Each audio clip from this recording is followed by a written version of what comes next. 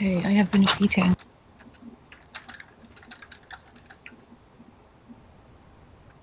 Can you guys hear me? Yep, We we can got hear you. Yeah. Yep. Mhm. Ah, there we go.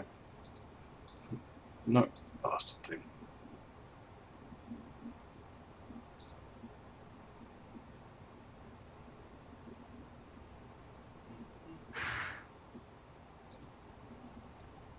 Ah, there we go.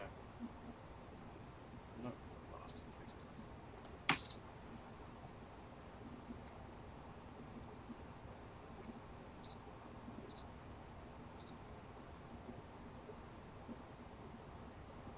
All right. Are we all clear and here? Yes, we are. I believe so. Just throw that into the link.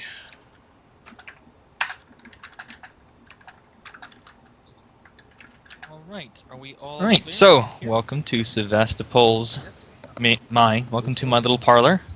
I am your host, Sevastopol Knights. With us today are guest stars Ilyana Savant, Elvander, Stormgrad, and Chisach. I can't say that name. Close enough. And Ryan Lights 22. Welcome to Sevastopol. Let's give our guests a round of applause and wish them good luck. Hey. It feels like one of those 1980s TV quiz shows where you're doomed to fail. What's this one called? Sing a song, right? Worry not. Sing a song, Sally. Sing a song, Sally. Grumble, grumble. I'm not very creative with my naming titles. No, that's fine. How do I get the bloody...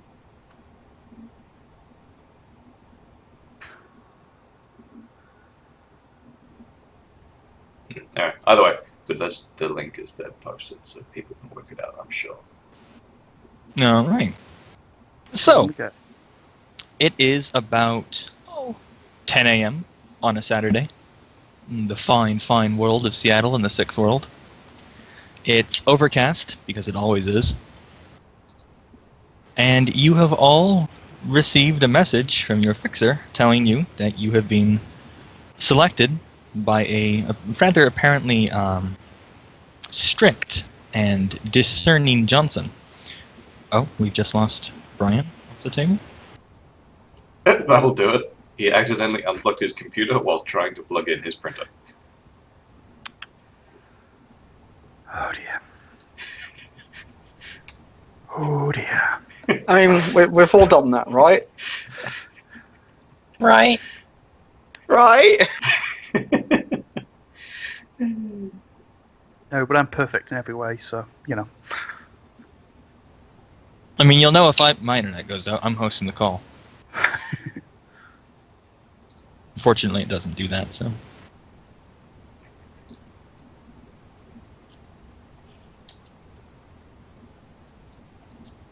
It's a good omen for the beginning. I feel good about this. Look, if the omen means that we're going to lose one player, that's fine. The internet has decided. I also, just a little fun trivia here. Just want to point out, everyone but Brian and I in this call is either British or Australian. I have selected a team of veteran EU players and an Aussie. God help you. I mean, they're essentially British, just without the many social hang-ups. Put it this way. We've got our own social Put it hang-ups. this way. Aussies are Brits with criminal sins. Hey now. I stopped myself from making that joke, Hey but now. I'm glad someone else did. Hey And now. the uncouth trait. And the uncouth trait. And sometimes the uneducated trait, but that's getting rarer. Hello, Since they and got welcome those to new Standout fancy Racism. schools. You're all horrible people. I love you too, Red Brick.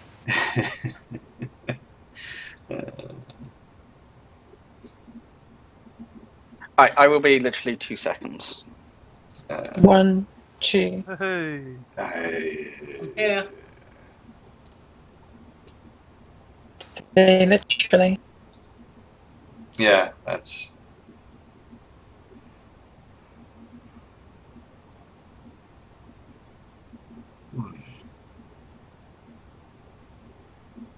Thank you.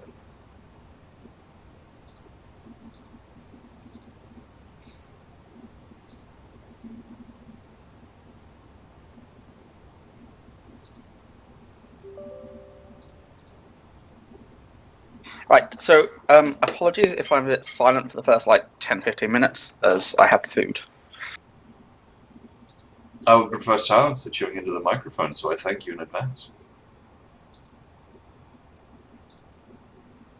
It is not Yeah. a worry.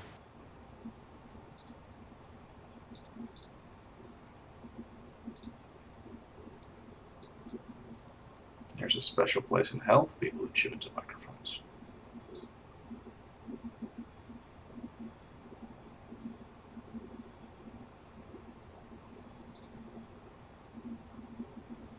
Also, child molesters and people who talk at the theatre. Absolutely. Mm-hmm. I was hoping someone would pick that up. I mean, I know we lump them all together, but one of those things is significantly worse than the others. I know, right? Who talks in a theater? Well played, sir. Well played. That is one of the better moments from that series. I mean, there's a lot of awesome moments from that. That's There a is. special place. A special house. Yeah, but that little one there is just great. Oh, when Raxus gets back, I need to make him roll his addiction roll. Ooh, what's the junkie? He is addicted to BTLs. Nice. What? That's not enforced from memory, because it's a bookkeeping nightmare. Oh, okay. Let me just dig it out. Well, again, there's been some few inconsistencies in the house rules, but one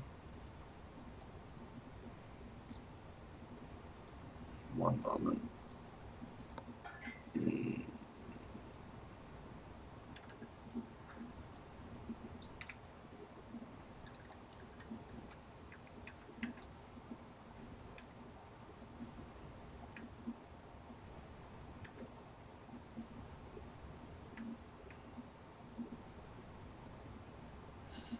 Do you mean BTL or BTL?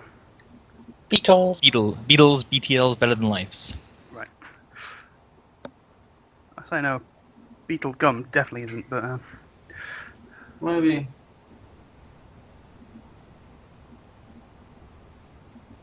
How long are they taking to get back? Well, if the thing turned off, it's going to take a moment. Oop, hang on. It's updating. Oh boy.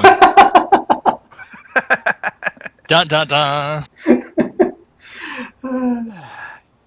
I think they call this. So should we take a 10-minute break? The first I mean, 10-minute break of the run. It's Windows 10, right? Like, it'll just update. It's just all it does. Mine doesn't, because Well- I pirated it. So here's the thing. If I haven't updated it in a while, it mysteriously turns my sound off, and then I have to restart, and then my sound works, but I also have a Windows update. And I'm sure the two are probably related. Like, it's like, oh, you haven't updated in a while. We have some updates we want to force on you. So we're just going to make sure you have no sound from now on till you restart. And then we'll forcibly do the updates. Yeah. Hmm. good times. Oh no, sorry. It's just cold sim and hot sim and skill wise. Sorry, I got that wrong. Go, go, So go. Beatles are actually a legit addiction? Yeah, gambling at and they're restricted, right? Yeah, Beatles. Beatles are restricted. Yeah. They are. Oh, They are in. fine. There is a reason that they are smuggled by the syndicates. No, I'm just reading through the section. It's cold sim and hot sim and skill wise that aren't enforced because it's just that It's a is lot. just stupid.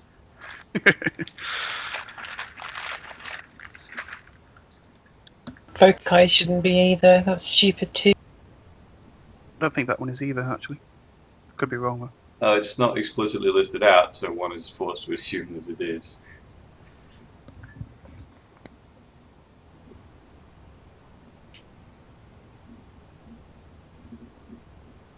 Hello, stream.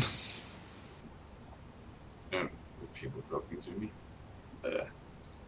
Nope. I just wanted to say hello, stream. Oh, fair enough. Right, Is anyone so watching us do nothing? absolutely. I mean, it's fascinating, don't you know? I'm still trying Like to work. monkeys in a zoo. I'm still trying to work out how to drive the. Oh, it says 2 people. There we go. One of which I assume is me. I don't know. I like the fact that a rocket launcher, aka something you usually have to explicitly aim and such, has a scatter dice of like massively longer ranges than a grenade, which is something you chuck. Yeah, but a grenade is only going to scatter bounce on how far it can bounce. A rocket has, the clue is in the Fuel. name. Propulsion. A rocket. Fair enough. So, One day I will see someone use a rocket or missile launcher in Shadowrun on the hub. Today, hopefully, is not that day. I did have one more roll to make. Go ahead. No, I'm kidding. Please don't be that guy that at the start of every run rolls for a backpack full of C6, a trode net, and an electronic detonator. That sounds awfully specific. It is. On ShadowNet, there was a guy I had in my games who every game rolled for a GMC Banshee. You mean Bear in mind- the attack aircraft? Yep. Bear in mind, this was his. So, have you ever heard of Flowers of Algernon? It's Yeah. Yes. okay. So it was a ogre character based off that. Good lord. I mean, this is a logic one out ogre. Could he even find the ignition switch? It was one of those examples where logic one is probably not the thing you should do, but it was so well role played that it was awesome just having it was one of the characters that just got picked all the time because it was played well. Right.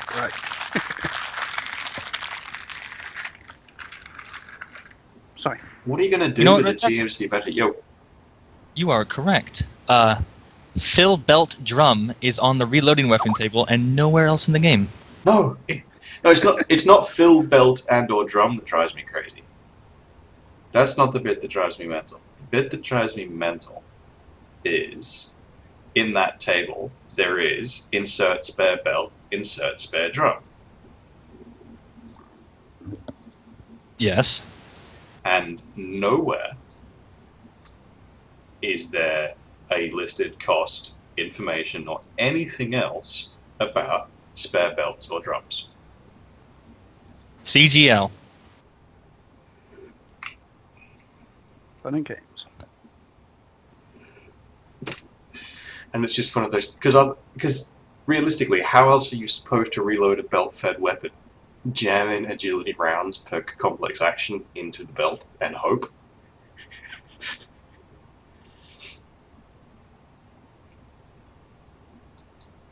I like that there's muzzle loading. Yeah, most tasers. True. And the one recreation weapon that was in Gun Heaven 3. Oh yeah. So I've been looking at the different drum weapons that have a underbarrel mount, so it can fit the ammo skip system, and the only one is that one gun, the Sadekrupp Krieg's Faust thing.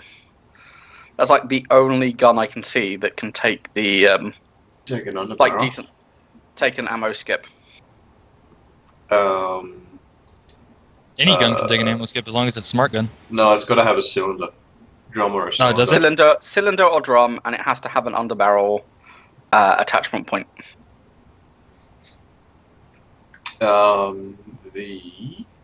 Isn't there a drum-fed SMG? Yes, there is, but The Sigma 3. Yeah, but it's not a drum. It's a clip. It's classed as a clip according to Catalyst, because reasons. Right.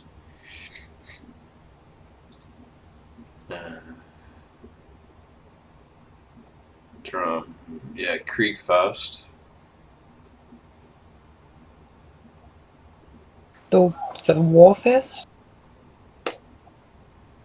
Isn't there a shotgun that's drum fed? And Kriegfaust is Warfist. Uh-huh. Crime The Boss? the AA-16, I believe, can be drum fed if you want to be that guy. I mean, I'm sorry, if you have an AA-16, why wouldn't you want to be that guy? you're already carrying Good point. you're already carrying a fully automatic shotgun.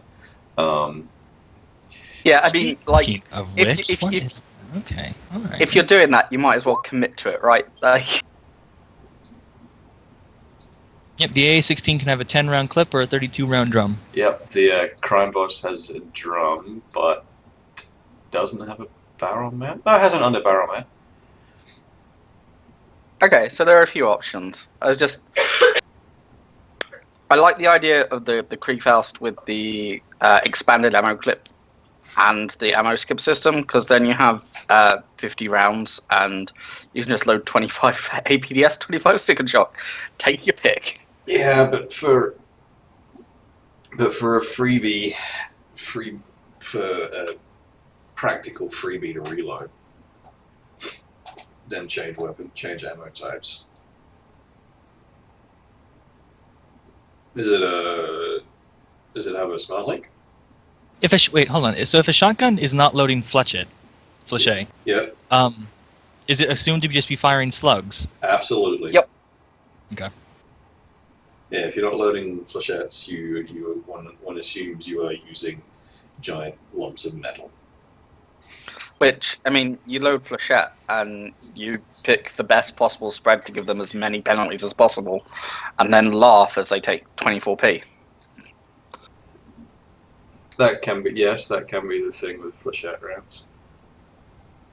I mean, I may or may not have done this as a GM to some players once.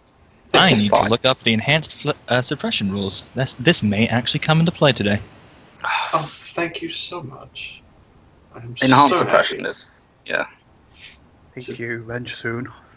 So from now on, let's not give the GM ideas. Yeah. Yeah. No, seriously, So, what page is this on in Run and Gun? How about that easy walk in the park that you have planned for us, Alex? It's that lovely, crisp walk. Well, it was going to be a lovely crisp walk, and then I decided to take 5 players. It'll still be a crisp I mean- walk. We'll just be running from explosions. I don't know what you're talking about. I only see 4. Damn it. Speak of the devil.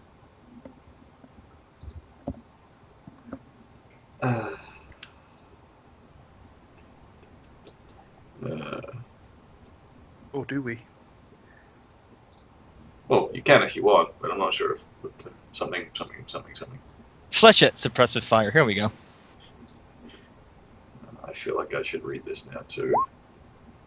The attack function similar to enhanced suppression prevents target from using the drop prone action. Suppressive fire with flechette has a wide range of effects covered by the flechette suppressive fire table. Effects are arranged by choke setting. Narrow choke settings only confer the enhanced suppression and the normal effects. There's also defense adjust. A widespread flechette at short range is a -5 defense adjustment for an extra 6 meters of width, and it does 3 less damage. Look, you However, I always believe- take the less damage in exchange for the negating the dice. Just However- you should, I believe you can only do it with a full auto shotgun.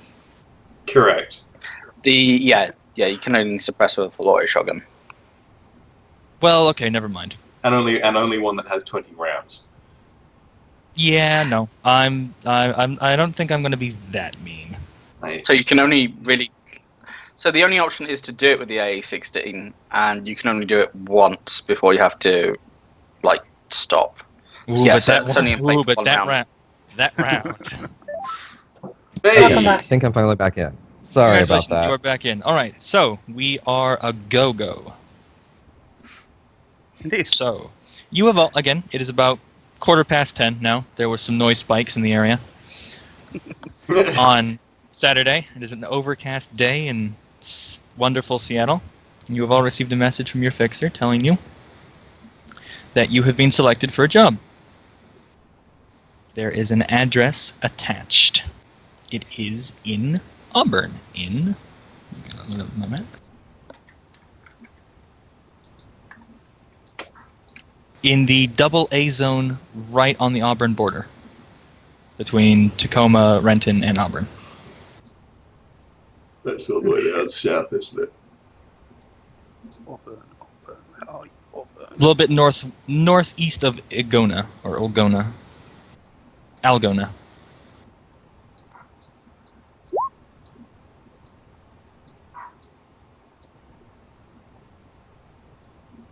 So, left to right, let's see how you're getting there. Shadowgale. Is this syndicate related? Is this what syndicates are in this area? This area is rather heavily controlled by the Yakuza. Specifically, the Shotazumi Gumi. Specifically, on 2 successes, the Shotazumi Gumi Syndicate. Excellent. Okay, so she is going to take a Johnny Cab, and she is going to wear her full body armor, her executive suite. Okay. She is not taking any weapons. You are coming from Bellevue? Yes. And for those that don't know Shadowgale, she is a 5'10" thin elf with Japanese-looking features. Okay. It is early morning. You have not... There are, luckily today, no traffic accidents on the 405 or the 167, and so you are able to get down there however early you'd like to get. She always arrives 5 minutes early. 5 minutes early. Okay. You will be able to arrive right on time. Redback. So Redback we're coming down from, I think it's Kirkland we've got at the moment. Just let me double check that. Yes, Kirkland. Coming down from Kirkland via bike. Which side of the border? It's a C zone. Yeah. Border between Redmond and Bellevue. Correct. Yes. Which side of the border are you on? I've never actually given that much thought. Probably not the Baron's side, if I could avoid it. In that case, there is no wall. There is a legitimate mechanic shop, so that's probably not going to be in the Barrens. Going by bike, I would also just like to do a few things beforehand, one of which is say D6. 5.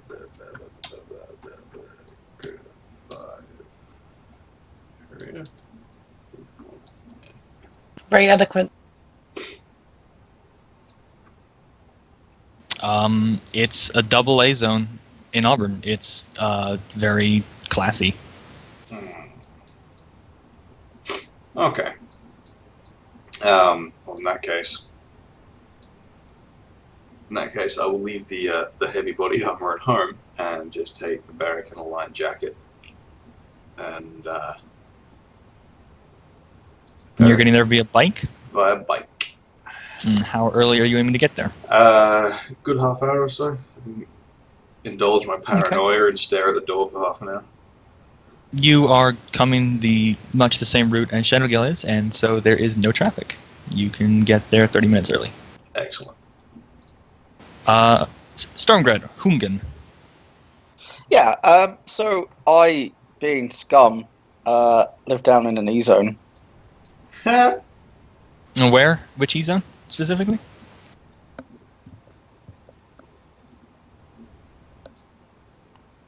So down in the south, I guess, west-ish. About Loveland, Graham Cracker, about there on the map? Loveland, yeah, is where I was looking. Okay, so you come from Loveland. And literally, I was going to walk to the wall, go through, and then probably find a place to hail a taxi. Okay, go ahead and give me an edge check. Because you are attempting to bypass the wall on foot. And I I presume mean, I you were wasn't not attempting to bypass it. I was just, okay, attempting to yeah. travel to it. I'm going to assume you're not like trying to climb the wall. You're trying to go through one of the checkpoints. Yeah. Yeah, just go ahead and give me an edge check. You're looking for one hit. Oh, that's Well, I mean, okay, you are an elf, so you are not, given a particularly tough time. You're just kind of. There's a long line at the border crossing. There's a lot of orcs and trolls in a particular area. So Yeah. obviously the security officers are having a field day, just having fun. They do eventually notice you and sort of like look confused as to why an elf is in the line, but just sort of like scan your sin and let you through. okay. So you are able to catch a taxi, but you are going to be at the absolute luckiest right on time. Okay, cool, fair enough. Just for sake of mentioning it, going through the wall, going through the checkpoint, I'd have been using my national sin, but before I jumped in a taxi, I'd have ducked down an alleyway, changed my sin over, and started broadcasting my fake sin. Okay, that is definitely a valid thing to state. So you will be getting there right on time, and you are a squatter, so you are going to. I do not believe a taxi fare is covered by lifestyle there. Probably not, no, but So good job I rolled me that tax- starting one is before. Taxi driver takes a look at you. Takes a look at. What are you wearing, by the way? So it's just going to be like an armored-looking jacket, backpack over my shoulder. Okay, so he gives you the once over. Is this guy going to try to hurt me? Look, and tells you can that he can get you where he wants to go, where you want to go, but it will cost you 40 nuyen. So I just nod politely at him and say thank you, and get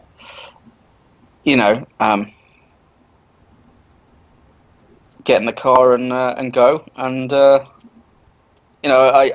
even go in like a 5 New Yen tip, and I just say that I appreciate his trust.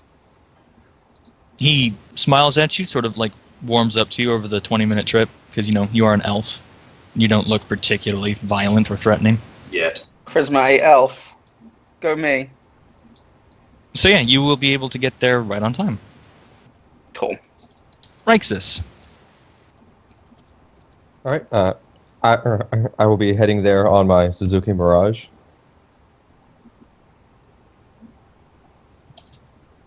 Am I muted? Hello? Yeah, we're still here. Hello? No. Okay. Sorry, unfortunately, I can't tell if I'm muted or not with my microphone. Okay, so you're coming from Renton, Yes. and you have a low lifestyle, so that probably means you're coming from one of the C zones. So which C zone are you coming from? Actually, no, there's only 2 C zones, which are right on the Auburn-Renton border. So it doesn't. How early are you aiming to be? Meet is in your house. At least half an hour early, so I can I can look around at the surrounding areas. Oh, you have more than you could walk there and get there 30 minutes early. Oh, okay. Okay. Well, I'm still going to definitely bring my bike, just to have a extra getaway if I need to. The meet is scheduled for 11 o'clock in the morning. Okay. I'll probably head out there about 10:15. No worries. Just to make sure I have plenty of time, and I'm going to be going in my armor jacket with a combat knife and a Colt America L36. Concealed. Yeah, both concealed. Okay. Yeah, no worries. You live in the Renton C zone, so people, a low lifestyle is not exactly glamorous, but it's enough that people look at you as civilized. Mm-hmm. So you have no issue, people are going to give you a little bit of some sneering looks in the actual AA zone, but no one's going to give you a hard time. Okay. And yeah, don't worry about that. Evian, and how do you say your username? Enki's Enkizais. All right. So, Evian, where are you coming from? How are you getting there? And what are you wearing while doing so? Okay. Based on the amount of time he's got, really quick Google search just to find out what the place is, if he can tell anything about it. With his mighty dice pool.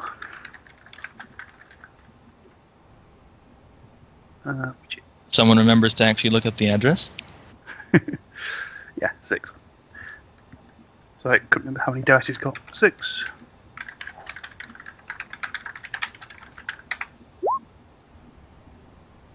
The address is a place called the Jade Monkey. Okay. Classy place. I'm guessing I can tell. It's a tea store. Or a tea cafe. Very I fancy. forget. I know that there's a specifically Japanese Tea house? term. Tea house, that's it. I was like, there's a specific Japanese kind of culture of like, it's not just a cafe, it's an actual like place you sit down and do official tea. So a tea house. Oh, yeah. Chinese do it too. Chinese do it too. Okay. Evian is going to blow his weekly shower allowance, whip on a quick disguise. Damn. Keep all those. Put on a very good disguise. You put on some heavy mascara, sort of like comb your hair over. You kind of got that like I'm a sad guy look. Dig out my Beric suit. Call for good old fashioned Johnny Cab, platinum. Ooh, platinum! You are whisked away in style, an Ares Roadmaster. And Evian will be taking his taser with him. Nothing else dodgy. Johnny Cab helpfully informs you that in a shocking twist of events, Dunkelzahn is running for president. Golly gee willikers. I'll be aiming to get there on time. All right. You, with a Ares Roadmaster barreling down the streets, you are more than So, I believe Redback and Raxus were aiming to be there earliest. Yeah. So, 30 minutes before the meet, you both pull up. Not that either of you know this. So we'll start with Redback. Okay, so What are you doing when you get there? presumably I can put my bike somewhere on the street. Presumably I got an address. I can find the address. Is there somewhere nearby, across the street, down the street? Well, actually, as you park your bike, like you pay the little, parking fee, and a helpful drone comes by and kind of looks at your bike and then asks you if you would like to allow it to grid guide it into a parking garage for safety from acid rain.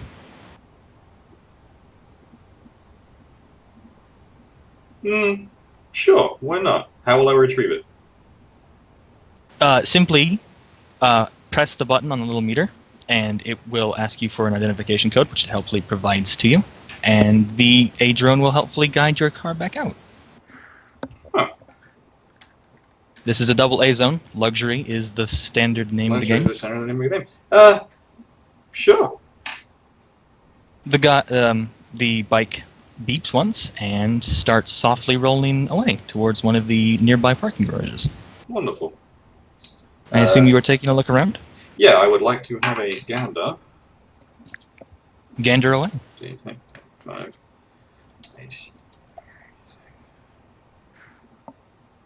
Well, maybe some things. I mean, you see things, certainly. You are across the street from the address, you said? Yeah, let's have a look for, the standard paranoia. Does somebody look out of place? Does somebody look like they're waiting with a weapon? That sort of general level of extra paranoia.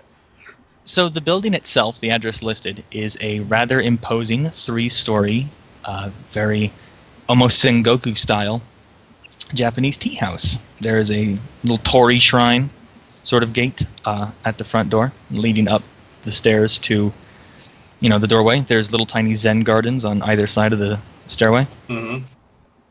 This is a very obviously Japanese individual. There's an actual physical sign in kanji that pronounces this the Jade Monkey. There is helpfully an arrow above it in English saying Jade Monkey.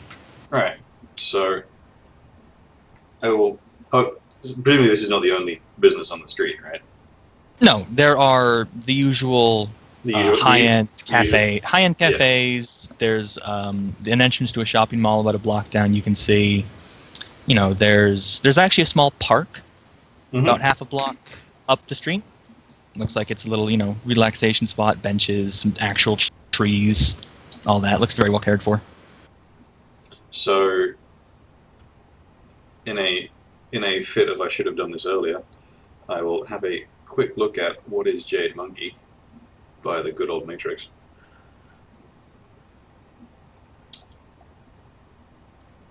Whilst I have some time to wait. Okay. The Jade Monkey is a very high-end tea house serving Algora and Auburn's upper-class residents. It is noted for its actual importing of proper tea from the Japanese imperial state. Mm-hmm. And it is also noted for being one of the few places outside of downtown that hires actual geisha, like actual trained geisha. Right. Okay. Well, with this little bit of extra information, there are absolutely glowing reviews. Japanese tea protocol, 5 hits. I, the player, a bit rusty on this, but I am going to assume that Redback suddenly remembers exactly how Japanese tea protocol goes. You both sit down in seiza. The geisha or the attendant will come pour the tea.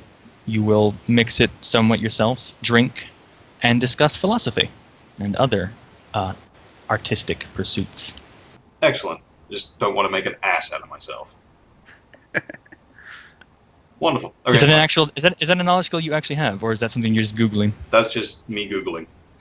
Okay, so yeah, you've never done it yourself, but you feel like you've gotten enough in-depth information from a number of sites that pander to people who want to be more Japanese. Yeah. Okay, that's fine. I will wait until let's say 5 minutes before time, and then head in. Okay, Rixus, pull up on your bike. He's going to go ahead and scope out the area and just see if there's any oddities around that just kind of stick out. And he's gonna park on the street nearby, but not directly across from the shop. Okay. The same drone comes down and offers to helpfully grid guide your bike into a parking garage to help keep it fresh from acid rain. What is the chance of acid rain today? Well, it's overcast, and it's very heavily overcast. So, checking your comlink, looking at the weather app, it's broadcasting about a 60% chance of rain today. And rain in Seattle is always acid rain. Okay, is there a like a tree or anything that I could get partial cover to without it being too far away? Yeah, one of the trees from the park that I mentioned is sort of like comes over the street just a little bit. It's a very large oak tree. You can easily park your car under it. If I'm able to, I'll park my bike there and decline the services from the drone. The drone beeps happily, does warn you that acid rain is proven and shown to cause corrosion and deterioration of service in vehicles, but wishes you a very happy day and flies off. Okay. After that, I'll continue looking around and head in about 10 minutes before the meet. All right, go ahead and make me a perception check if you'd like. Otherwise, you'll just kind of see the building and the obvious things.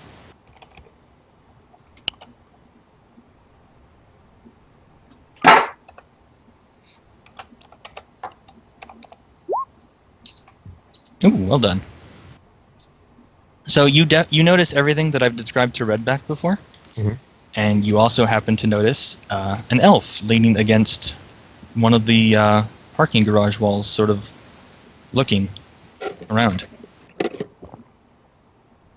Okay. What is the elf wearing as far as gear? Redback, go ahead and describe. So Redback will be wearing a fairly decent-looking dress type object and a lined coat over the top. Protect from rain, wind, falling off the bike, that sort of stuff. But nothing obviously armored, nothing obviously maybe a touch out of place. This is probably a little above her lifestyle, but not. She doesn't look like a street thug. It doesn't look like she's heavily armed. Okay. For the most part, he's gonna brush it off to the side but like still keep a weary eye open that it might be a setup or something. He's just kind of cautious like that. Paranoia is definitely a thing in the runner lifestyle. It's a very smart choice. Once it's about 10 minutes in, he's gonna head on into the shop and converse a little bit with the owner, attempting to speak in Japanese with her and pay her owner? compliments. Yes. Okay, out of character, I will say that this place looks exceedingly fancy. It doesn't quite... You kind of look at it, and, being a trained criminal of the Sixth World, you sort of get the sense that this is not exactly the place you can go in and ask to see a manager. Oh, well, sorry, the hostess, excuse me. Okay, so you're going to... About 10 minutes early, you're going to walk in and just sort of inquire to the hostess about whether you might see someone of importance. In addition to complimenting her of her establishment and just kind of buttering her up. Oh, okay, cool. All right, we will get back to that once everyone has arrived. So, okay. I believe the next to arrive was Evian and Shadowgale, 5 minutes early. No, Evian wanted to be 10 minutes early. I believe. It was 5. 5. All right. So again, you both are tied. So we'll go left to right. Shadowgale. Johnny Cab. Johnny Cab pulls up, drops you off right in front of the Jade Monkey. Okay. Shadowgale will hop out, adjust her suit slightly, and take a look around as she starts to walk into the building. Okay. Walking into the building. Evian, you pull up in your Ares Roadmaster. Erin gets dropped off a little bit up the road, not quite. Not far off, just enough to not be obviously pulling outside the exact same building. Has a quick glance over. Not a... In fact, yeah, I'll be good. Perception 8.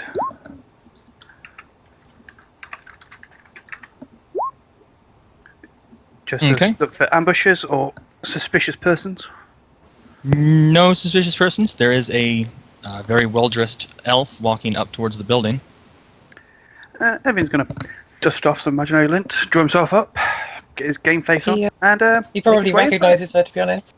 Yeah, oh yes, Evian and Shadowgale have been on a run. So Evian, Alright. you recognize that this elf is Shadowgale. Okay, Evan, when he recognises her, is going to... He wouldn't have a com code. If she can see her comlink icon active and stuff, try and send her a "Hey, it's me" message. Okay. No, you she running does have an unsigned comlink she has, and a signed one, so you see the unsigned one. So yeah, just hey, behind you, we've worked together. Okay, and if she sees the beep, she'll turn around, spy the end, and give him a polite nod. Alright, so right as you are all, converging on the building in your various ways, Hungan, your cab pulls up. Yeah, so I'll get out, I'll politely nod to the driver, pay him, give him 5 new yen tip, thank him for the delightful conversation. And, try and smart myself up as much as I can, and enter the building. Okay, so we will move this scene to the inside of the building, as everyone has arrived. The interior of the Jade Monkey, as you walk into the ground floor, is much as you would expect from a very high-class Japanese tea house. I am trying to find a picture here, but... Classy as fuck.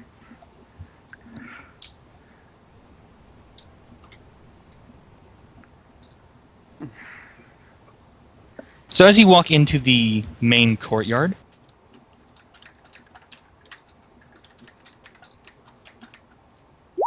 that is effectively what greets you. There is a, wide open Zen garden inside. It is open air on the first floor, but you can see that the second floor and third floor kind of form a stacking pyramid, which allows just a tiny amount of actual open air to come through. There is a rather pretty Japanese woman in full kimono getup in the front in the reception area. She will bow to each of you as you walk in and ask politely if you have business today. Did you have an appointment?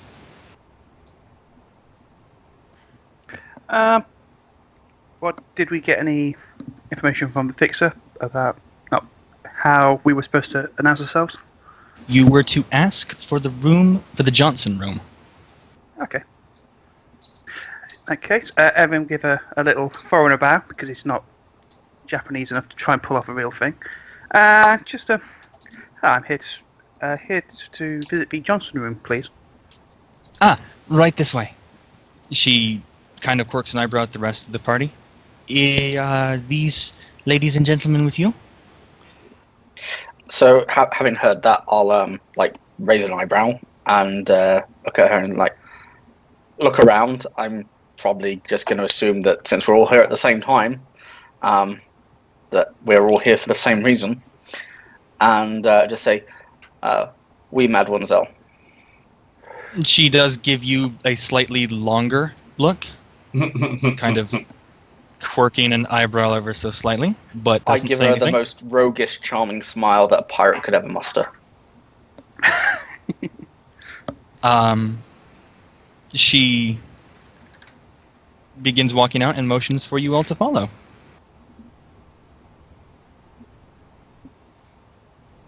She leads you up the staircases up to the 3rd floor. It is much the same as the first, only obviously, interiorized. There's no outdoors here. It's just sort of a square, hollow square of corridors. And eventually she stops at what appears to be an empty section of wall. She knocks 3 times on the pit of the wall, and it sort of slides out, or slides it to the side. She bows and puts a hand towards the interior. It is, from where you guys are, completely dark inside. Shadow Gale will say... Sorry. No, off you go. Okay, Shadow will say arigato to the hostess and make her way inside. Okay. Similar sort of thing, them Japanese ranks you. And yeah, continue inside after Shadow Go.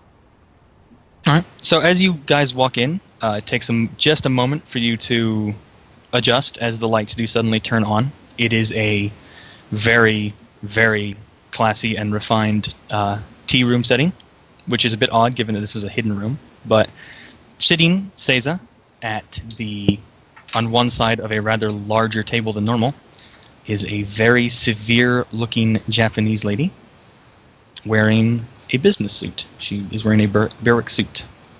Behind her and to the side is a rather imposing figure in full body armor, without the helmet. And so he's the friendly kind of full body armor. Yeah, the personal touch that means so much. The individual standing behind is a tall Japanese lady, long dark hair. The individual kneeling Seiza is slightly more brunette.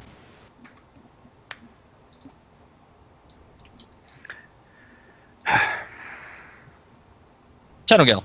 The individual sitting Seiza, as she tilts her head up to look at you, you do note the beginnings of a tattoo, on the edge, the end of a tattoo on her neck. Okay. The individual standing is wearing full body armor and sunglasses, so you can't really see much of her beyond the fact that she is obviously Oriental.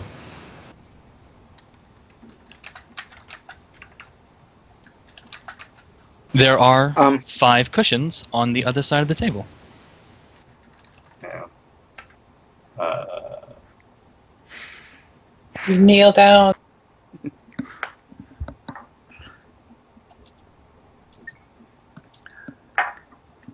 Evian puts himself in a commanding position, settles in appropriate kneeling. 3 hits on In the etiquette. middle? You know that you are expected to mimic her posture as best you can. Obviously, you are not necessarily trained in how to sit Seiza, but you are to at least attempt to mimic it and wait for her to speak. I mean, that's just standard Johnson stuff, but specifically to a tea ceremony, you are to sit and wait for the host. Okay. Rexus is gonna go ahead and copy what the other people are doing and kneel down on a pillow. Okay. So happy for that research. Likewise, I'm going to copy, but just for a brief second, I'm going to attempt to peek into the astral to a sense. Okay.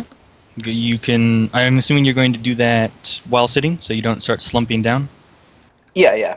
Okay. In your brief peek of the astral, you see that neither of these two individuals are particularly glowing or showing signs of being awakened.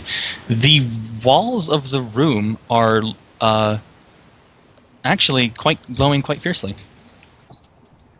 There is some sort of very strong ward either on this room or on the building in particular.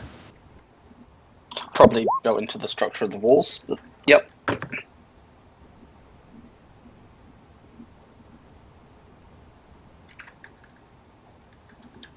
Actually, do you have a sensing? Good. I do indeed. Would you like to roll it? It's your choice. Yeah, go for it. I mean... Who specifically are you sensing? Your party? These two? General area? Since I've only really noticed anything about the room, I'm going to focus on the walls. To see if I can get more of an idea as to the magic in the walls. Go ahead and make them rolls, yeah. Check.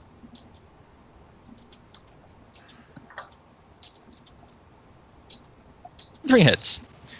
I do not entirely know what the protocol is for the sensing table versus structures, so I'm just going to simply go ahead and say you realize that this is a Force 6 ward.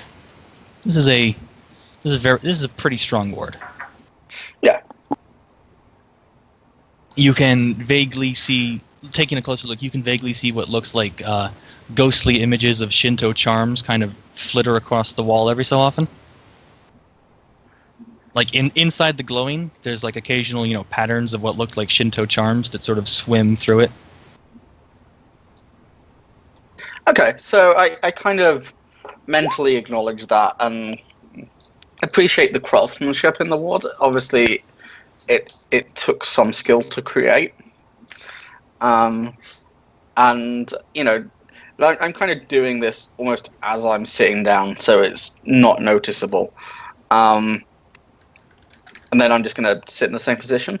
And I'm just going to, just take a quick second just to, not a sense, but just to, or even really to look at them astrally. I'm just going to, out of astral vision, just look at just kind of look up and down at the people either side of me just to, take in their faces. Okay, so you are looking over your team and the Johnson and the other individual in the room. So I think everyone's described themselves, so you see what you see. Yeah. And then I don't really know where to go from here. Right. So you have all settled down. The lady kneeling taps her left pinky on the table once, and the full body armored individual turns, walks out of the room. Turns behind her and walks into a little back room that you can now see is somewhat attached. She returns shortly with a full platter of cups and a tea pot. She sets it down and in perfect protocol format sets 1 for the host and 5 for the guests and pours. There is not a drop spilled. Awesome. She then returns exactly to where she was standing. The host picks up her drink and takes a sip. It is good, and in flawless English, in absolutely flawless English, it is good to see that those I choose to work with are prompt. We are, after all, professionals, Mr. Naka. Punctuality is a principle. Please, there is no need for that. I am Johnson. This is your country.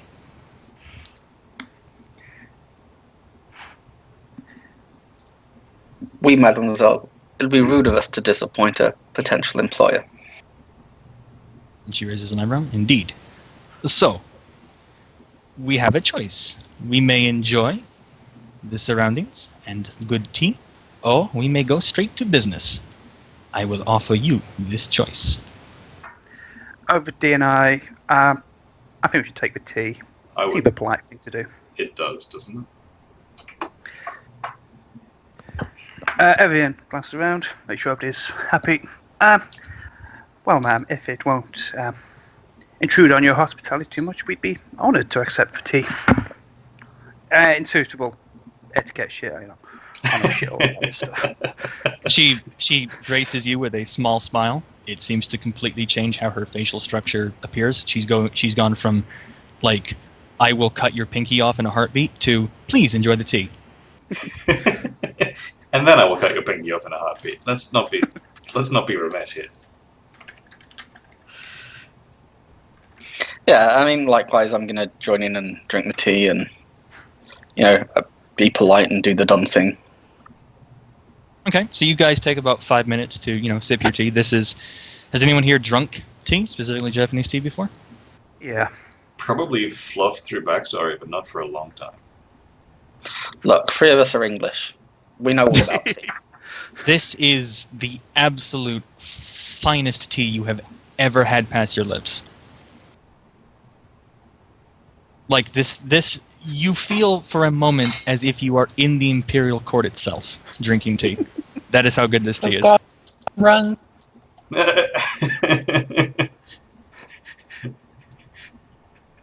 Not that you're paranoid, Shadowrun. So, after you drink the tea, to business, yes? As you say, ma'am. I have hired you, or I am looking to hire you, to deal with an annoyance.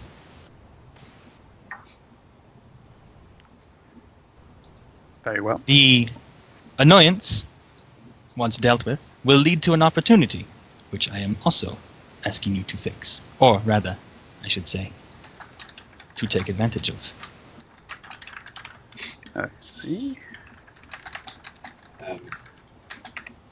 Is this annoyance a personal annoyance, professional annoyance? I have never had the displeasure of meeting this annoyance in person, so we will say it is professional. Fair enough. And I trust none of you are strangers to dealing with annoyances permanently. We, mademoiselle. And just to speak plainly here, by deal you mean kill. That is Just so that we don't mince our words. That is a crude way of putting it, but yes. You are to deal with this annoyance, however you see fit, and you are then to take advantage of the opportunity that this dealing will arise. Again, I will be frank. I am offering you all 10,000 starting to do this job.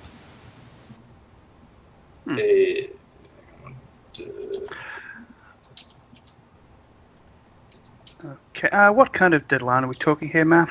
Obviously, you want prompt service, but it's good to know exactly what we're dealing with. I would prefer both instances dealt with no later than Wednesday. What are we now? Saturday? Okay. Just from my Yes, memory? Saturday. Yeah. It's Saturday. Apparently.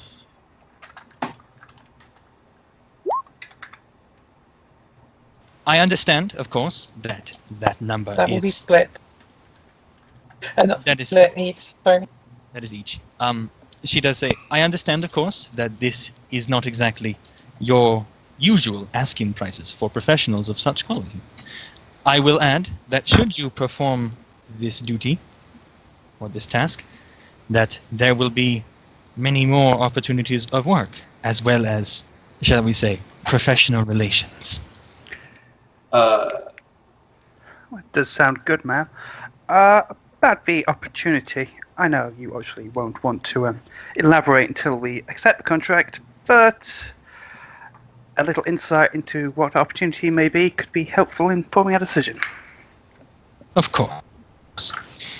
If the annoyance is to be dealt with violence, I would ask that the opportunity be dealt with the exact opposite. I see. You will be discussing business arrangements with individuals of interest to my association. I see.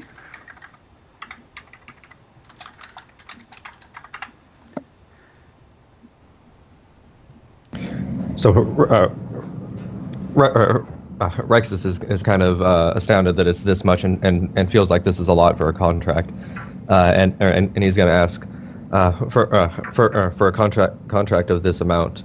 What type of person are we looking at? What type, as in what type of person are you looking to be dealt with? Yeah, yes. What type of annoyance is it? Is he? He is a man that belongs to a rival association.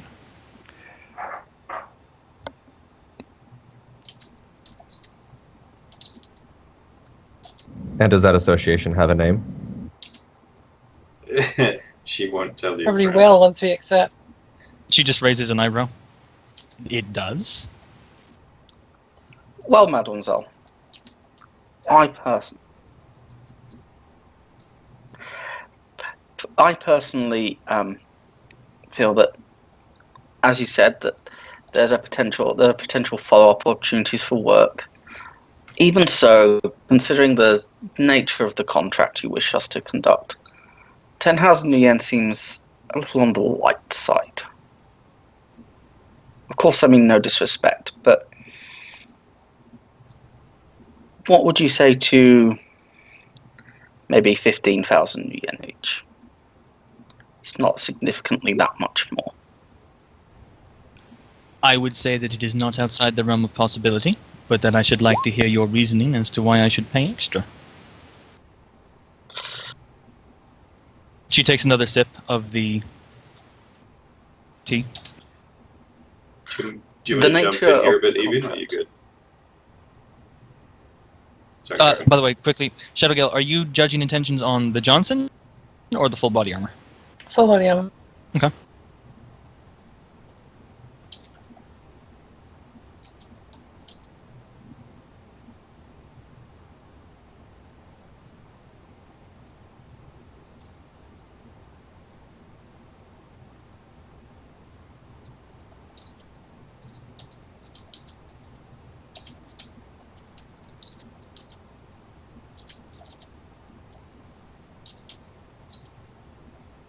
Hello? Hello? Hello.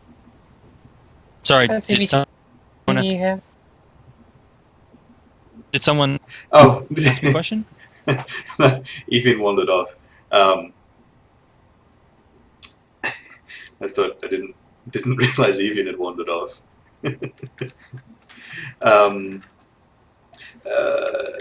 So,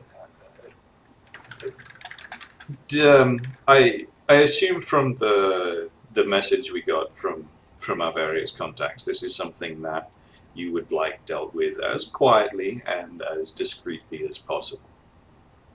That is correct.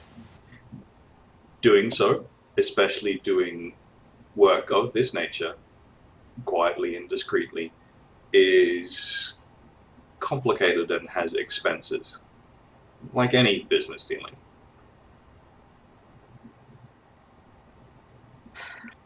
As my colleague is saying, such matters tend to be somewhat problematic. Not impossible, but there are generally hoops to jump through in order to achieve our goals.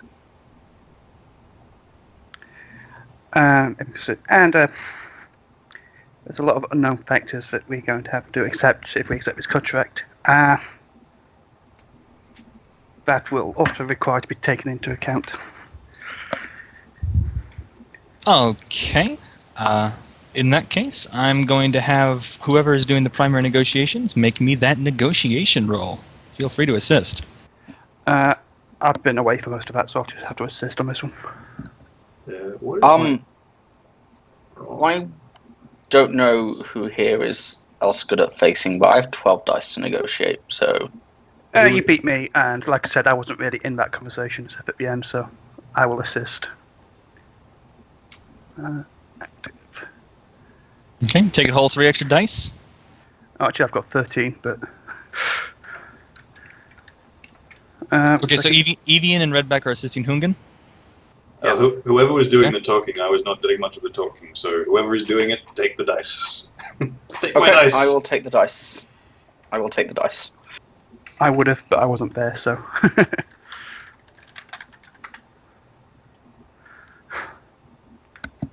Okay, so I can take an extra 6, because ranks... no, actually it's 4, so I can take an extra 4, but I can increase my limit to... by that amount. That is correct. So, yay. Go ahead and take an extra 2 dice, as you have all followed T protocol quite well. Okay, day. Hooray! Follow the instructions the Johnsons give you. Get bonuses. It's funny how that works. I keep all of those. Do you have a cyber nose? No, I do not. Does anyone? Okay, you do not. Okay. No. Nope.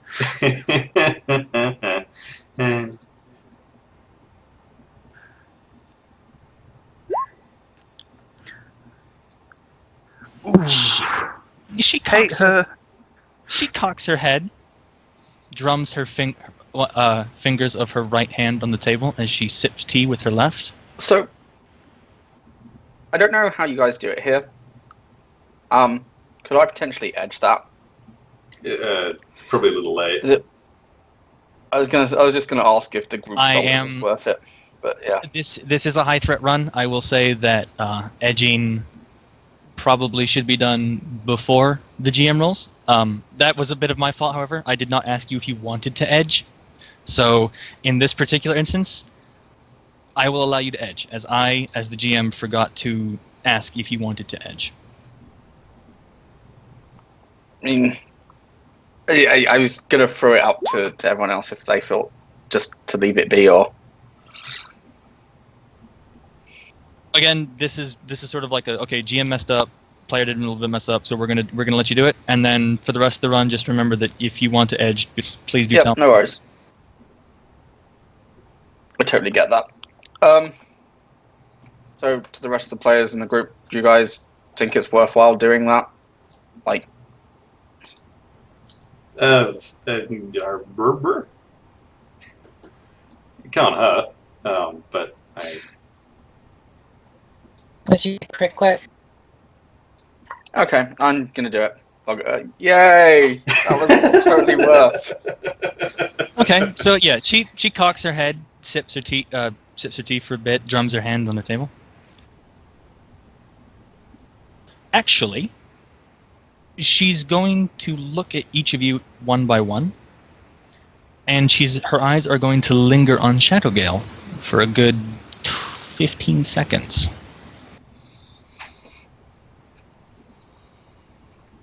Creepy.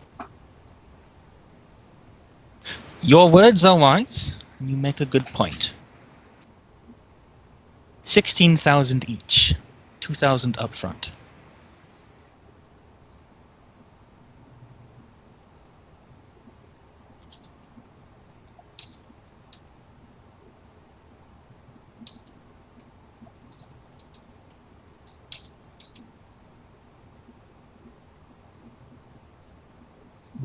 So over DNI, I'm just going to say, I don't feel we should push her anymore. We've already got more than 50% of what she was originally offering. I don't feel that she would be amenable to any kind of other pushing, with the exception of asking that this sum be held in escrow. Of course. That was obviously over DNI. Yeah. To the rest of the group. Yeah, I don't. Okay. I don't think that it's probably as far as we can push this one. You have an advance, and you put 60% on top of the asking price, so stick it in escrow, and maybe some implication about continued work, so on and so on wouldn't hurt. Okay, so following on from that, then I'm gonna, just directly look at her and say, "This is much appreciated, mademoiselle.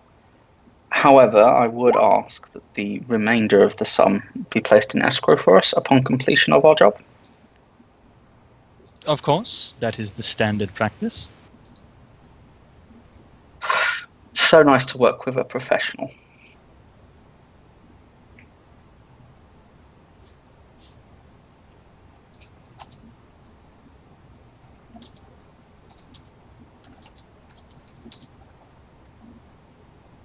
Quick glance around. All right, I believe we have an arrangement. Can we get a bit more information, please, ma'am? Of course. She smiles widely and shows a full set of teeth at this. She motions. The full-bodied lady collects the tea and platter and goes back and then returns with a fresh set. There's also a plate of mochi.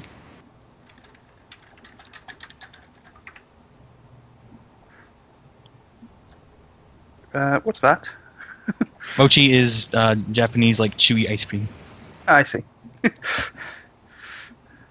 It's delicious. It's really good, but really It's hard weird to eat, to get though. used to. Yeah, it's very hard to eat. Once you get used to it, though, it's delicious. Like, think of it like frozen taffy. Yeah. I think it was Sega or something.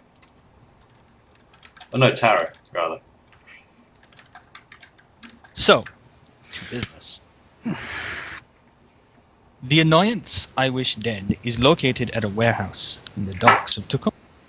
He works for the Gianelli family. My associates and I are interested in acquiring this warehouse for our own purposes, and so we require this man dealt with. I see.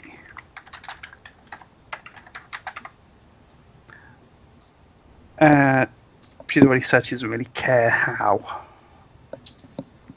I mean, out of character, she did mention in the fixer message that she wanted this done quietly. Oh, right, sorry. Discretion is, of course, assumed. Very well. Okay. I'm surprised you're not boned already, to be honest. That seems Why? more than achievable. I'll be right back. 2 seconds. That seems entirely within our means. What? No. Sorry, I had a question. It's completely gone. Somebody else. Redback, out of character. What did you do on your last run? Yeah, no, I know. I'm putting those dots together really quickly. Actually, yeah, you know what, Redback? Go ahead and make me a memory check here. What is my memory?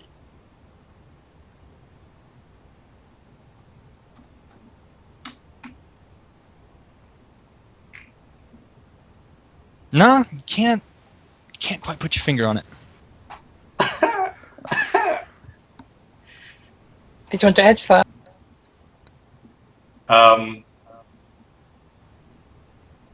Can you edge a memory check? Yeah. I think the only thing you can't edge is defaulted skills. And edge checks as well. And edge checks. You can't edge. Yeah, well, that makes perfect sense. No,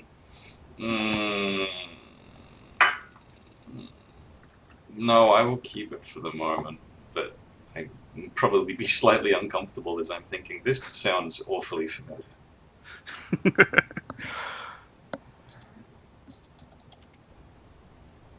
That was the point. So, I require this man dealt with, and, as I have said, an opportunity will then arise. Namely, the men that the family contracts with to deliver goods to this warehouse will be, well, we shall say a renegotiation of contract will be in order. And do you want any kind of proof? Of the kill or of the contract? Either. Of him being dealt with. How do you want this verified?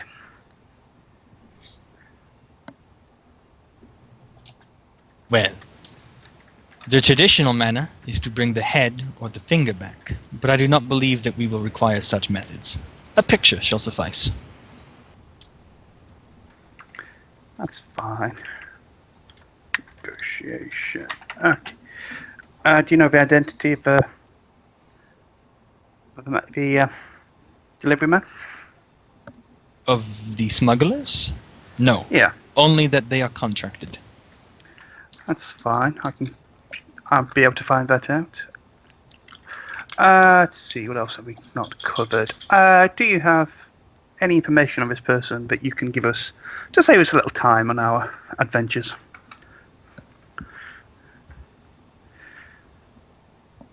Of course, if you haven't, we'll be able to cover that perfectly well on our own, but I myself, unfortunately, do not have that information. I was simply told to extend a job offer. very well. A name? A name? Yes. Further information? No. The man is known to his associates as Lazy Sal. Lazy Sal.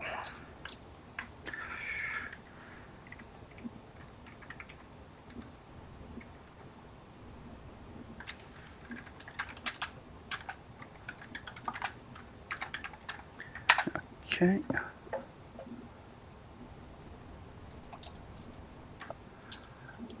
See, deadline is Wednesday. What time Wednesday? I'm sure it won't come quite that close, but it's nice to know exactly when you need this. By the time we close for business Wednesday night, which, she then smirks, is 10 p.m. Plenty of time.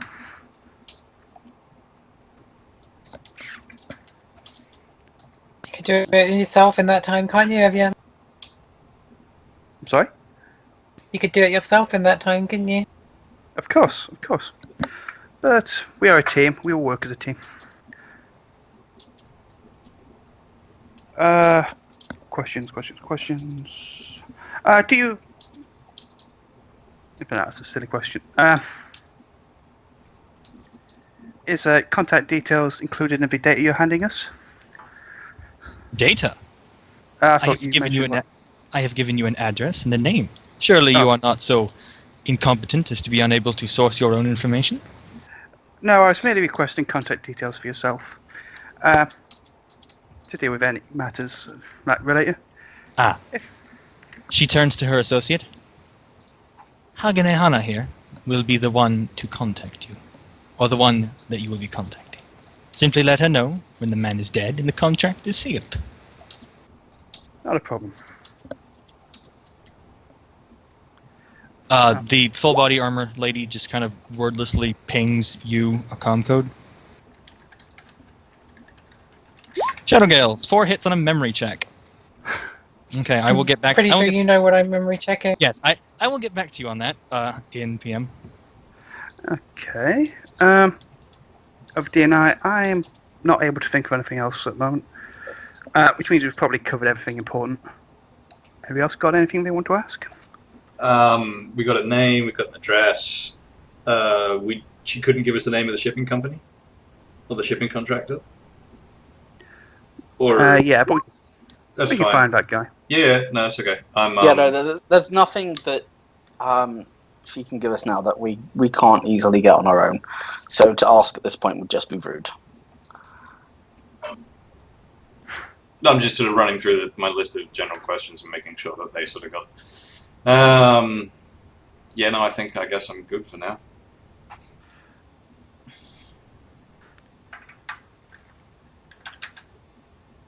Okay.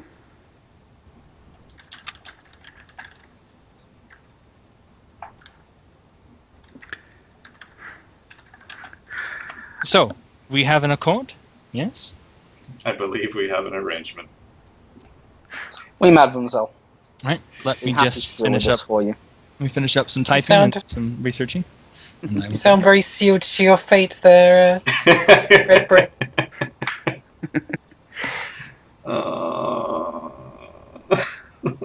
Ouch. How did I end up on both sides of a mob war? Best side. Oh, both sides. Yeah, guaranteed a winner.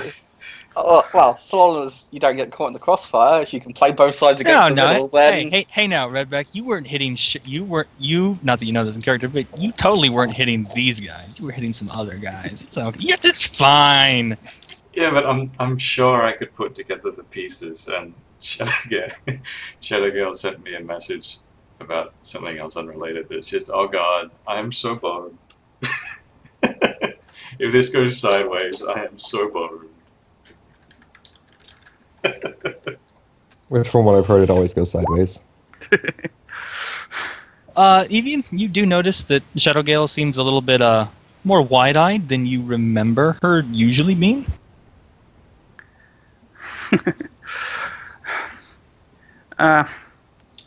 Just I think we're leaving.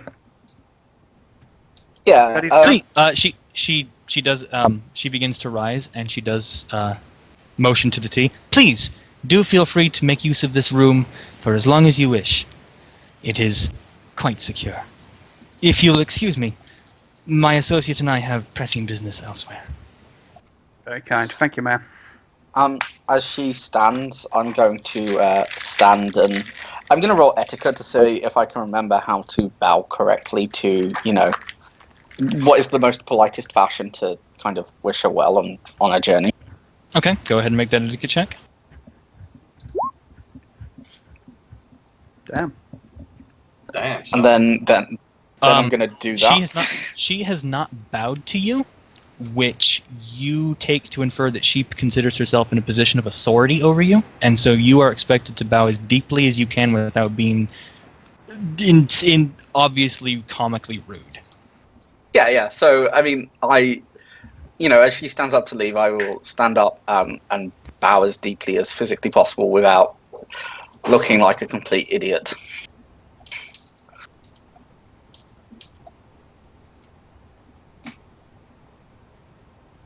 Yeah, but Redback, she didn't bow at all. Oh, didn't she? Okay. Well, then, very slight. Yeah, well, I mean, out of character, I have no idea, but, the character knows, so I would bow the appropriate amount. I would, but to a level that shows extreme deference. Not extreme, but, a significant amount of deference to her, to, respect her position of authority over me at this particular juncture. Okay, so you all make the appropriate bows and gestures of respect, and she seems, if not pleased, she does not seem upset. The armored lady will make one look over her shoulder one last time at Shadowgale and then leave.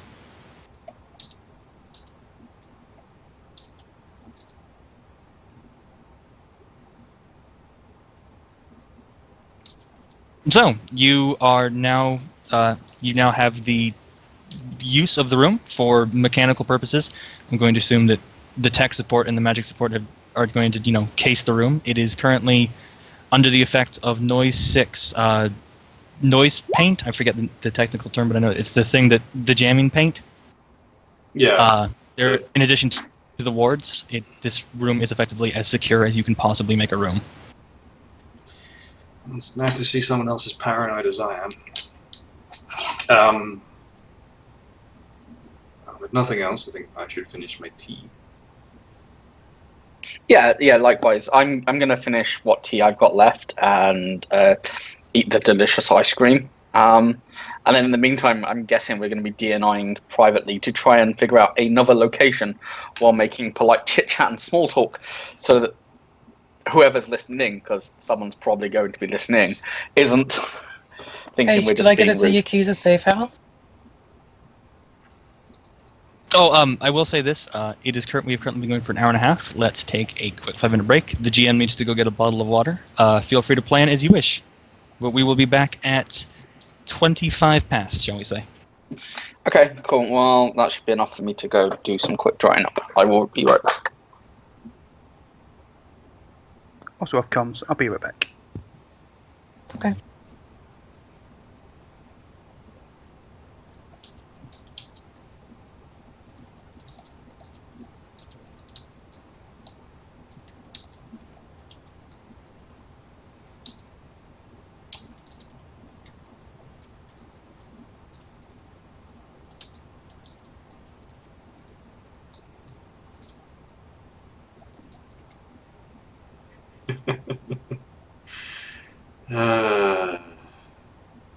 Dear, oh dear. Time to redeem yourself.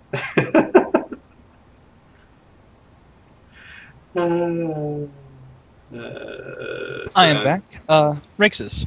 So, your character is a. Let me check your sheets.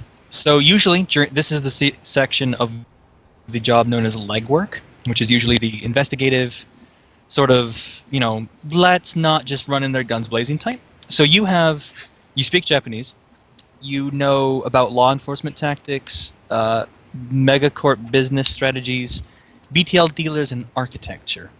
Your contact, you always have a fixer. Fixers are always available to give you information for a price. You have a Mr. Johnson contact at 1-1. That's a bit odd. Yeah, normally a Johnsons, as you might have understood, Johnsons are like one step above fixers in the information game. Johnsons are the people who hire runners. Right. So if you have a Mr. Johnson contact, it implies that you have impressed a Johnson so much that they are willing to actually like deal with you on a personal basis, which usually means you are a preferred customer of theirs. You are, you get the prime picks for runs, that kind of stuff. Normally, Johnsons don't go any lower than 3 on connection. I kind of didn't have the points to put it. Yeah, no, fair enough. I would say, I'm not actually. This is your first run. I'm not actually.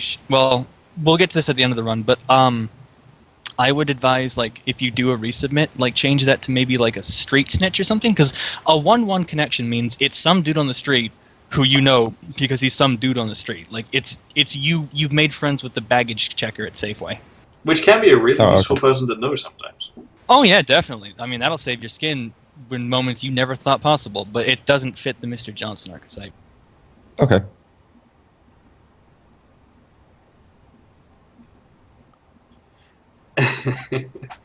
I would like to... Well, I lived through the last one. Let's see if I can live through this one. That's a spirit.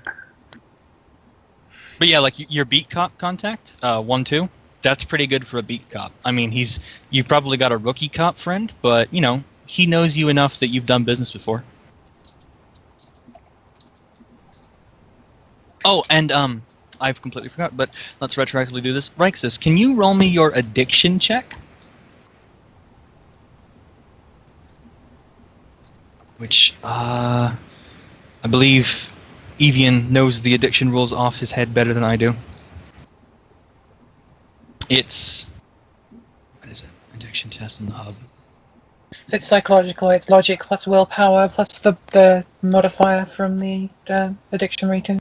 Right, and BTLs are addiction rating... I Sorry, have no idea. GM is still learning too, so we're both learning, don't worry.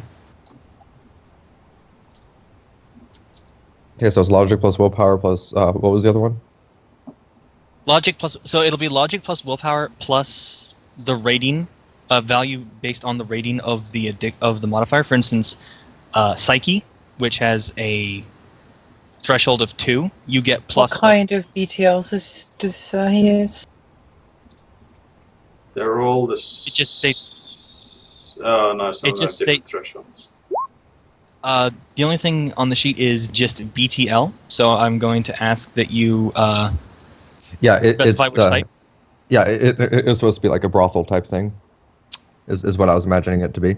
Whoa, okay, so hold on. Yeah, Dream Chip. It'd be Dream Chip. Dream Chip. Okay. So Sorry. 5. So 5. Okay. Logic plus willpower plus 5. Versus Threshold 1. Threshold 1. You do not feel the need to slot a Dream Chip. That's progress. Sorry, are we back from the break, or...? Yeah, I was using the break period just to get the addiction rating out because I remembered I had to. Fair enough. And then Bryx is a new player, so we're giving him some tips. One second before we start back. Give me a second. Won't take long. So I vanished for a bit there during the meet just to nip to the loo, because it turns out drinking shit tons of cherry cola is going to make you need the loo. But there was talk of a shipping company, and I think I missed that bit. Not a shipping company. Smugglers. Independent Smugglers. independent shipping contractors. Yes, independent contractors. I mean, I'm back. it's time to Sorry get a about that. pirate on their ass. Because Well, no, we just need to convince them to change their shipping destination, right? Quietly. Okay, so, what you have got from Miss Tanaka, Miss Johnson, is that this is a mafia warehouse. It is obviously, from what you assume, it's some sort of storehouse for illegal goods, and the Yakuza want to move in and sort of take over, punish something. They want this warehouse disrupted. But given that you're talking to the smugglers, you can probably assume that they want to take it over. They want to muscle in on some turf. So the smugglers, from what she knows, and from what she's told you, have a contract with the mafia have a working contract with the smugglers. The smugglers bring in goods to the warehouse, they get paid, yada yada. It's all good. so she wants the smugglers to do the same thing just for her, essentially, Yakuza, or for who she works for. Because obviously, in the way of the criminal underworld, the smuggler's contract is with the Gianelli family. It's not to that warehouse; it's to who controls that warehouse. So you will have to negotiate the contract again. Yes. That's fine. That's fine. I mean, just from a perspective here, how do people feel about flat out threatening the smuggler? Because they bring it in on ships, it's at docks. No Threatening threats. them with out piracy if they don't comply. I No would. threats. No, no threats, no disintegrations, no decapitations. Let's try and find out more about these people. Figure out what levers we can pull. one problem at a time. I'm all for decapitations. Maybe the warehouse do. But let's not have these conversations here. Yeah. Yeah. No, Yeah. this is By the way, just stream, out- we are back. Welcome back, everyone. Roll call. Shadowgale. Of course. Redback. Uh-huh. Hungan. Yeah. Rixus. Aye. Evian. Letting their team down. God damn it, Evian. Such a letdown. So, a little bit up thread, I threw in, can I continue my expat bar trend? You actually, you do know that the nearest expat bar here is the Fragging Spider. Oh, that's right, because we're just down the way. You are just down the way. You are maybe a 10-minute drive from Berrydale. That's actually pretty funny.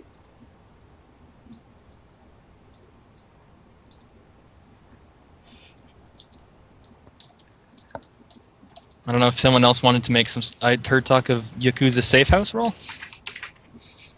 Yeah, I was checking. Should I roll a Yakuza safe house roll? You may feel free to do so. Yes. I'm gonna roll, but I don't think I'm gonna beat his. Well, my stats aren't that great, so. It's okay. I'm pretty sure You I can can't go- beat it either. Shadowgale. You can go ahead and take a +1 to the roll. You are in the middle of Yakuza turf.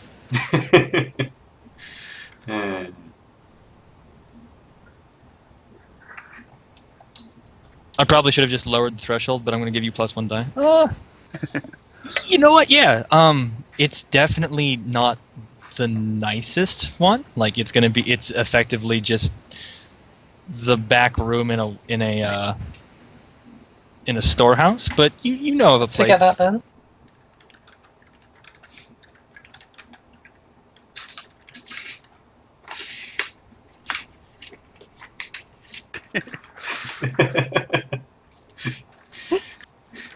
Yakuza Balooza.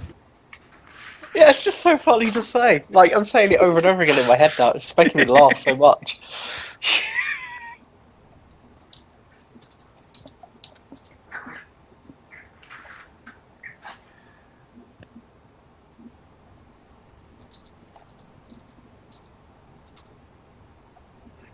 Yeah, so it's not all that far, it's just in Berrydale. Barkeep may or may not be happy to see me.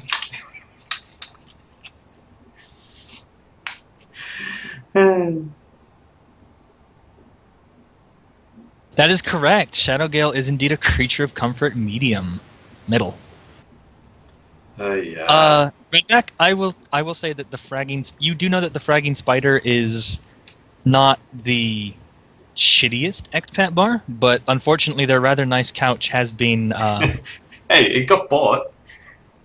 Yeah, but they haven't gotten the replacement in yet, so it's a little bare bones at the moment.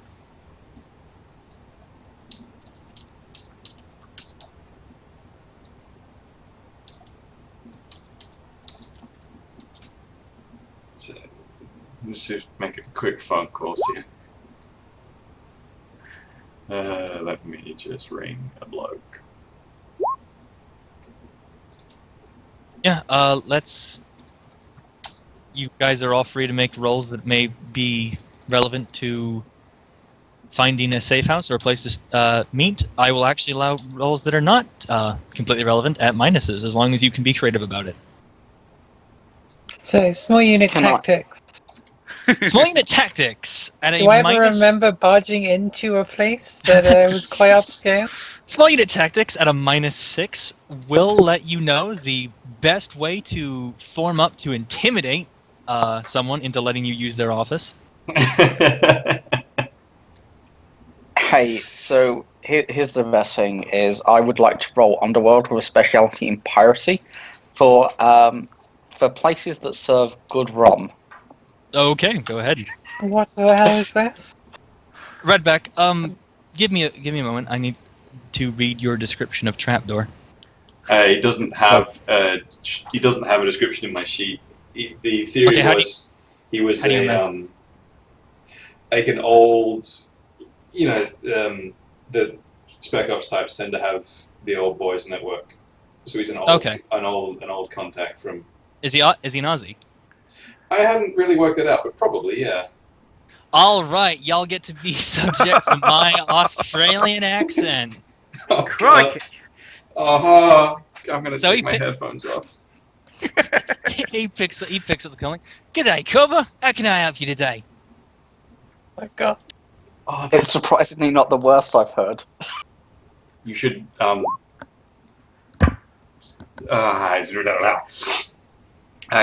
need, specifically chose that phrase because you and I have talked about it before. But yeah. I need somewhere quiet to talk with some friends, for work. Somewhere a little on the classy side. All right, hush, yeah, okay. I mean, you and them bloody bar networks are yours. Can't you find something already? I can, but it's not to the taste of some of us. All right. Oh, you're looking for upscale places, yeah? All right. Where are you looking at? What neighborhood, huh? Where are we? I'm in Tacoma, right? Tacoma. No, you're not. You're in Auburn. Oh, Urban? Oh. Somewhere. You're in a double A zone in Auburn, actually. Somewhere between Auburn and Tacoma. Somewhere in the, somewhere down south. All right, Auburn area. Yeah, okay. On 4 hits. Yeah, I know a place. Yeah, all right. Yeah, okay. Let me forward you the details here. Huh? I was just trying to realise where I heard what this accent sounds like, and it's Jace from Dragon Ball Z Abridged. You have in fact discovered my inspiration. So well done. Space Australia. Space Australia. Right, yeah, okay. Hey, let me get you the information here, right? And this time, don't bloody bleed all over the couch, eh? Yeah, right. All right. Right. Space ducks. Appreciate it, and I will do my best not to bleed on the couch, especially if it's a little nicer than the last one. Well, the only reason I say that is the lady that runs the place, history, how that, So, I don't really want to get me ear nabbed off by the ex, Yeah, no worries. Right, so he sends you a place. It is actually another expat bar. You don't know how you haven't heard of this one. Because my lifestyle is shite. This is the One-Armed Kangaroo. It is a yes, it is indeed a very upscale expat bar. It's more like an expat club than a bar.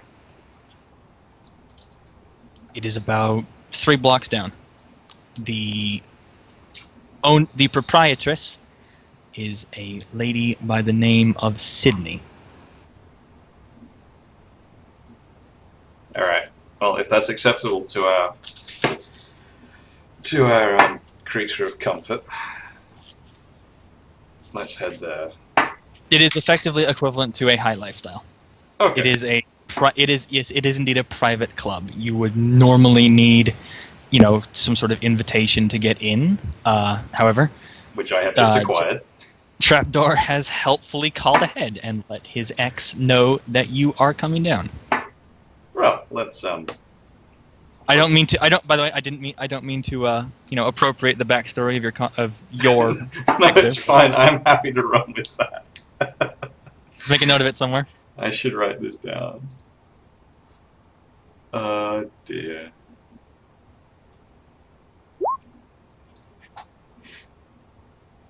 Yes, new lore.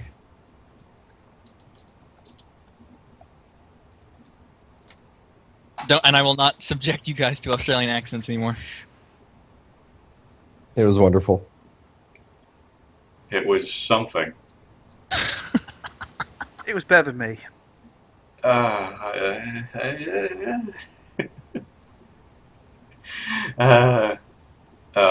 Right. Well, let's go and start to work out how we are going to do this. All right. We got any Matrix wizards? That would be we me. a comlink. I guess we need to find out what this place is, what it officially is, any rumours we can dig up. I know somebody who might know something about the smugglers, but I can't promise anything. Otherwise, I don't know, some good old-fashioned legwork. Yeah, huh? There we go. It's Get legwork it time. done. So you guys head down. The rather well-groomed troll at the door grunts, looks at you, squints and throws his thumb back, and opens the door. You guys walk in. It is a good old boys club, effectively. It's very swanky. There's, real leather booths, mahogany tables. There's actually an old faded picture of the Sydney Opera House above the bar. And a picture of the bridge, the Sydney Bridge. Huh. Cute. The rather short, actually very short. She's about 4'10". Bartender sort of looks at you, cocks her eyebrow, glowers a bit. You the ones Trapdoor said were coming. Yes, please. Right. We would like somewhere quiet to. My associates and I would like somewhere quiet to talk. Right. Back room's back there. It's got all the goods, all the toys. And you, she points at Redback, no bleeding on my couches. Noted. Are we in a crap place again? No, you are in an absolute... This place is swanky. This place is very nice. Real wooden tables, real leather couches, any drink you want. Very high-tech, very sleek. It's a combination of that high-tech, sleek, everything is white and round and crisp, combined with, like, good old homey, old boys, country club.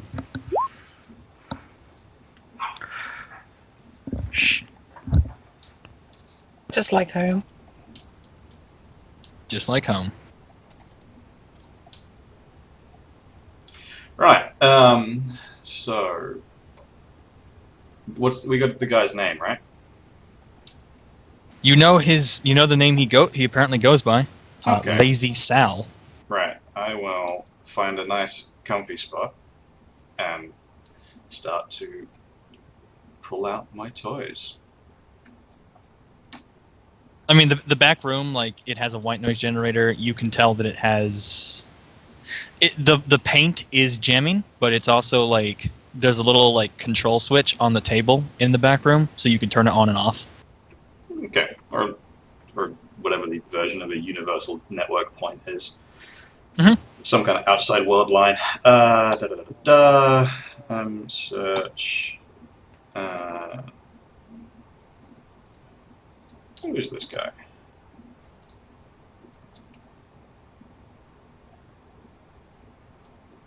Okay, so what are you actually putting in on the matrix search? Okay. Like Lazy Sal Gianelli's? What are you putting in? No. Let me just. Where's the? Have you got the table on your thing, or do I need to dig it out? Yeah, the one with the obscure and whatnot. Oh, I believe that might have been one of the things that my table does not have. It's okay. I got it handy. Yeah, that's just how ridiculous Shadowrun is when you look at this and realize this isn't everything. Hungan, on one hit of a room ascensing, you get the faintest scent that the room is predatory. Because this is an Australian bar. Of course. So, And Oh, everything okay. Australian is designed to kill you. it's not designed to kill you. It just ended up that way by accident.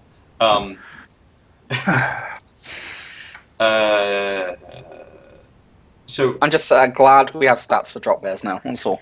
we got a warehouse location and we got a name. So I guess some sort of combination. And I appreciate this may take some time, so I'm happy to do this and then step out for a bit. Some sort of combination of searches about the warehouse, the name, the family, the business, do these sort of things to try and narrow down who this guy is and who owns the Okay, warehouse. so the information you actually were given was the address of a warehouse. Yep. And the name Lazy Sal.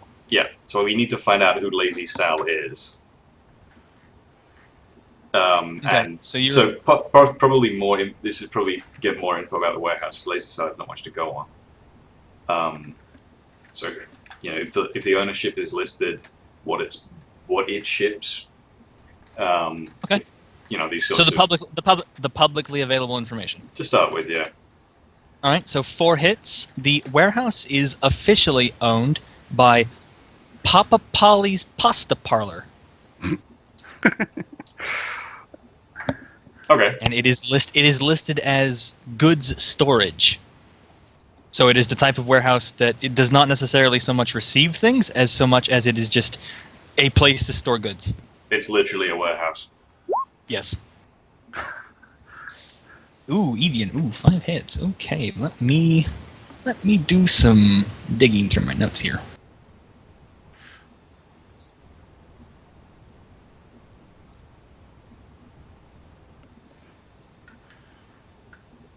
So, on 5 hits of a smuggling roll, you do know that the place to go if you want to find people who work with the Italians, so to speak, is a place called the Drowned Barnacle. Drowned Barnacle, eh? It is known amongst the smuggling community as the preferred spot of the, shall we say, Sicilian type. Oliver Porters. Okay. Okay, Shadowgale, smuggler, asking Freddie Martins who Sal is. He calls you up. Sal, that lazy fuck. What do you want to know about him? We want to know, where he usually hangs out, what area he can be found in. He's usually at that kind of club. He's usually at that club in Furcrest, getting high off his ass. What's that club called? My old notes, Redback. I don't suppose you happen to remember off the top of your head the name of that club that I gave you. Something The rabbit, wasn't it? The Hopping Bunny. The Hopping Bunny. He's at. Usually he's at the Hopping Bunny, or he's wherever the hell he works. I know he's at. I meet him at the Hopping Bunny when I have to. And oh God, don't even get me into that.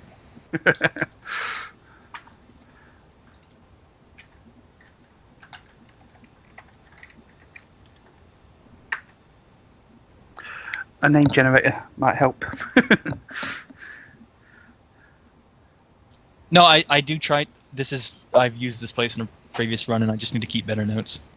Fair enough.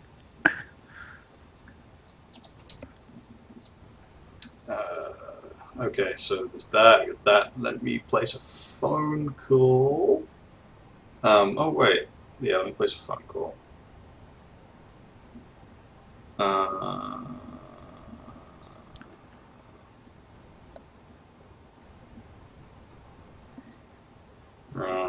Pending 6, 5. Call Wolf. To know about a smuggling into, and it's in Tacoma, right? It is. The warehouse is in the Tacoma docks. Yes.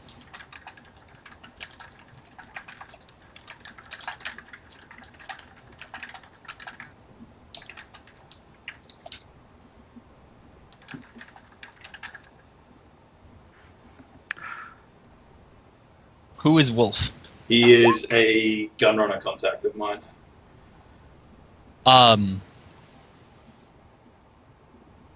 So Which he starts to ask, which smuggling op do you want to know? The mob. I don't really do much with the mob. I usually run with the triads. I'm not asking if you. Acts. I'm not asking if you do it. I'm more interested if you know who does it. Christ, I mean, you got your pick there.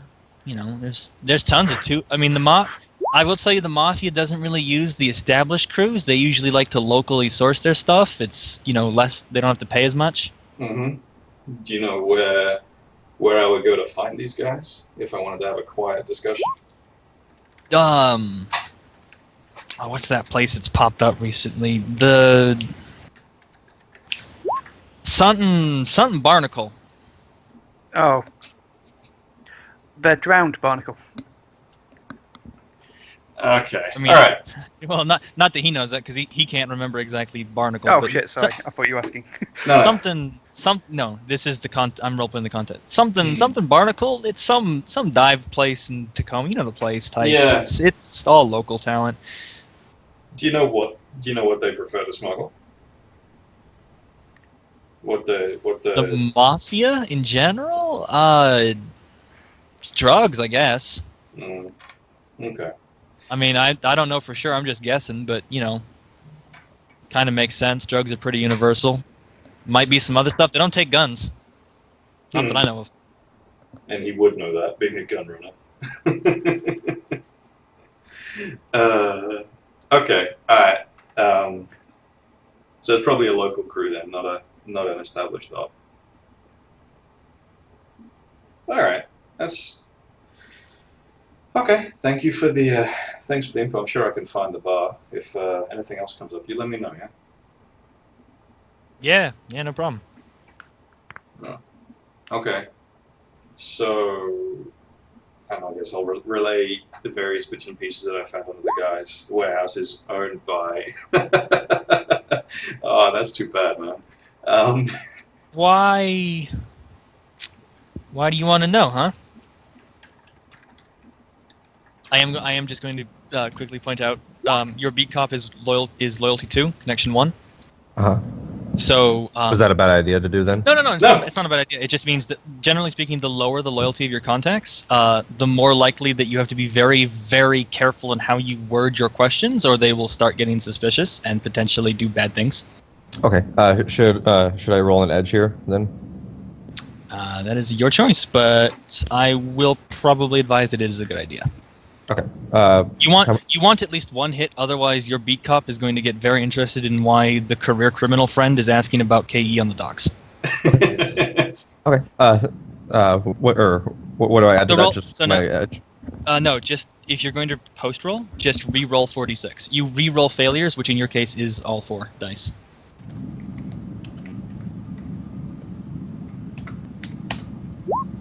Hey. Well, hey. So not only is he not suspicious, but he's actually able to tell you that. Yeah, I mean, we normally, the docks are sort of a weird legal ground for us. Like, I don't know. I mean, the higher ups deal with all this stuff. All I know is we don't go on the docks proper. We patrol the outside, but we don't touch the docks proper. It's something to do with that extraterritoriality bulldrunk. Something about like all the, you know what I'm talking about, like the warehouses. You know, it's all different corps, and businesses and shit, and if K start, if we start going in, it's just, oh man, it's a headache. Okay. You're Yeah, not doing. I was just kind of you're wondering. You're not doing anything suspicious, are you? No, thinking about possibly moving out there. The rent's a little bit more affordable down there. All right. Yeah. Yeah. Okay. I'm gonna forget this call ever happened. Okay. What call are you talking about? Exactly. Who the heck are you? He hangs up. Don't call me again. Click. All right.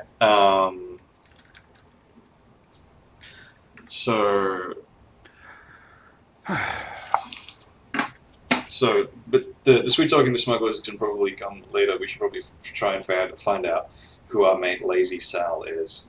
I don't have a great deal of mafia contacts or people who know things about the mafia. Unless anybody else has got some info they want to sling around. We can take a walk by. I'm just going to ask a buddy of mine if he knows anything about it. Yet another phone call. Hey! I'm going to call Francis Treep, my coyote buddy. Your who? Coyote. Your coyote. Okay. Ooh. All right. Probably not going to know what, but being thorough. I'm grubbing. No, Redback. Shadowgale called up Freddie Martin, who told her that when on the occasions where he has had the displeasure to meet Lazy Sal, he has always been instructed to meet him at the Hopping Bunny. Gotcha.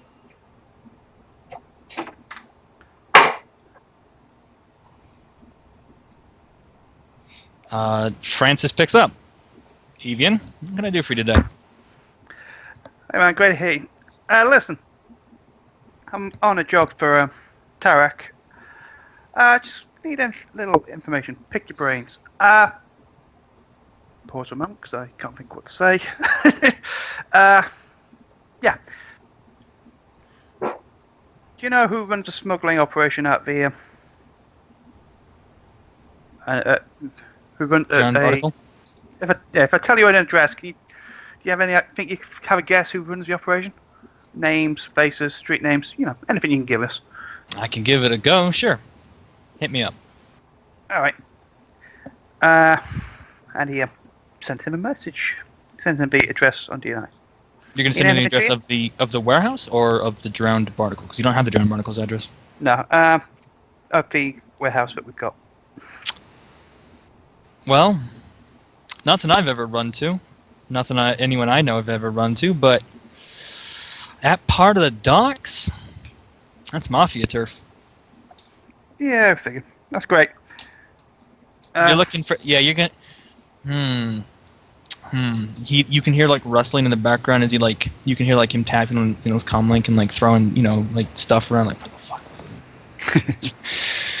Right, okay. Yeah, so mafia turf. You're looking for local talent. They don't like working with any of us types. Nah, worth a shot. All right, cheers, Francis. I'll buy you a beer next time you're in town. Sorry, buddy. Say hi to the kids for me. Bye. Okay. It was worth a shot. So we've got location. We know where these guys may hang out. Where is this bloody place? Matrix search? Yeah. Drowned Barnacle is in along the Commencement Bay. So it's off the 705. It's not in the docks proper. On the map, it's about halfway between the ferry terminal and the 705 icon that's right next to the docks. Ferry terminal. Right under where it says Commencement Bay. See that little jut out? See that little jut out point? Oh yeah, okay, I'm with you. All right. It's about right there. It's not in the double. It's obviously it's not in the AAA zone. Thank you. It's it's about 4 or 5 blocks from it. Sure. Okay. All right. All right. Well, I guess we should we need to find out some more info about this guy.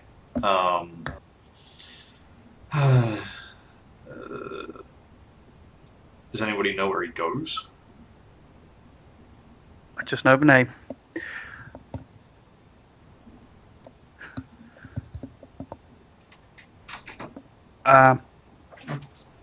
I'll be right back again. Sorry, body hates me.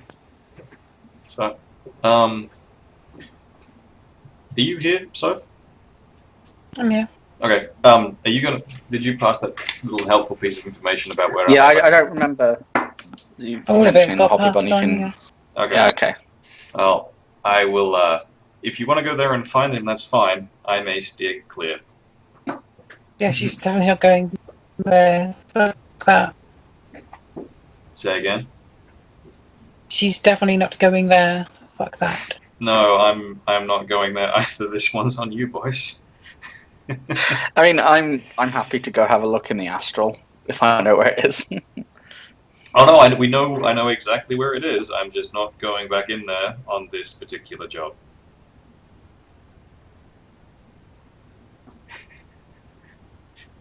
I mean, I feel there's a story, but carry on. There is, and maybe when we take a break, I'll tell you. Yeah, Another no, Jack like, and Ori. so I'll look at the others and look at the others and well, do we know what kind of bar it is? It's a strip club. Okay. So literally, I'm just gonna I'll go. say, I've never been one to turn down a good drink and a fine woman. Well, you can certainly go and have a gander, but you're on your own. I will stay here. I stay here with. I might just stay here with Shadow, if that's all right with you.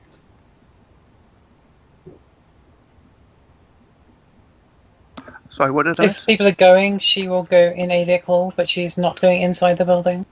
Right. Likewise. If you're gonna, I won't hang out here on my own. But yes, find somewhere nearby to camp out while you go and try and find some dude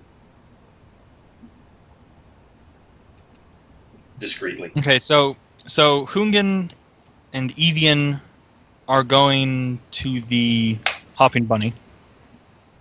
Fun times. I'll Who else? also go. Okay, Rex is I have going. no problem with it. Shadowgale, you're going to be in the van, so to speak, but not going in the building. Yeah. Okay, Redback. Exactly. I am def. Actually.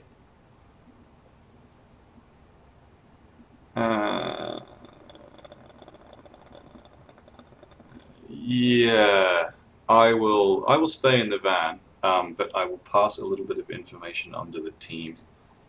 Okay. Whose car are you all taking, by the way? I will take my own bike. Okay. So that's one bike, Redback. Everyone else arrived by other methods. Yeah, I got a taxi, but I don't think it'll hang around. Let's say Evian, Hungan, and Shadowgale all took a cab of some sort, whether Johnny Cab or private taxi. Rexus and Redback took a bike. Right.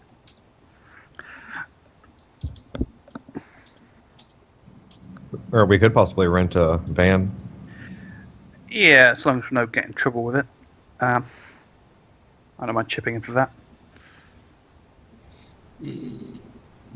Yeah, so when you meet this guy, and I'll pass this along by DNI or text, whatever is appropriate, when you meet this guy, don't just flat out ask for Sal. Imply you have a business opportunity.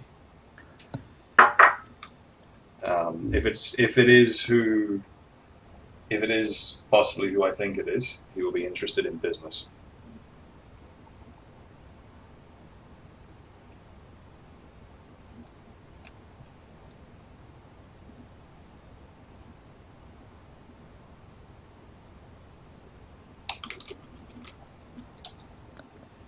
What kind of neighbourhood was the rabbit place as well? It is in an A zone. All right.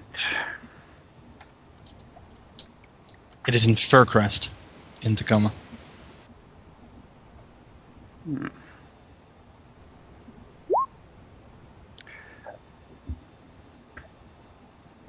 Wish I had the fancy armor.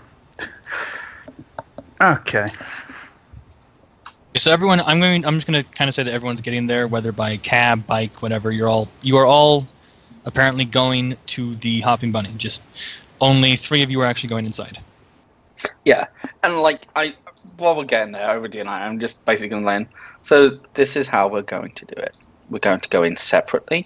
We're going to order our own drinks. We're going to find a nice, quiet little spot away from each other, sit down, and simply observe the surroundings. Our Matrix support in the background can basically use our I'm assuming most of us have image link and cameras and stuff. Can then use that to basically just scan the images in the room, looking for someone who is this Sal person to identify him first. I was gonna say, none of you actually. You do realize now that Johnson never actually gave you a picture of Sal. Right. Which is Exactly, that's what I'm saying. Just like that way, we can just sit down, quietly observe, and then through the image link, our decker can literally scan the images into the matrix and try to find something that matches up with Lazy Sal. Actually, on a long shot, I'm going to roll.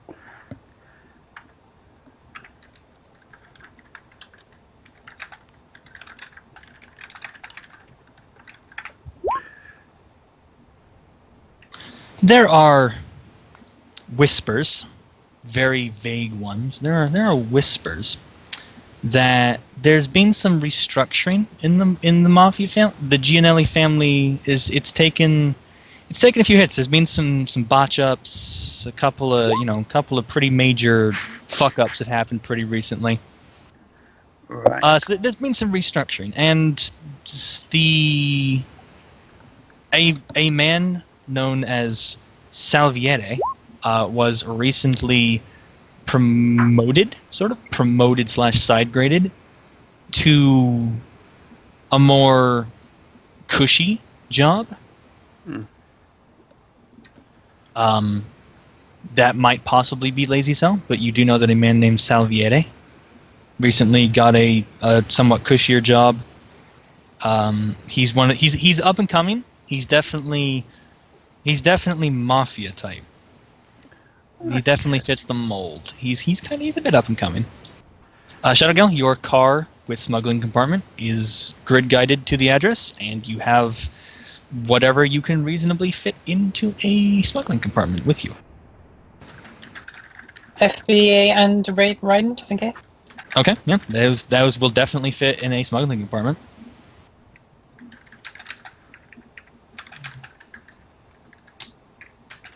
About 10 minutes after you arrive, I'm assuming you're going to grid guide it as you guys are setting off, so it gets there about the same time as you do.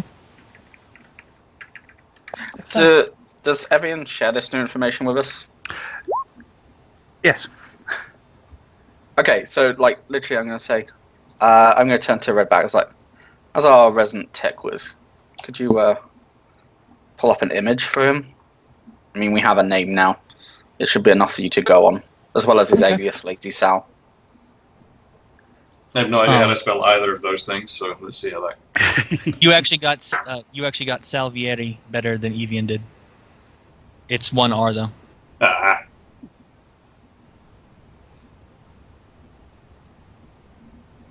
knew that. I'm good at that.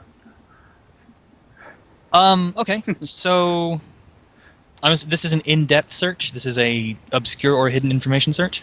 I've got some time, yeah, and it's not going to be easily available.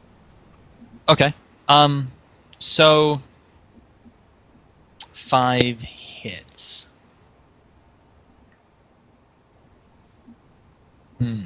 And you're basically asking, like, is there a sin with the name Salviere on any of the Gianelli front businesses, or like related to a Gianelli sort of thing? Yeah, so I have a name. You said Salvieri. I have an organization, and I have I need basic info. Sin. I can go. I work with a picture, but a sin would be helpful.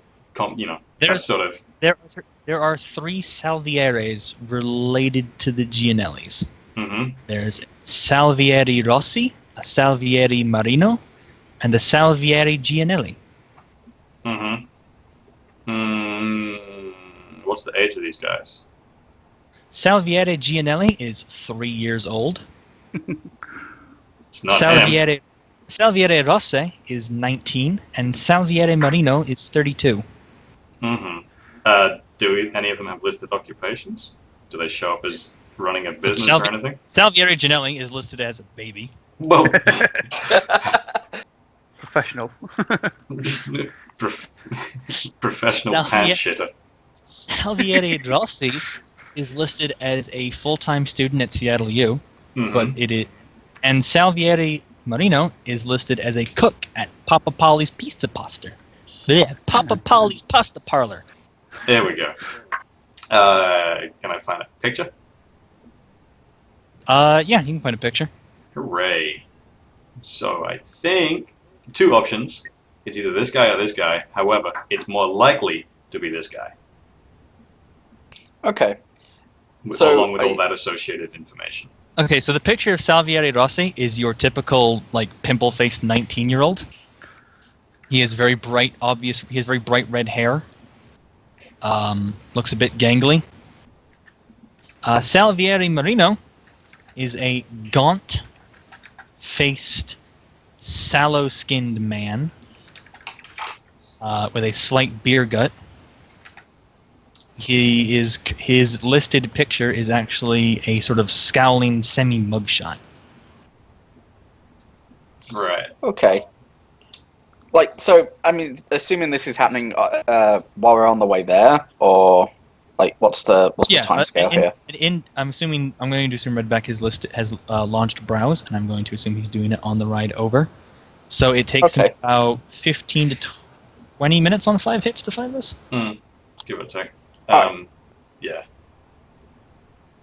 15 Fair minutes. enough. Like, so we'll have this information when we get there, and just like when we get there, I'm just going to reiterate to everybody, like, okay, those of us who are going in, let's just go in separately. Wait 5-10 minutes between each of us going in.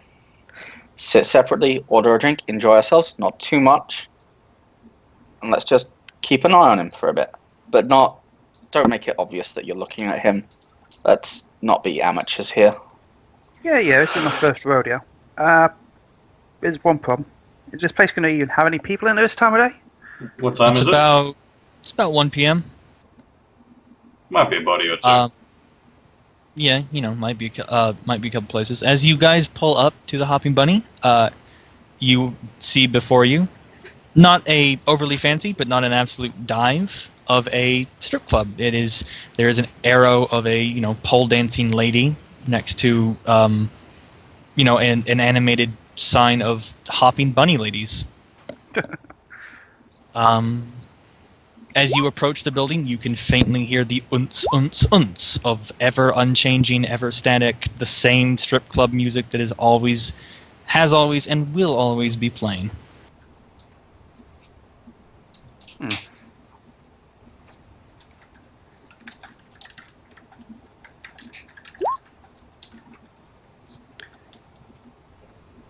So yeah, that over doesn't and I'm actually going to say that we should probably, those of us that are going in should probably take it in shifts, so that we're not all in there all day. And maybe like we should go in, hang out for an hour or so, leave, and then like 10-15 minutes later, while watching the outside, someone else go in and. Okay, so who's going first? Somebody else, because I would like a chance to go home, pick up my headphones. Because I am a little deaf, and I need to improve my hearing a bit for this, I think. And someone else, because I need 2 minutes to get to the loo, basically. All right, that leaves me to go in then. Okay, so Ryxis heads on in. You are immediately hit by a feeling reminiscent of your dream chips, yes. There are flashing lights, unseen music, a couple of bored-looking women on stage. There's not really much of a crowd. There's maybe like 10, 20, maybe 10 people total in the place. So the girls are sort of lackluster in their performance. Okay. Are a lot of the people sitting together, or are they kind of here separately? There's like 2 groups of 2, and then the other 6 are all like at their own table or like in the little seating area near the stage. Okay. There's a bartender. I'm going to go up to the bar and grab a little drink and just kind of put my back to the bar, gazing out at the bar. Okay. The mustachioed elf at the bar serves you whatever drink you'd like to have. Anything beyond the house, anything beyond beer is going to be an actual cost on your lifestyle, though. Okay, beer is fine by him.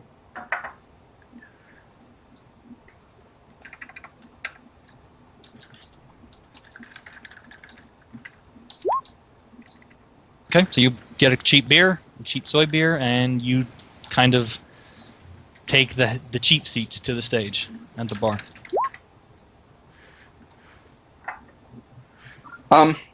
Do we have an address for the pasta parlor? You do. It is listed in it is listed in Milton, Tacoma. And did someone go into the Hopping Bunny? Yes, Rixus is currently in the Hopping Bunny. And is there any sign of him in there? Sorry, I just may have missed this because he's literally just sat down at the bar and started drinking. Okay, cool. I'm also gonna survey the room and look at both the dancers and also the patrons, see if any of them are kind of here to be here or here for a reason other than the girls. Okay, go ahead and make me a perception check. You can choose visual or audio. My answer will change based on what you choose. Visual. Okay. Give me 1 second.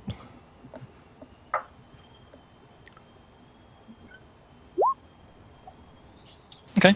It looks like they're here to, either be drunk, which is an odd choice for a strip club, or to watch scantily clad women dance around a pole. They're one of the two groups of two, though. Does look like they're kind of like leaning towards. They're sitting in the seats, but they're more interested in like leaning towards each other and like whispering to each other. You can't obviously make out, but like they are doing that kind of lean towards each other thing fairly often. You're not sure whether they're just talking about the performance or what. You can't quite hear them from where you are. Okay, I'm going to attempt to get a little bit closer to them, but kind of more looking at them while also getting up to the bar to basically tip the women and get like a little dance from them right there to make it look like that's what I'm there for. Okay, so you take a seat near them. You throw a cred stick on stage. One of the girls smiles and starts doing her routine. Sort of a bit closer to you than she normally would be. Go ahead and make me a second perception check. This time, audio. Do you have any enhancements or earbuds? No. Unfortunately, I had to drop those since I dropped my magic rating by 1. That's fine.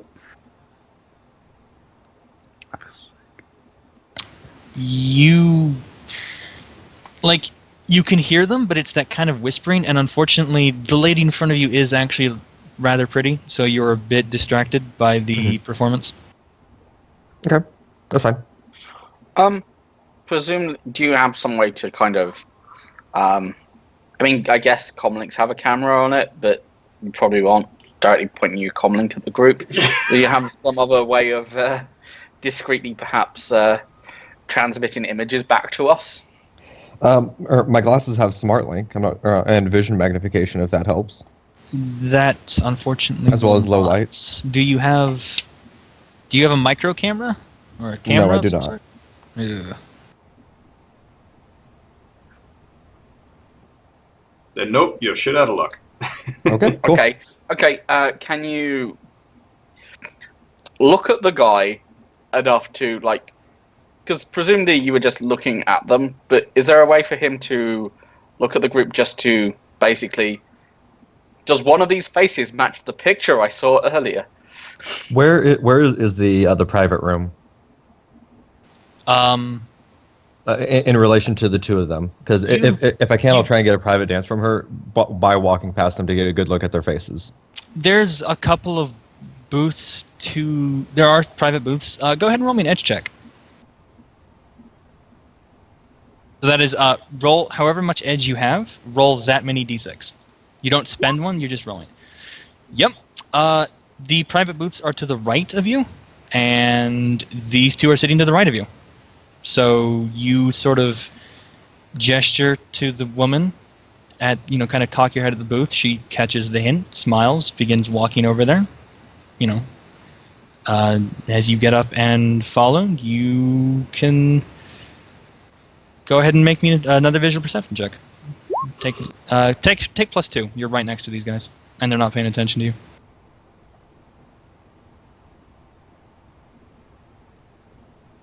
Dang, bro. Dang.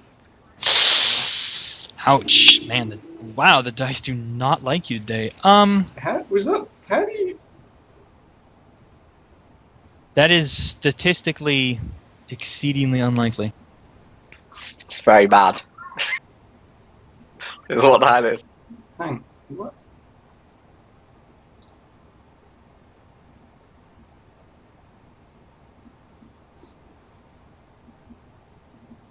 Oh, sorry, was I muted?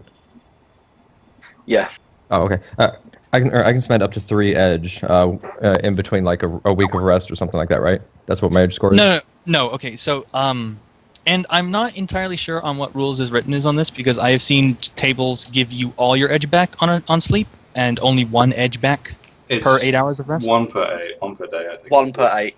Okay. Oh, really? Oh, in that case, yeah. Okay, so Okay. basically you have 3 edge on Raxus, which means you can spend 3 edge whenever you want. Every 8 hours of sleep, you get 1 edge back.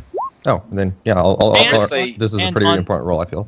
This is something important for anyone who is on my table, and this is a little bit more iffy, but I am going to call this on my table unless I am, lambasted by someone in stream telling me no, that's not how you do it.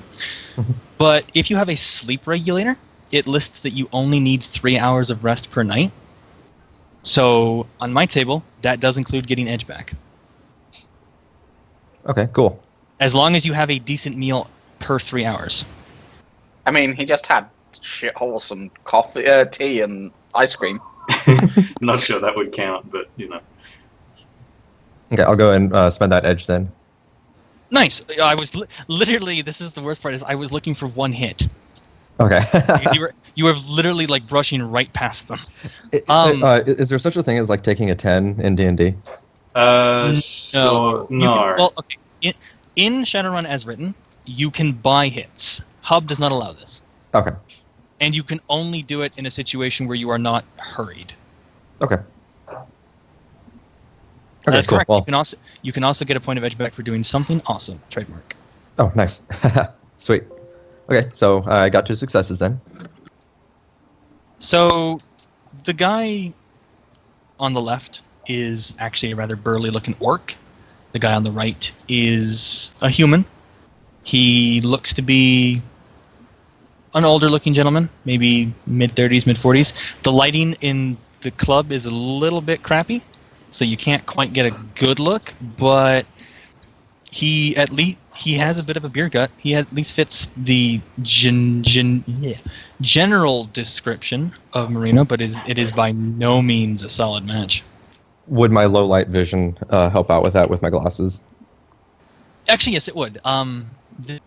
This man has a rather obvious scar on his face. This is not Marino. Okay.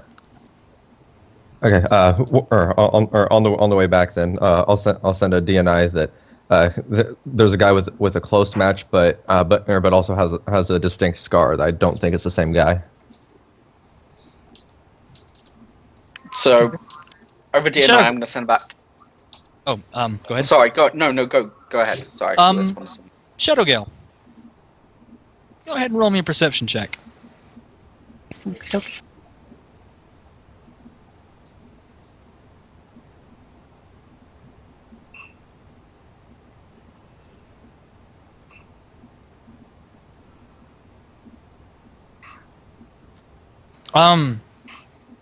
There's a.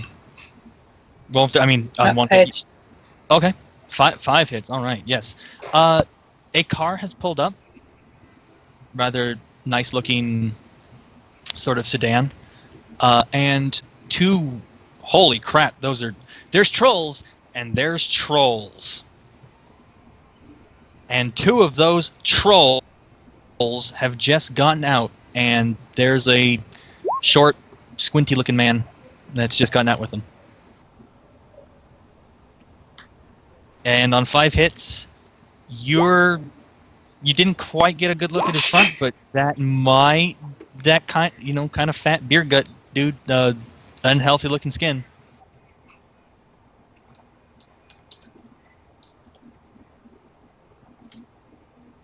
Yeah, I just want to point out, like, okay, so there's a base troll, right? Is pretty big, burly, heavy dude.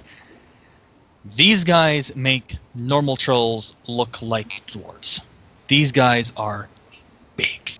And on 5 hits, they've got wear. Oh, do they have some metal plates on their chests? Okay, I can so take them. with that information, I'm gonna DNI to the group, and particularly to Rexis is in there. Like, just enjoy your dance. You've earned it. And then I'm just gonna, wait 2 to 3 minutes after what we presume is Salem party go in, and then go in after them. Just, discreetly, and just look like another patron.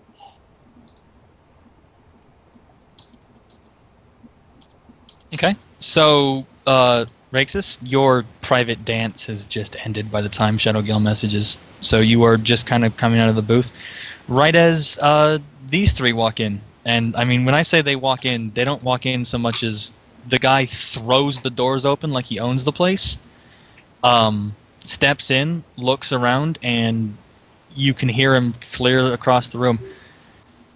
The hell? Mickey's losing business. He kind of saunters over to the bar. The bartender just sort of wordlessly hands him a bottle. And he kind of... Is this a troll or the midget speaking? The midget. Well, I mean, he's not a midget. He just looks like a midget compared to these 8.5-foot tall trolls. Oh no, you've done this now. He is a midget. This is he's of not. your own doing, Alex. Hey, okay, fine. He's 4'10". He's pretty short all the same. Good thing Wake isn't here. Did I happen to get a good look at his face? Good thing Wake isn't here. You didn't really catch a good job at his face, but I mean, he did just walk up to the bar like he owned the place. He next to the bar, and you.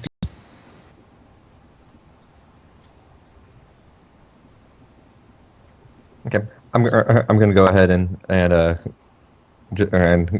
go back over to where my drink is and sit and enjoy the whoever's on stage. Also, real quick, it is 2.5 hours in. Let's take another quick break. Aim to be back at 8 past the hour. Roger that, Red Leader. Redback, can you pop me a link to the stream? I didn't quite catch it when you first linked it. Redback, based on the image you are seeing, that is not your Johnson. Your Johnson was a little taller and a lot fatter. Okay.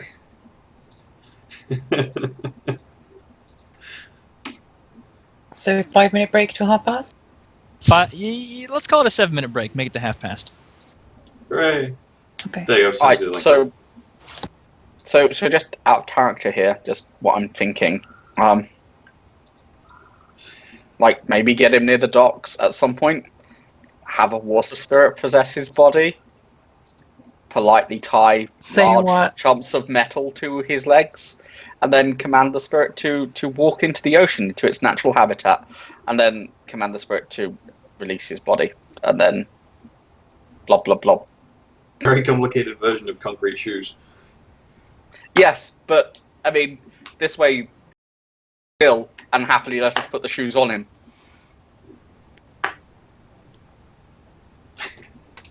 That'll do it. It's just decided to kill himself, essentially. That's how it'll look. It would be a little bit harder to get a picture for that, though. I imagine. I mean, you take the picture while the spirit's possessing him, of him holding the big heavy metal weight next to the docks. It's pretty easy to infer what happens next. Wait, sorry, I just got back. All I heard was spirit possessing. What's going on? So I was just thinking about various ways we could discreetly get rid of him, and my favourite plan so far is to have a spirit to possess his body, because voodoo is awesome like that, and then command the spirit to stand still while we, attach a large, rather heavy metal object to him, and then command the spirit to walk into the water, then command the spirit to release him, and then blob blob blob. That Basically, certainly sounds concrete like a shoots. plan. That certainly does sound like a Discreet. plan, yes.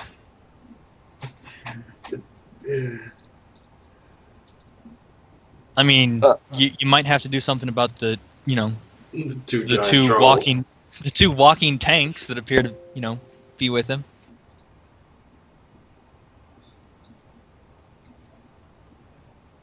I mean, yeah, I've not got that far in the plan. Okay, it's still coming together.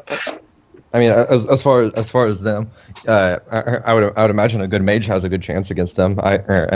And if need be, I can quickly get up to Sal and give him a good stabby. Let's. Also, Redback.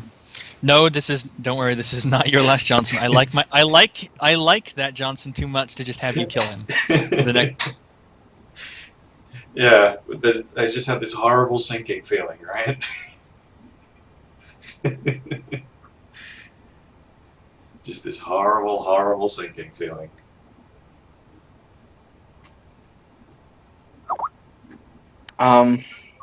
Just trying to think, like, I guess, like, when we start, first thing I should do is ascent the Hopping Bunny just to see if there's any kind of magical defenses, and then, if not, probably travel in the astral inside and go have a look, if I can. Okay. Well, once we get back, we have 3 minutes left on break. So once you get back, you can make some plans. Yeah, I'm just thinking out loud. So, by the way, out of character. So Redback and Shadowgale are outside the club Mm-hmm. near in Shadow. Yes. Kungan is currently driving down to Papa Polly's Pizza. Yeah, I can't even. Oh, I'm tongue-tied myself. Papa Polly's Pasta Parlor. It's not a pizza parlor. It's a pasta parlor. It's same difference. Rixus is currently. Blasphemy. That is utter blasphemy. Yes. It's all Italian. Rixus is currently in the club. Where is Evian? Not here. Not at the table, apparently. I think it was just Raxus had gone inside, so Ethan was probably hanging around with, or at least loitering. Oh, no, Evian had gone home. He's just arriving at the warehouse now because he had to go get equipment. Oh, right, because he's deaf. Yes.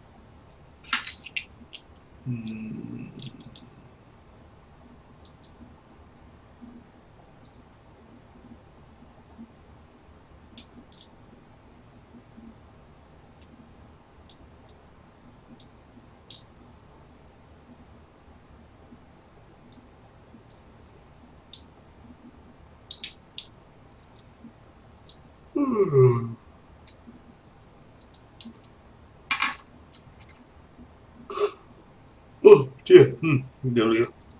Yeah.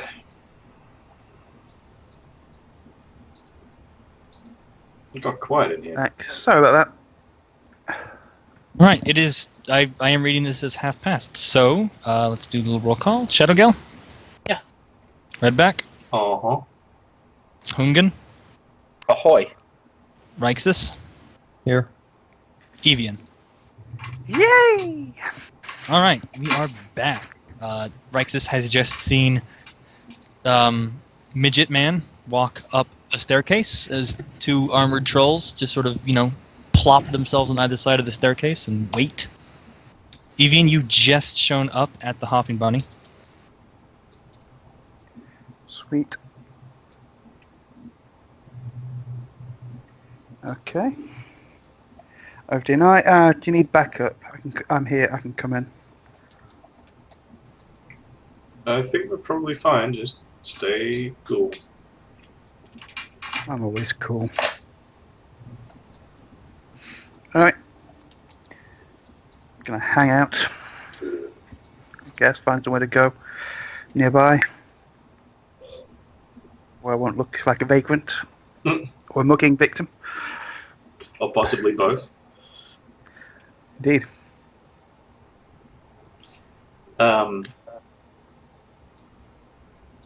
So as our mate wanders into the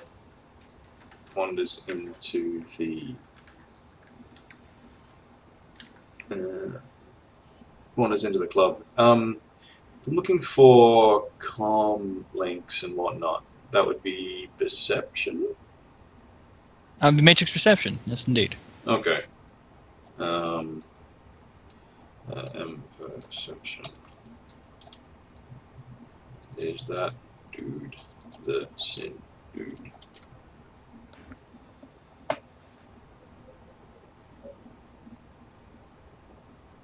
Essentially, if I have the data, if I have various bits of data, can I tie that to somehow to the guy that walked in, or do we not have enough information? Well, you definitely 6 successes on M Perception. You definitely noticed that there are 3 devices running silent. There's actually 5 devices running silent within 100 meters of you. No, I tell a lie. 6. There are 6 hidden silent devices. Yeah, I keep forgetting things. There are 6 silent devices. Wonderful. What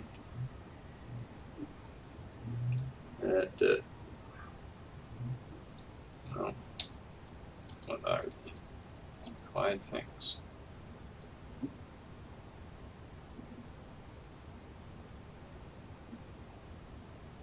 What are the quiet 5. things? Well, you do know 5 of them. Do we have any comlinks? You have 5 comlinks. 5 silent comlinks. Huh.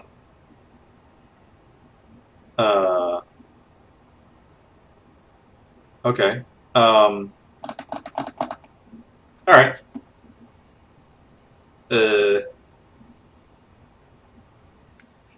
I think I might just leave that for now. Okay. Ryxis? So you ask.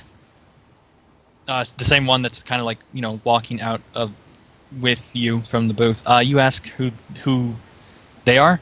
She kind of wrinkles her nose and tells you that she doesn't, it's one of the boss's friends. Like, he comes in once every couple of days, throws his weight around, never seems to pay for anything, always demands a private dance with like 2 or more girls at once.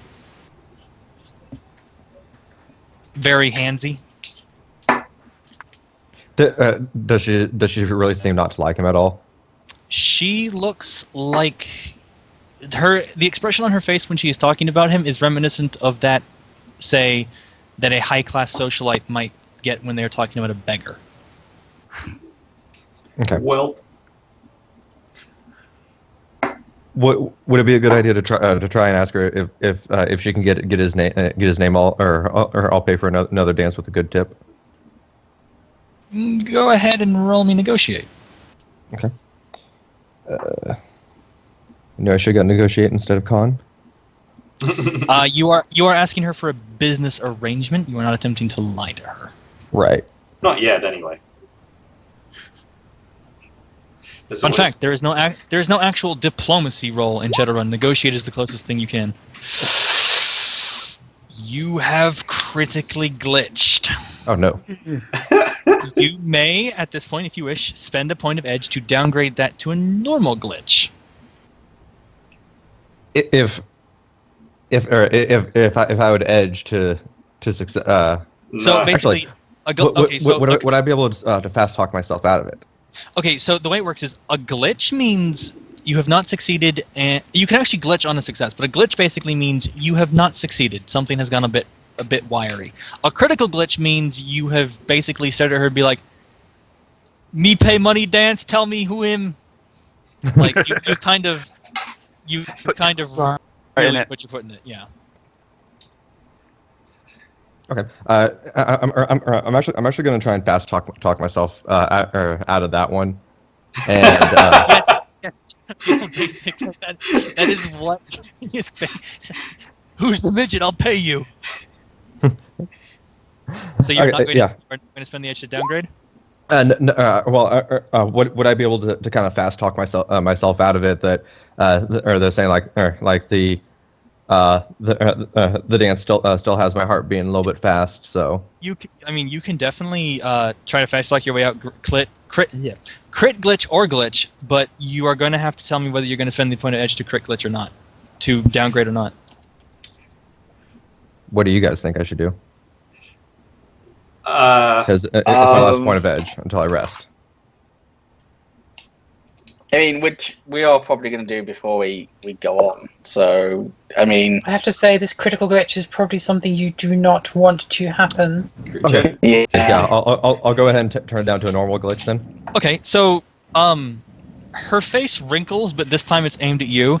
Look, I don't like the guy, but I'm not going to rat out a friend of the boss. I mean, come on. You're cute, but you're not that cute. I said, basically tell her you're lost. oh Jesus! She just raises an eyebrow at that and kind of like stalks away.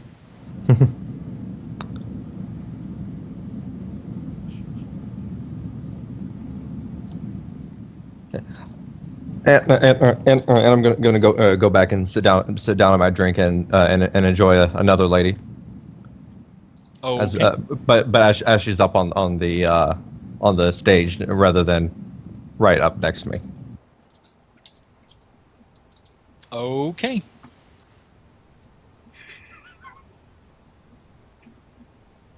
As soon as my drink is done, though, I am going to take out. Alright, you stay for another maybe like 2 minutes until there is no real way without being completely obvious about it that you are like not drinking your drink. You finish your drink, and you walk out right as you notice one of the trolls is starting to move towards you. And as he notices you are walking out, he returns back to where he was.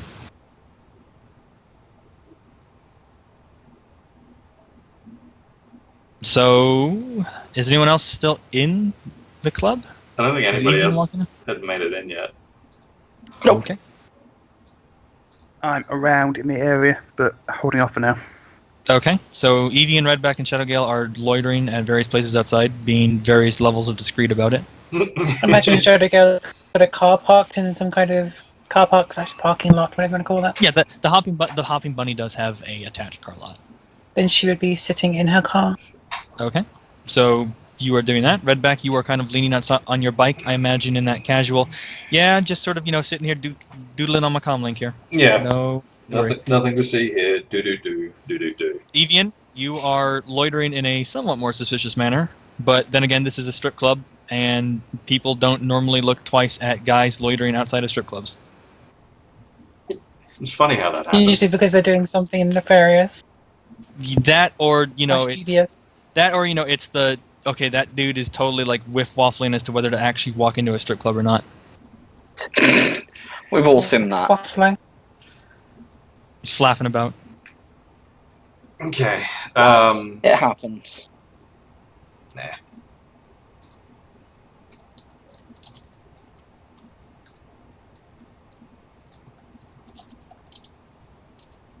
Right. So what are we doing here? Well.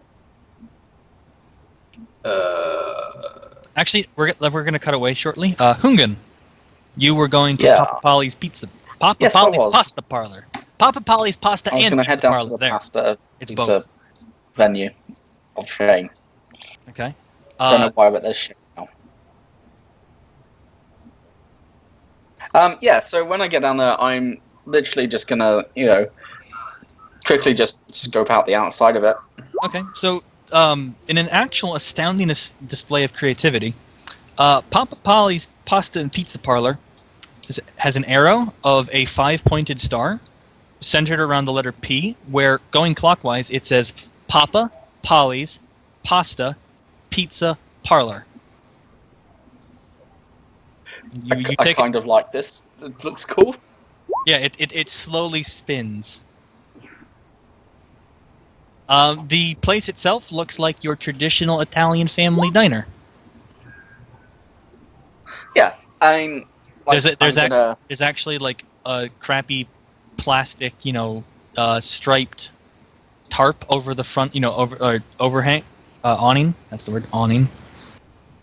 Kind of off the door. There's like a couple of tables outside with those like cheap little umbrella stands over them.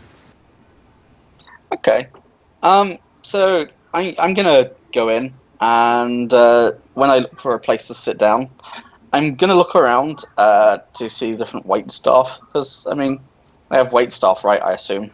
Yeah. As you walk in, a lady comes up, sort of, hi, welcome to Papa Polly's. Table for one. I'm gonna politely nod and say yes, and I'm going to look around to see like which wait staff are working in which section. I mean, the restaurant itself is maybe, there's maybe 10 tables total in the restaurant. This is a very small-looking place. Probably just her, then. Yeah, it's just her. You can actually sort of see into the kitchen from the tables. That's a shame, because I wanted the most dejected, miserable member of staff I could. The one that's most likely to bitch about the boss. You can in the back, you can currently, there's obviously a brick pizza oven. Yeah, obviously. Next to the rest of the kind of, there's like a little window where obviously food would be passed. Yeah. You can see 2 cooks back there. One of which has the hulking sort of visage of a orc. The other, you can only see his hands every so often. It is a dwarf. Okay, so neither of these are obviously Sal. Which, I was suspecting that, but that's fine. I'm just going to say, we madams alive will have a table for one, if you wouldn't mind. She kind of beams, puts her hand around. Take your pick. So how desolate is it in here? Am I, Empty. the only customer? It is empty. As you walked in, you actually caught the waitress, stuffing her comlink back in her apron. Obviously she was busy browsing the Matrix or something when you walked in. Yeah. Okay, cool. So I'm gonna say I'm gonna look at so I'm just gonna pick a nice table, probably their booths. I'm just gonna find a little area where it's a bit more open and there are 4 seats maybe. There's a 4-tabled seat. There are no booths. Okay, yeah, I'll just set a table for 4 on my own. And there's a reason for that, because I'm going to invite her to come sit with me in a bit, but she might feel more comfortable if there's more space. She comes over and, gives you an actual, honest-to-God, laminated menu. Stone Age. So, I'm just going to smile at her and say, I appreciate the nod to detail in trying to create an authentic business here. She sort of smiles uncertainly.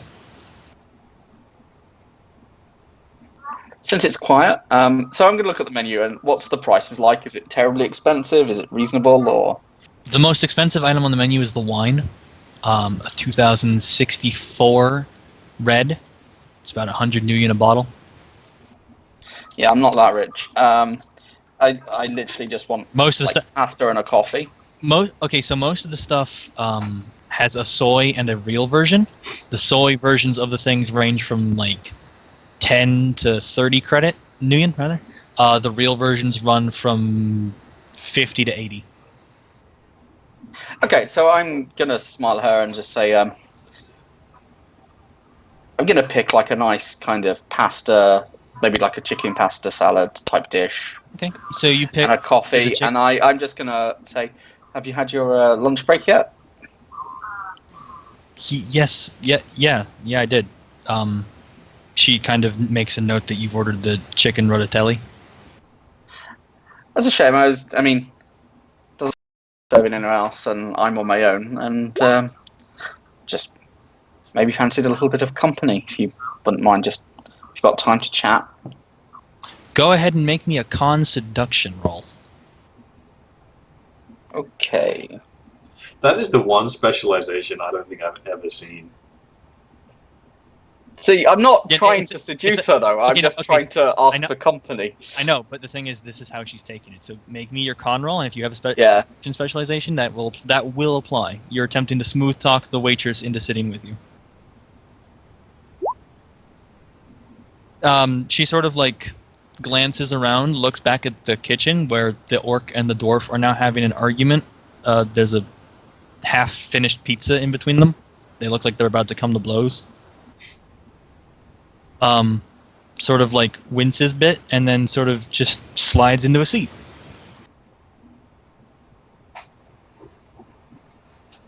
So yeah, I'm literally just gonna like slowly eat my meal, and for like 5 or so minutes. I mean, the food doesn't come out like she like goes and gets after about 10 minutes of like awkward silence. She goes and gets the food and brings it out to you. Oh right.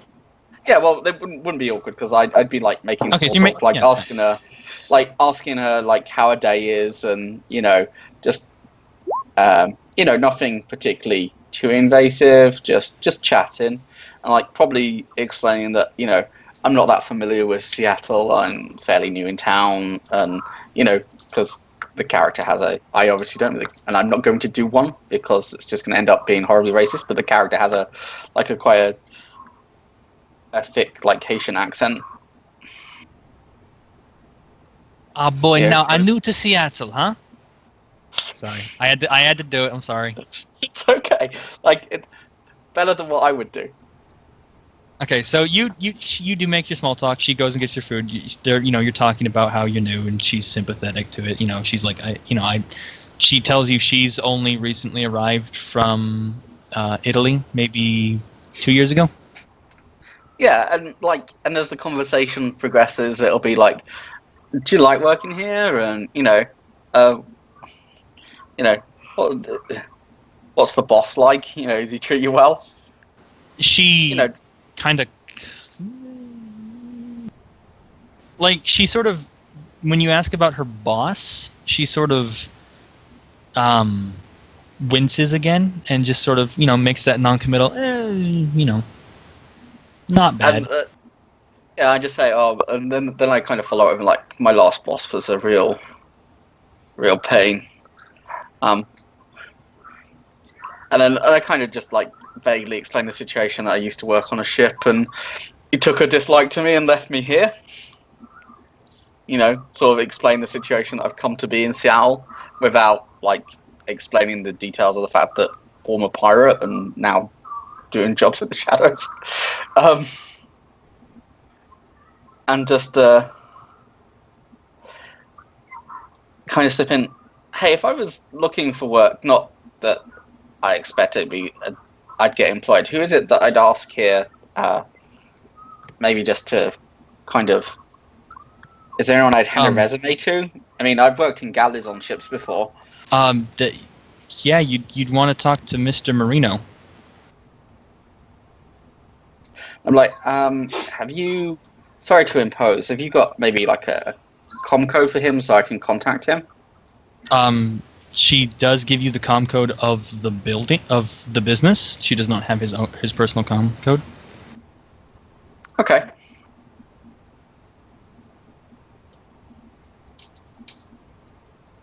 I'm not really sure where to take this any further, so I'm literally just going to probably finish my meal, keep making small talk, and then smile at her. Probably, maybe. Actually, like, how old is she looking? She's a sort of similar age. She looks like she looks to be about maybe 19.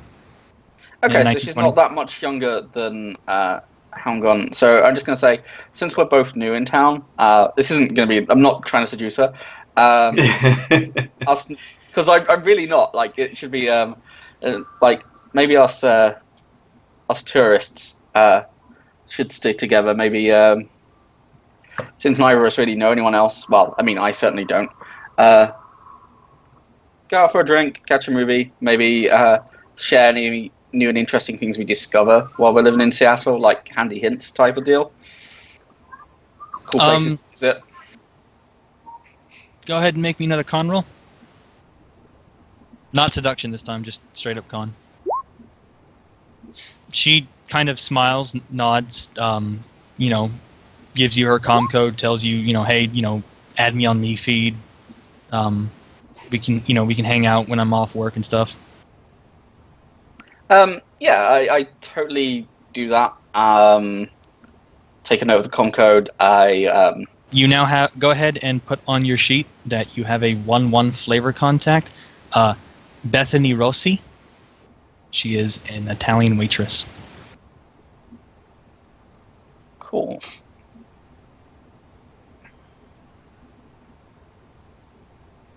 Okay, yeah. I'm literally just gonna kind of finish up meal, polite.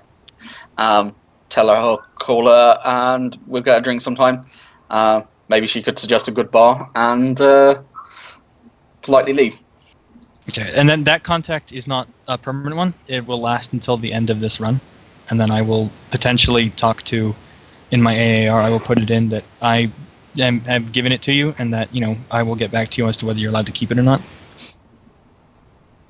Okay, that's fine. Shadowgirl, you most certainly can.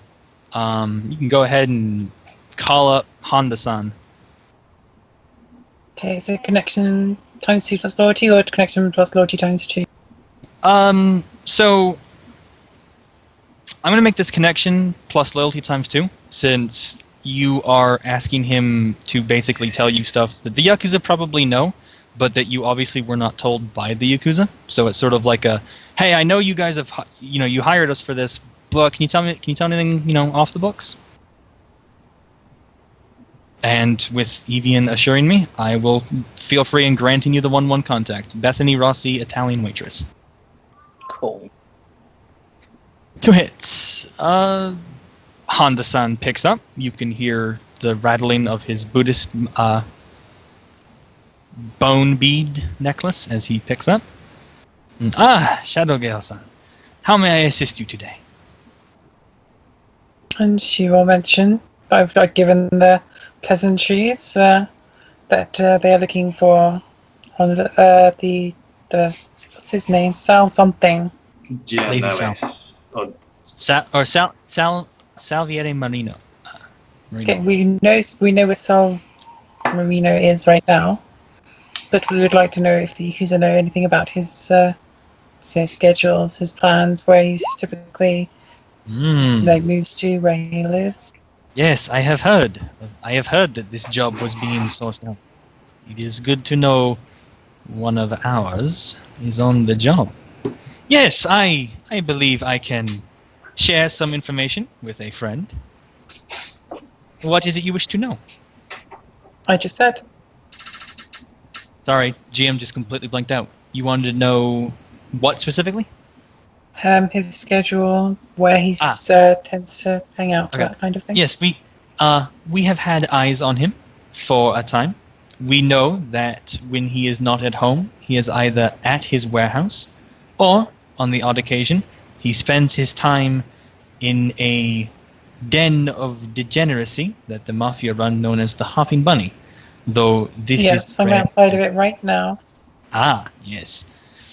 So, he is there maybe 2 days out of 7. He goes in, spends some time there, comes out, and returns to his warehouse. He is usually either at his warehouse, or he is at his house. Though I will say that we have noticed less eyes are on him at his house than at his warehouse.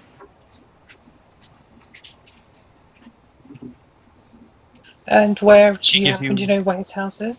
He does indeed give you the address, as even though you only got 2 hits, he is also particularly willing to help you on this. Thank you, Honda-san. You have been most helpful. No problem at all. It is good to hear from you. And you. Okay.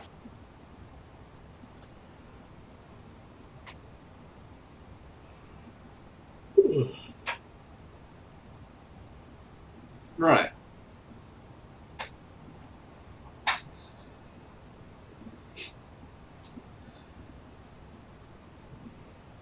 So we now know what he looks like, where he lives, Roughly where he hangs out. roughly where he hangs out. We should probably check out his warehouse. The warehouse, at least give it an eyeball from the outside. Oh. I kind of want to see where this guy goes when he goes home. See if his tanks go with him. Or if they go with him, how many stay.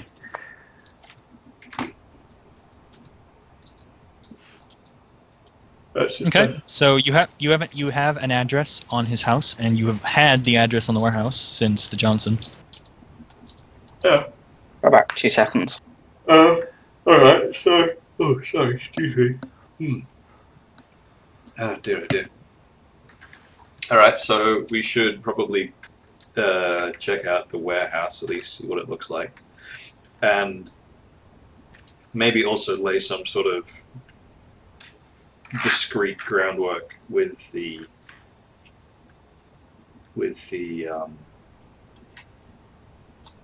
smugglers or something. Yeah. I think prioritize finding out. Go with this guy while we've got him in our sights. See what happens he's at home. After that, we can check out the warehouse while it's dark. Uh-huh. And maybe, I don't know, get some sleep, or we can go check out the bar, the Barnacle Bar, and see if we can talk to some sailors. Yeah. That sounds like a relatively decent plan. Hoorah. Good idea. I can probably palm it. I don't know how he got here. I didn't see him come. Did he park up or get dropped off by a taxi? Vehicle pulled up from memory. That one slipped my mind. Yes, Shadowgale does, it would be able to tell you that there is still a rather troll-sized sedan, parked in the Hopping Bunny's parking lot. It's maybe like 3 spaces down from where her car is. Does anybody have stealth tags? Let me check. I think the answer to that question is yes. Woo! I wanted to say Let's go tag the my car. vehicle does too. Oh no, that's a morphing license plate. My bad. Would you like to borrow one? I would like you to place one on his vehicle, please. Okay. You got a specialist? I can do it. I'm obviously brilliant at it, but it's a team. I'll let you guys earn your money as well if you want. So Is this better for like stealth and palming? Sneaking and palming. Does anyone have common sense? No. Oh, Jesus. I wish. Shadow. Sorry, I vanished, but what's happening? I'm asking if anyone has common sense. We're discussing stealth taking his car. Fine, give Shadowgale a tag. She'll walk up to it and put it on. Would it be better to? Is there anything that we could do via the Matrix? That would be less Let's just put a obvious. tag on the car. We could do. The driver is possibly hanging around, and it's map security. Is the driver there? Watching the vehicle. You may need to cause a distraction first. Does it still have a driver in it? That's actually not a terrible question. Go ahead and make a perception check. Anyone who has eyes on the car, aka anyone who is in the parking lot. Shadowgale. Shut up, Sorry. Shadowgale. Yes, someone did get out of the driver's seat. One of the trolls. The car is also, with 6 hits on a perception test, the car is off. It is not idling, and Okay. it's not that, it is off. The windows are tinted somewhat. It is difficult to see inside, but you cannot see from where you are anyone inside. I guess I'm getting shit all better than that. Fair enough. In fact, I literally can't beat that roll anyway, so never mind. Evian, there is no one in the car. There is no one but you in the parking lot. Do I see cameras? Deco, do we see cameras? One moment.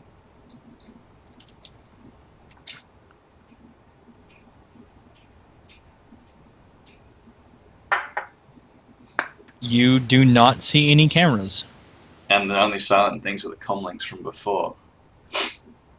From, Oh god! if that's how that went, right? You knew that there were 6 hidden devices. You got 5 of them. Mm. Mm. Mm, mm, mm. It's upstairs. It's another silent comlink. Okay. Okie dokie, picking up pokey. All right. Well, I guess be discreet. Of course. So does Red Brick give her attack? I will.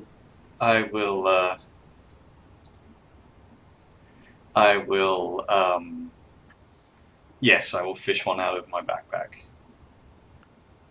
Are you are you in her car, or are you doing something else? Generally, I don't tend to take lifts from people, so I probably would have been somewhere over on the street. So that's going to look a little suspicious. Rebecca, you parked your bike. I'm going to say you parked your bike right next to Shadowgale's car. For simplicity's sake. All right. I will knock one off. Dear. Evian, there are no bouncers outside. Really? Huh. There is So nobody not in the up here. public, please. Then I don't say that. And I just stay the frag out of the way. Out of sight, out of mind. Okay, GM, what do you need me to roll? All right, so Shadowgale takes the tag and will make sure that she is not seen as she moves along towards the vehicle. okay, so go ahead and make me a sneak check to get up to the car without being, noticed. Then Does urban apply? yes, it does. You are in an urban environment.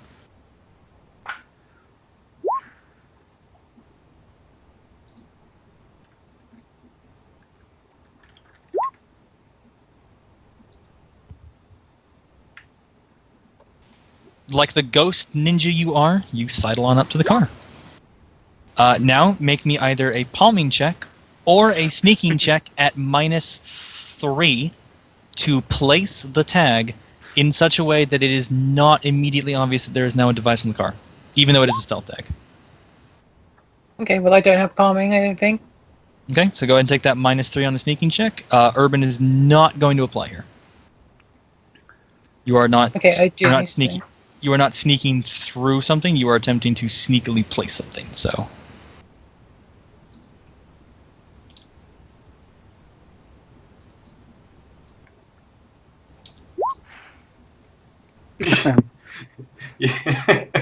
You sort of like make to, oh no, I stepped in something. Let me, lean down to see what it was, because that's kind of what you do. Oh, look, I've stabilized myself on the underside of this car. Oh, look, it was nothing. I'm so silly. Ha ha ha. And you get back up. And there's now a stealth tag on the car. Okay, and I will stealthily make my way back to my vehicle. I mean, you're maybe like, Sorry. I want to say like 5 meters between you and your car. Between this car and your car. So, yeah, you sidle on back, completely unseen. By nobody. In fact, your fellow teammates are having difficulty finding you at this point. They should probably roll perception checks to even realize they've done it. I was going to say, Generally speaking, the only people you were actually rolling stealth against were your teammates because there's nobody else around. Hey, paranoia is totally a thing. Oh, just fine. So while this is going on and I've left the pasta restaurant, can I make my way over to the docks, You can indeed. You have an to the address. warehouse? Yeah. So as you approach the docks, there is a point at which like the public roads sort of stop, and there is a general like gate, like a chain link fence around the docks. There are several points where vehicles can pass through. Walk points. The vehicle ones generally have at least like one kind of bored-looking security guard on them. The personnel checkpoints usually have another guy just sort of like lounging around kind of lazily. So I'm going to DNI to Redback. I'm going to ask, could you find me the name of a ship in port currently? Sure. One moment.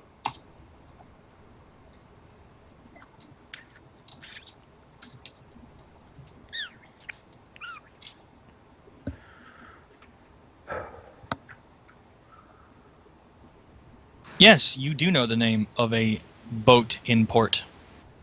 Like, by that, like, so I'm You going know, to if the cargo ships or whatnot, yeah. Yeah, specifically, like some kind of freighter. Redback actually already knows the name of a cargo ship in port from a previous run of hers. It is Alright. still in port. On 3 hits of a Boaty McBoatface, it is still in port. Oh, you used Boaty McBoatface. I mean, we didn't even use that. We changed it.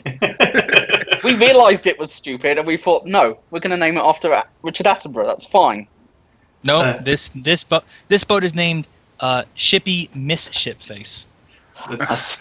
That could very easily be mispronounced. Just saying. It's David Attenborough, by the way. Oh, is it David, not Richard? I thought it was Richard because Richard died recently. No, it's definitely David Attenborough. Okay, cool. So, Yes, from the vaguely Japanese shipping firm. I'm going to head up to the main gate then. Oh, And okay. I'm going to approach the security guard at the checkpoint. I mean, I say gate and checkpoint. What I actually mean is like there's a door in the gate. There's like a chain link door in the fence, and there's like a guy in a booth. Like there's Paul Blart in a booth, like half asleep. As you approach, he's like, pass. So I basically display my sin.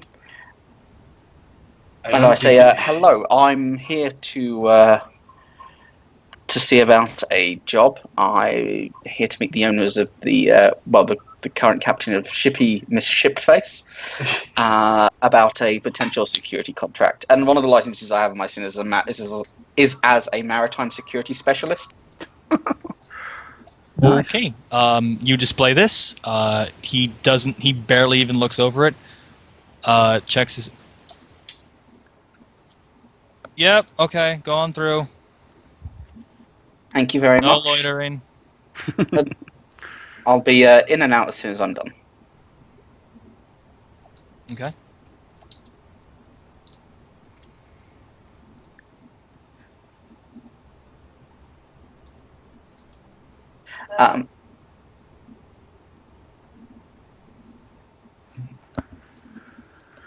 And then I'm literally going to head towards the docks. You're heading towards the docks or the Well, warehouse? to the warehouse. Sorry, apologies. Brain is not really. Okay, so you are heading towards the warehouse. Okay. The listed warehouse is closer to the land side than it is to the dock side, so it doesn't take you that long to get there. You catch sight of it. It is a warehouse. Okay, cool. Well, I'm going to find someplace discreet to sit down. Well, not necessarily sit down, but plop myself up and just ascend to the outside of the warehouse. Okay. Are you going into the astral, or are you just ascending? Just ascending. Okay. Go ahead and make that roll. Yep, it's magic. There's something magic there. Pardon me. Okay. Any ideas? Will I be able to get any ideas specifically about what, or? There's a ward. You don't know much about it, but you know that. Well, actually, on 5 hits, yeah, there's like at least it feels like at least. I mean, out of character, it's effectively you don't quite know, but it's between force 4 and 6. It's quite a strong ward. In fact, as you sense out, you can sense that there are several such warehouses protected by such wards, but this one in particular has like a force 5 ward on it. Okay. So I'm literally just going to observe for the time being, and see what the rest of the guys are up to at this point. Okay, so go ahead and make me a visual perception check.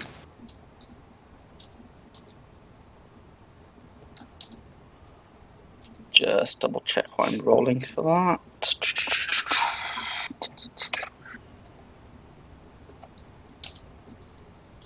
Okay.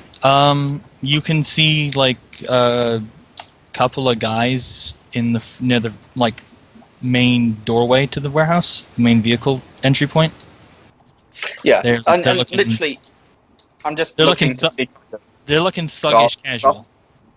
Yeah, that's kind of what I'm looking for. Like guards, security, just kind of take note of stuff, make a note mentally, and literally just stay for about an hour and a half, and then leave and politely say thank you to the security guard, assuming it's the same one on the way out, and then make my way back to the rest of the guys.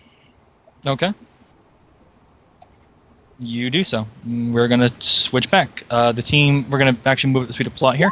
The team is all back together in the parking lot of the Hopping Bunny. Mm-hmm. What are you guys doing? I think we're sort of done here for now, but as we leave, I will call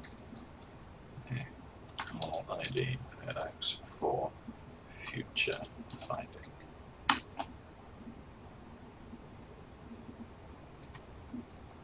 Yep, you have the vehicle's license plate, and it's currently broadcasting chip ID. Beauty, thank you. That will do it for now. Just something to stick in the memory bank, and let's, I guess, decamp in a non-suspicious fashion. Let's not have the 5 runners get in the car show, and go and check out the house. Okay. The house is located. Let me throw a dart in the area. House is located on the north block of Lakewood, right in between the A and C zone. So I'm going to hedge it and call it about a B zone security-wise. North block of between Lakewood and South Tacoma? Yeah. Hedge it, call it a B zone. I was looking for a B zone in Auburn, and I couldn't find one, so I'm hedging it. Yeah, that works.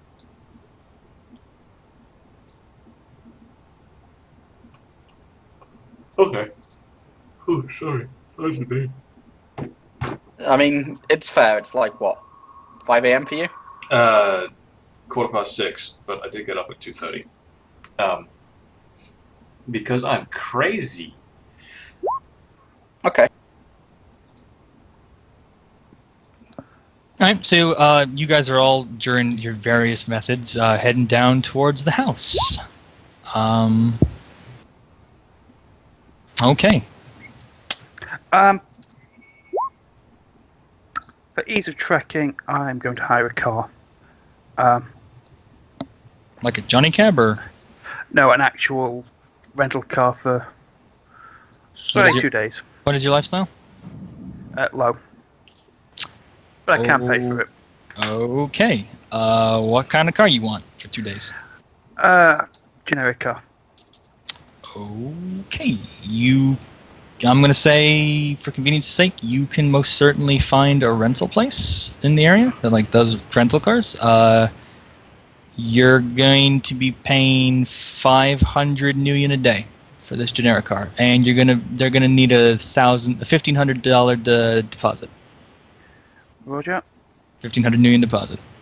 Go spend money to make money. All right. You'll get your deposit back if the car returns within a week unharmed. But it is 500 a day, up to a week. Roger. Pay up front, or just give deposit and pay when I hand it back? Because I don't know exactly I mean, how you're long I need basically you're going to be paying them $2,000 for the first day, which is the down deposit and the 500, and then 500 million will be automatically deducted from the account you give them every day that you have the car until you return the car. Happy days. That's fine. Paid up. I've got my own wheels now. Lovely. It's the little things. Anyone need a? Yeah. Anyone need a ride or anything? Because I'm going to try and follow this guy. I'm good at tracking. I'm not very good at tracking.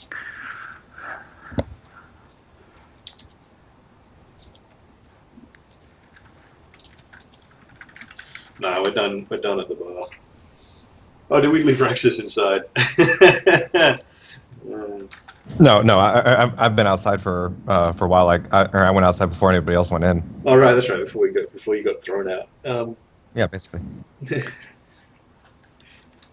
So we're done here. We'd like to go and get it. Maybe not drag all of us down there. Just saying. Generally one of each type. Wizard eyes, physical eyes, and digital eyes.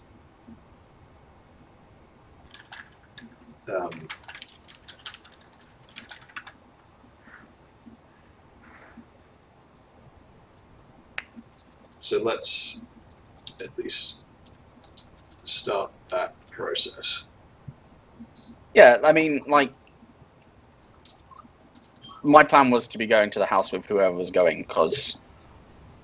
Just let's not look too overtly suspicious of, hey, there are a group of criminals openly casing your house. Let me roll a thing.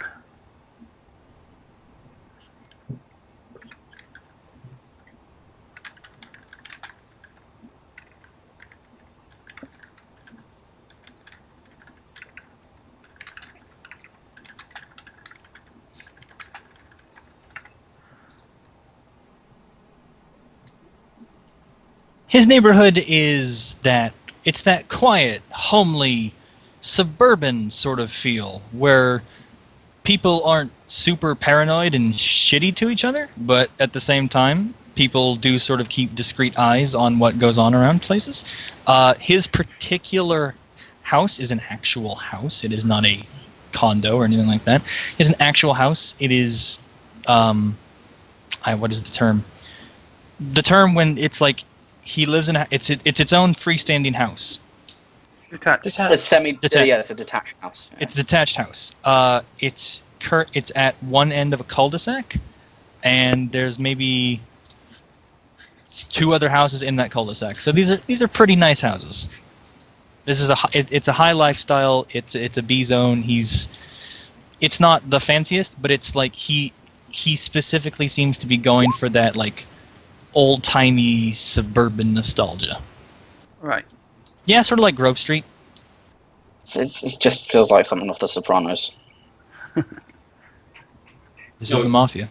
Yeah, considering my last Johnson was essentially Tony Soprano.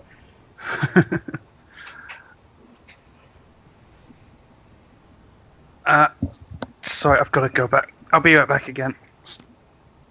Sorry. Okay, so let's, I guess, take a... So we've got, what, 2 cars, 2 bikes? Is that how this rolls? Yes. Okay. And it's Raxus and myself on a bike, and then a car between... 2 cars between Shadowgale, Hungan, who's still at the docks, and... Evie. No. Who? You guys. I plot sped to regroup. Oh, okay. So we've got 2 cars and 2 bikes. Okay. I guess... What, is it the sort of neighborhood where people walk on the sidewalk? It's not like, oh, hey neighbor, hi neighbor, hey neighbor, hi neighbor. But but it's not going to look odd if someone actually walked down the sidewalk, right? No, as you guys are driving through, you do catch the occasional like power walker or jogger or guy on a bike. Okay, all right. Well, I will park my bike a block away and then just walk on down the footpath. Because okay, there's a sidewalk. People apparently walk from place to place. I am. There's a sidewalk. Yeah. Cool. Let's have a looky. Let's have a. What is everyone else doing? Where is everyone else parking and doing and all that sort of stuff?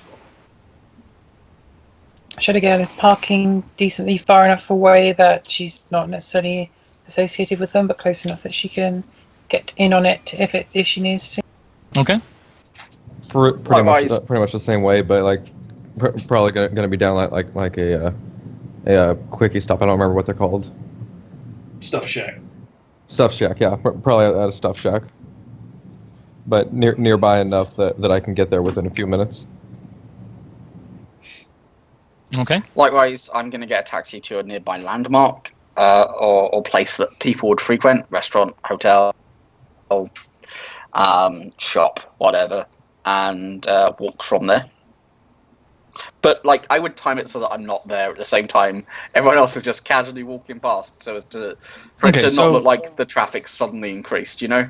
Okay, so you are all doing the runner paranoia thing of one person goes, walks, another person comes up 5 minutes later, walks, that kind of thing. Okay.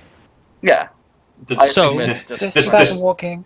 The standard, we are totally not a group of people casing your house look. Right, okay.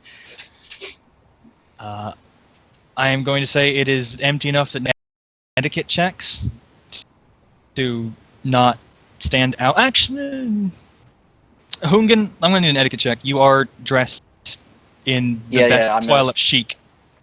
Yep, I am squatter lifestyle. Squatter for life. Really, no.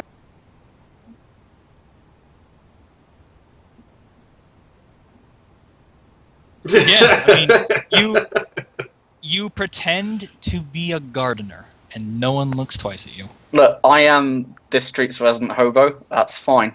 Oh no, there's no hobos here. KE comes around and cleans them all up. You're the gardener. Or a gardener. I mean, I just want to inform everybody that my character is blow. Before we get into racial stereotyping here. It's not about the color of your skin so much in the sixth world, it's about your ears. Yeah. Anyway. Okay, so you guys do eventually catch sight of his house.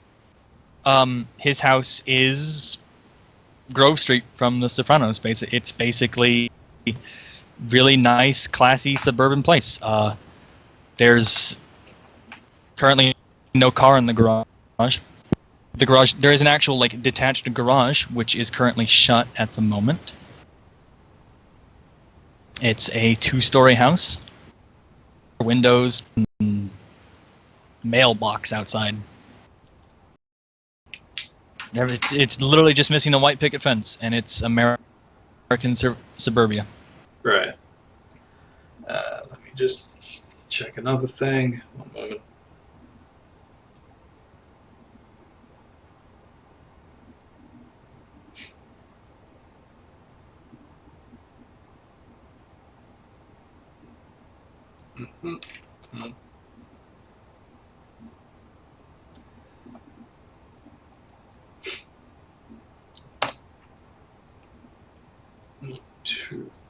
Can I roll under knowledge to know? Because criminals will know the rough response times of.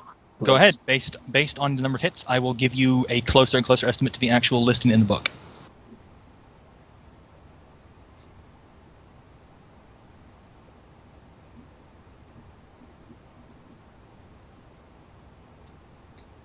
What was it, Hungan?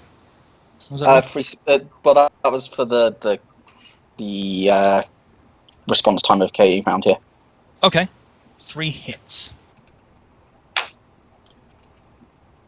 So on 3 hits, you know that they can be here as fast as 5 minutes and as long as 30. It all depends on who's calling and what the call is. It's a B zone, isn't it, Renee? It's a B zone. It is It's a B leaning C. Okay.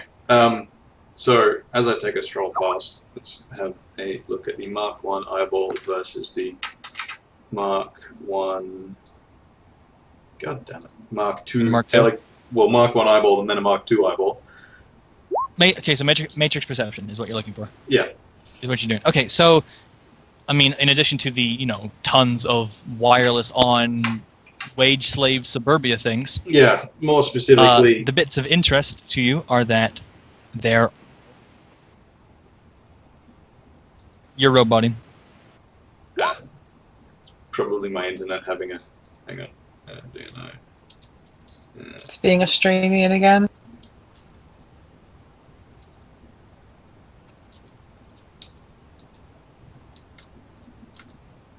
Not only do Australians get criminal sins, but terrible internet. It's part of the Public punishment. grid is not your friend. Rixus, I do live in America, but I am actually a dual citizen of the U.S. and the U.K. Oh, cool. I was just curious. Am So- I alive? Okay, so yes, no, hello? Redback? Yes. Hello? Okay, good. So of interest to Redback on 10 successes of a matrix reception, there are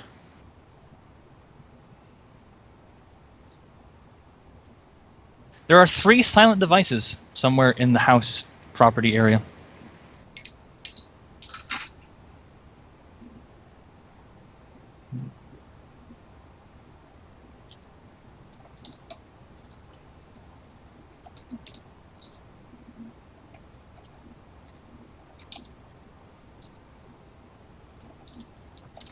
And as you type out, I am going to go take a quick bathroom break. No worries. Mark Fair 3 enough. go.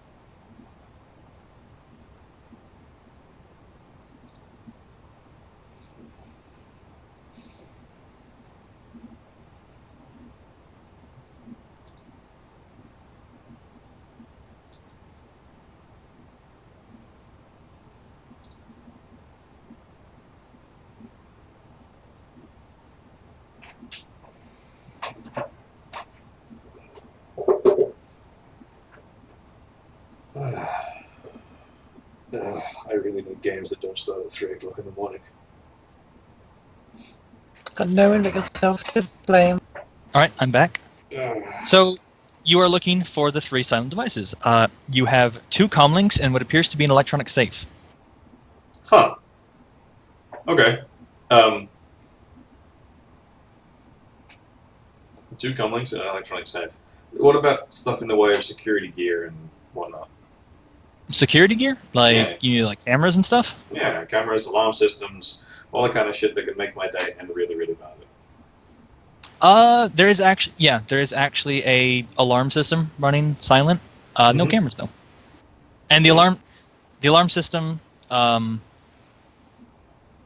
this be something that you'd be able to tell? I'm gonna rule that it is. The alarm system, because you are a career criminal. Rebecca has seen many types of alarm systems. This is not the usual, I push the button and KE comes.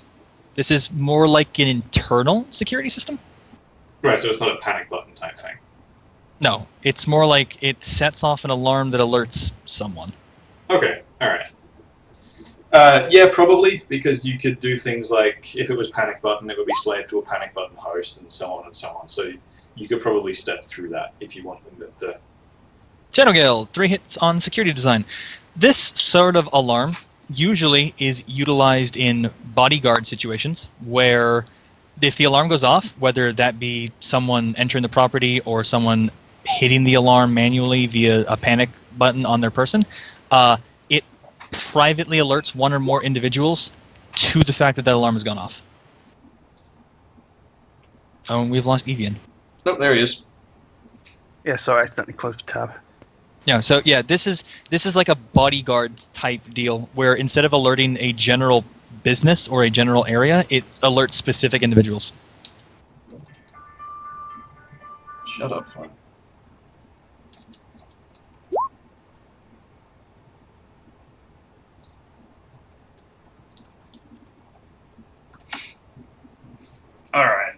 Okay, so that's something, if we want to do this here, that we'll need to deal with. So we need to find a way to just sort of observe this place discreetly, preferably via, let's say, a camera or something. So we're not hanging around outside in the street to see if the goons come with, or if he gets dropped off and then the goons go somewhere else.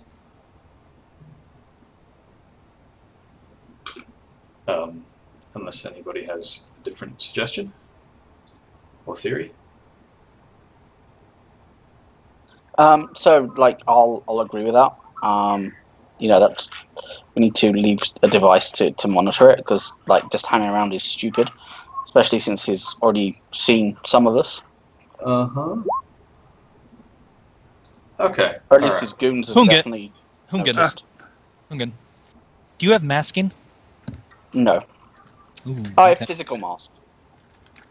I know, but No. you do not have your signature. No.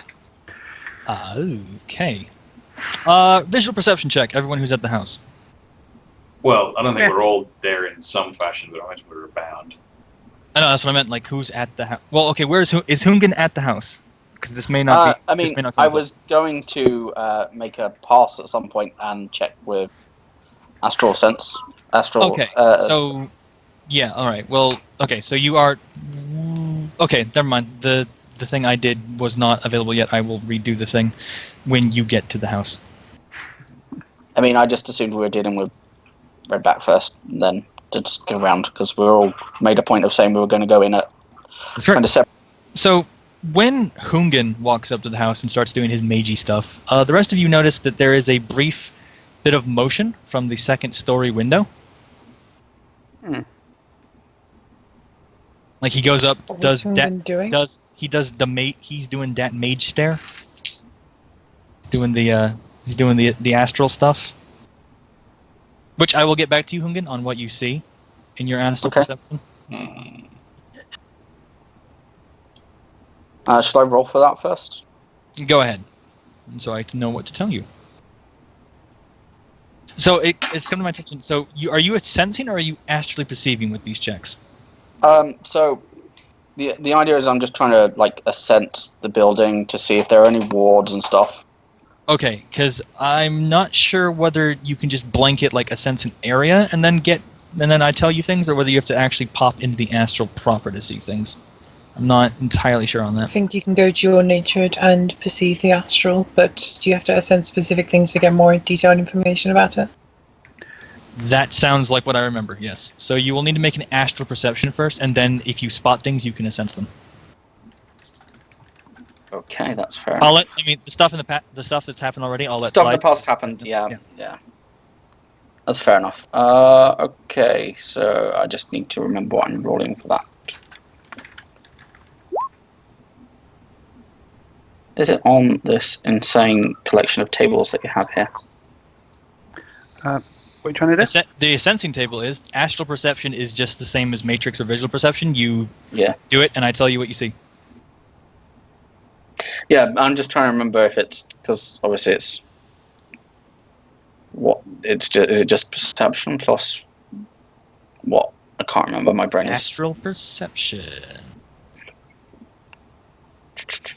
I just figured I'd look at your massive collection of tables to see if there was anything there, but I should have just looked.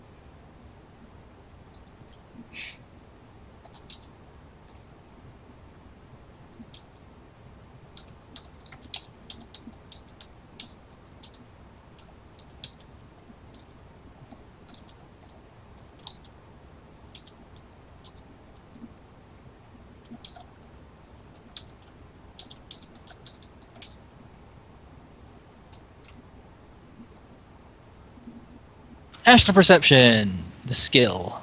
You make an sensing plus intuition test with the number of hits determining. So you have been rolling the correct dice. Yeah, I've been rolling the correct dice. The number of hits So- determining what you learn. Okay, page 13. Page 313. Okay, here we go. Tell me how many hits you got. I should have. 4, I believe. 4 hits. Okay, let me tell you what the hit. Okay. The presence and location of BioWare implants and. Okay, this is the subject. I want an area. Where is that? That is an aura. What's astral perceiving? I think it's just like Okay, a, no, you pop out and you can see like magical things glow. yeah. And then Mundane shit is once you've grey. spotted a thing, you can then sense its aura. So, 4 hits of astral perception. You kind of open your third eye and sort of like do that kind of drunken stumble for a minute. I mean, yeah, I'm just a gardener. I'm just to no. help. People shouldn't care. Okay, so you open your third eye. And the first thing you notice is that there is a low force ward on the house. Okay. Well, I mean, there is a ward. You get the sense that it's a bit weak. You don't know that specifically in character, though. So you know that there's a ward. You also see 2 little floaty eyeballs kind of patrolling around the house. Every so often, one of them ducks inside, and then a couple minutes later, ducks pops back out. Okay. I literally just kind of keep walking past and make a mental note of it. I'd probably know that they're watchers. You do indeed know. You do know indeed know that these are watchers. Okay. Yeah. So yeah, I would just like DNI to the rest of the group. He's got 2 watcher spirits overwatching him, and just kind of do that. And at the same time, I'm gonna make like a visual perception check just to see what I can see as I walk past as well. Because like, why not? Okay, you're taking a -2 while your third eye is open. No, this would be like kind of after I've done that. Okay, go ahead and make that visual perception. Yes, Redback Shadowgale is effectively an actual ninja. Effectively, actually. Yeah. Shadowgale, what is your punch again? 11p? 11p. Yeah. Oh, Jesus. This is an elf, by the way. This is not a troll. This is an elf. That's crazy. Ninjas be scary. Mm-hmm. So on 2 hits, you see exactly what Redback saw. Suburban Yeah, night I mouse. mean that's fine. Like, just it's always worth checking. Redback, Yo! go ahead and make me an intuition check here. Since you don't have common sense, I'm substituting something. This is gonna be question. It occurs to you that you have definitely spotted several silent devices in this house. You have not checked to see what those devices are, I thought or that's specifics of those devices. one was there was a comlink. Yeah, I thought you did. There are 2 comlinks. And a safe. There are 2 comlinks and a safe. That is Yeah. all you know. That's fine. I'm gonna do that. Is this GM's way of saying there's more? Try looking at them. This is the GM kind of trying to say Deckers are capable of finding silent devices and asking questions about them. For example, one might be rapid. Oh right, yeah. Blech. How do you want me to roll that again? So you roll a matrix perception check, targeting one specific device, and the number of hits you get is the number of questions you get to ask.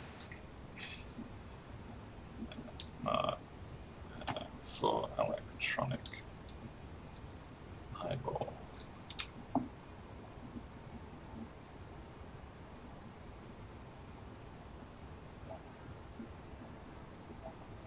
Oh, come on, internet. You can ask 2 questions about one of the devices. Let's go with one of the whatever. Let's call it the first comlink. Okay. What is its com code? What is its com code? Or does it? Sorry, does it have a com code? I mean, you don't even have to ask a question for that. Yes, it's a comlink. Well, it may not be. This one, the one you have chosen to look at. Which one? Okay, there's one that's coming from the garage. There's one that's coming from the second story. Which are you looking at? Let's go with. Let's start with the garage. The garage seems shadier. Let's go with some garage. Okay. So I've got 2 questions about it. What is its device rating? This is the one that's in the garage. Okay, let me roll something here.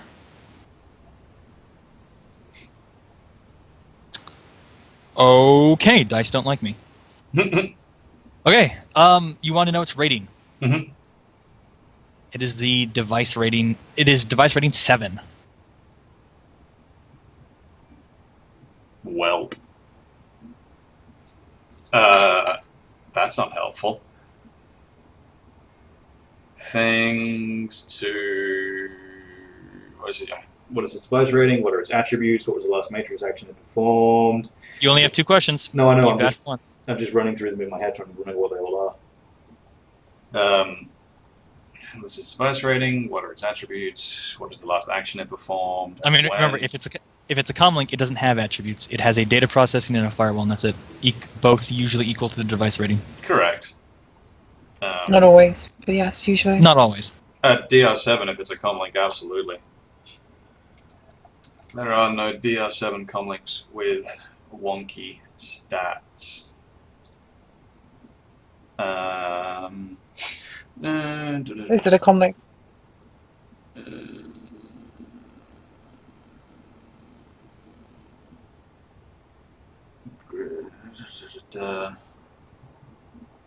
But I guess that's is the icon non-standard or illegal?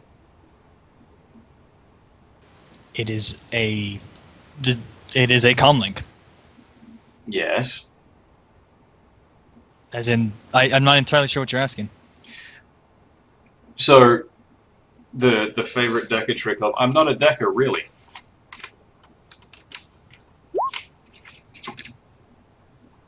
Or something went winkle in my ear. What is that link? It is the things you can look at on a matrix perception. It's possibly the same thing I'm looking at. Yes, that is in fact the same thing I'm looking at.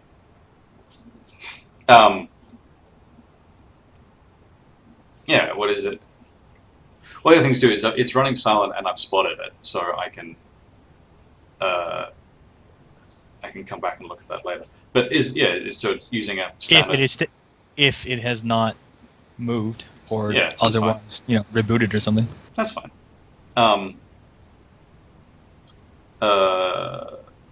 Okay, or if you don't have what.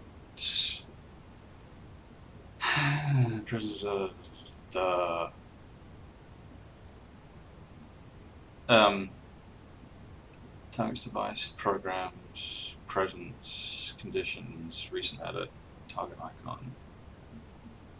I mean, you can always make another perception check. Yeah, well, that's the thing is I'm not. Also, exactly... I will also say this. I have made a minor mistake. Technically speaking, I should not have. When you spotted them running silent, I should have told you what they were. Oh, okay. You technically are supposed to ask a question, what it is. So I have technically given you a free question on all of these things, which I admit that it was a mistake. No, I will take that as my second one. So it is a comlink and it is device rating 7. Okay, so you are free to make another check. Let's find a park bench nearby or something. Last action performed. Yes, it might be. 5-1.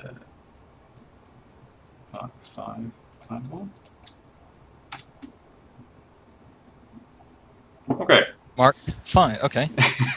You have 4 questions to ask of this comlink. Okay, this. You know its device rating. Yep. What was the last matrix action it performed? It sent a message. When? Okay. About. Is that a thing you would know? Yeah, I think it's when it was sent and what it did. Okay. It sent a message 5 minutes ago. The message was, "All clear, boss." Don't have to say what it was. Just you don't what have to it tell did. me what it is. Well, all right. My mistake as well. You don't No. know that. The message content. That's what the hacking bit is for. Okay. Well, So- if you hack it, you will know that. Otherwise, you do not. I'm sorry. As a GM, I am making mistakes here. It's okay. Matrix is complicated, here. Oh yeah, Matrix Matrix is evil. Matrix is complicated, yeah. Okay, it's a comlink. It sent a message 5 minutes ago. What grid is it on? It is on the Emerald City grid. Okay, it's fine. I mean, if a device is silent, it's still on a grid, correct? Correct. Da da da da da. Yeah, and okay, that's that one. Let's have a look at the other one.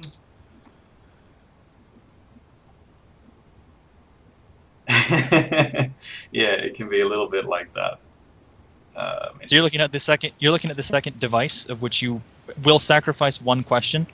Well, the other thing too is I can go home and come back and do this from home. I'm not time limited. I can spend as long as I like staring at these things. Well, noise, sure. But if I'm not time limited, I can spend as long as I like staring at these things.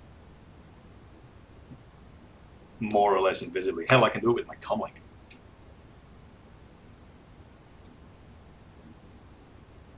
Then the point is, what do you do once you've looked at them? You can't do anything to them. No, this is true. Axis eyeball, link 2. Okay, so one of those will go to it's a comlink. So Okay. you have 5 other questions to ask. Cool. Last action performed. And when? Send message. And when? About 30 seconds ago. Okay. Device rating? 6. Device rating 6.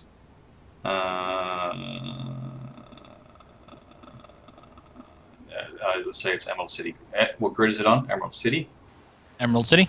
Uh-huh. That's 4 questions so far. You've got 2 left. Mm-hmm. Well, 3. You've got 2 left. Yeah, that's fine. I assume it's a standard icon. Yes. Okay. And that will probably do me for now. Okay. What will- else is going on in Matrix Land? For the moment, nothing. Not while we're all standing around in the street. I mean, we're not all standing around in the street. Yes, but we're purposely timing it so that we were all there differently. But yeah, I get what you mean. things will happen in Matrix Land, but possibly not right now.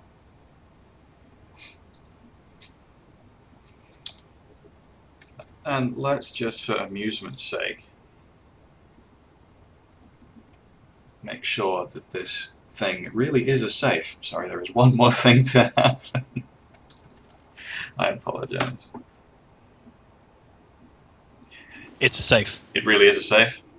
It's a safe. Just out of curiosity, what is its device rating?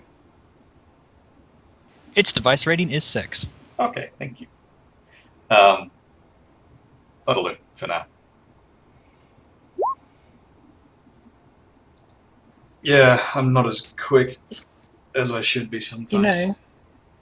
If you were to stop any communications in that building, we could probably get into that safe. Yeah, that's kind of. I was making sure it was actually a safe and whatnot.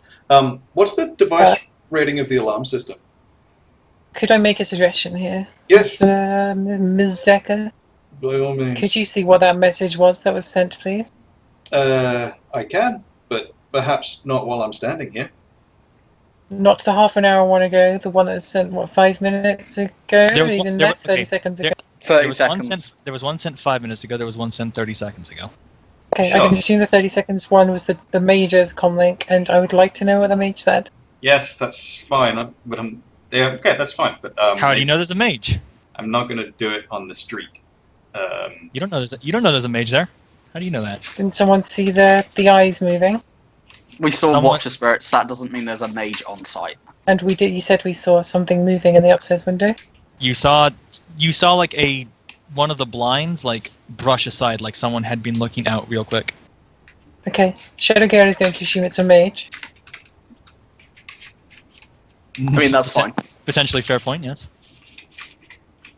That's fine. I'm happy to check that, but I would prefer to not check it in the middle of this, essentially in the middle of the street, if you don't mind. I would say do it within the next minute. All right. Someone got a car and a medkit just in case. So I'll DNI over that. Like, I can take care of any health concerns. Wonderful. All right. It's a comlink. Not Yes. ours. It's a rating 6 comlink. All right. Where is my helpful spreadsheet?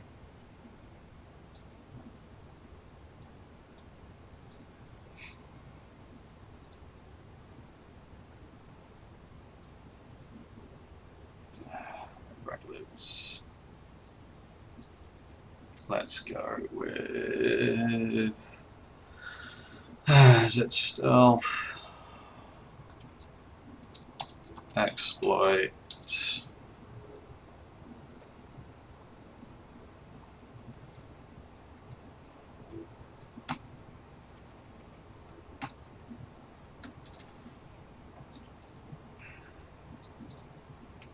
Yeah.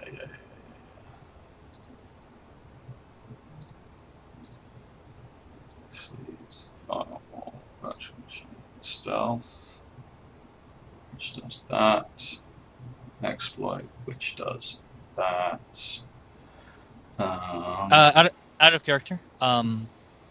Is someone a little bit, more decky or just more general knowledgeable? A comlink defends with device rating times 2. No. So it's device rating subs in for firewall or data processing where appropriate. You still use the same. So for a hack on the fly is still opposed by intuition plus firewall. Okay, but whose intuition? Whoever the owner is. Oh. Okay. Unless it is slave to a host. Is it slave to a host? It's not slave to a host, no. Right. So in that case, the defense roll is always firewall plus intuition, and unless it has an explicit firewall attribute, device rating subs in for firewall. Okay. Stealth exploit. I'd really rather you didn't give us a decking in it. Or do we just?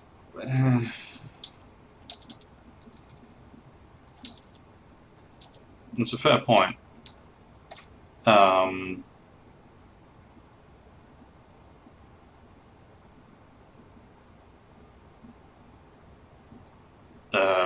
Either that or leave. I can get behind just leaving, and give it a day, because we have some time, right? Well, it's Saturday and we have till Wednesday, so we have several days. Yeah, we're not. Yeah. All right. Well, let's just walk away like nothing happened, and carry on our merry way.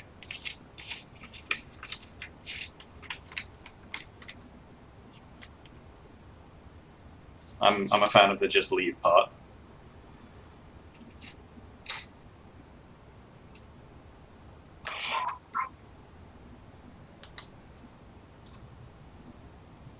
Okay, so Redback is voting to leave the house casing for now. Is everyone else alongside, or what's going on? Hearing a little bit of a lack of a plan here. I mean, I finished my bit, so once I've done that, I'll kind of make my way to the end of the street and probably actually make our way back to the bar where we were at earlier, because the Australian bar, not the other bar, not the titty bar. I'm fine with either of those bars. Well, yeah, except one has our mark in it, so it's True. It's okay. So who took a wander past? I took a wander past. Hungan took a wander past. To potentially, Hungan, when you checked the warehouse, did you astrally perceive? Yeah. Okay. There was a spirit patrolling around the warehouse. Okay. Like Cool. you saw a spirit like come outside the warehouse, come outside the ward, like zoom around the building, pop back in. Did this about once every like 5 seconds or so. Fair enough. Just needed to retcon that. So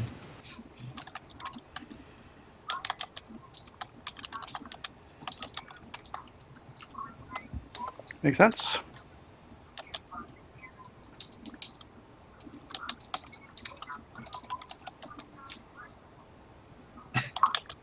you're all okay. So speed of plot. You're all back at the bar.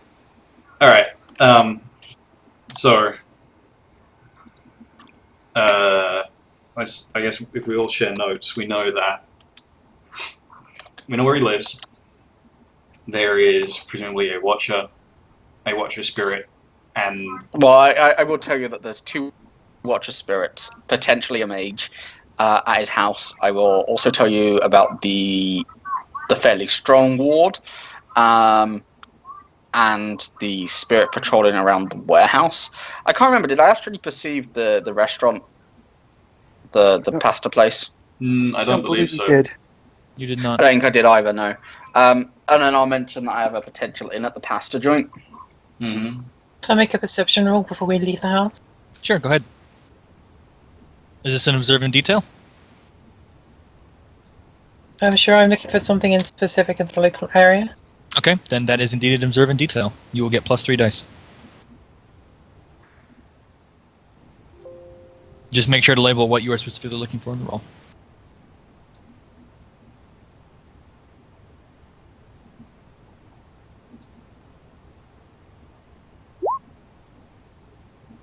I'll post actually.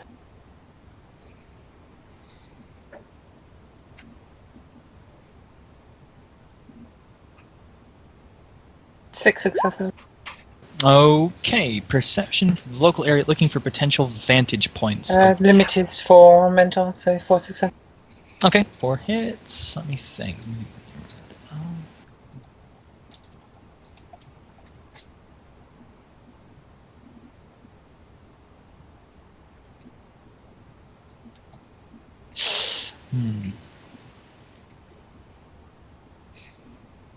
There is about maybe a block and a half out from the cul-de-sac. There is That's too far.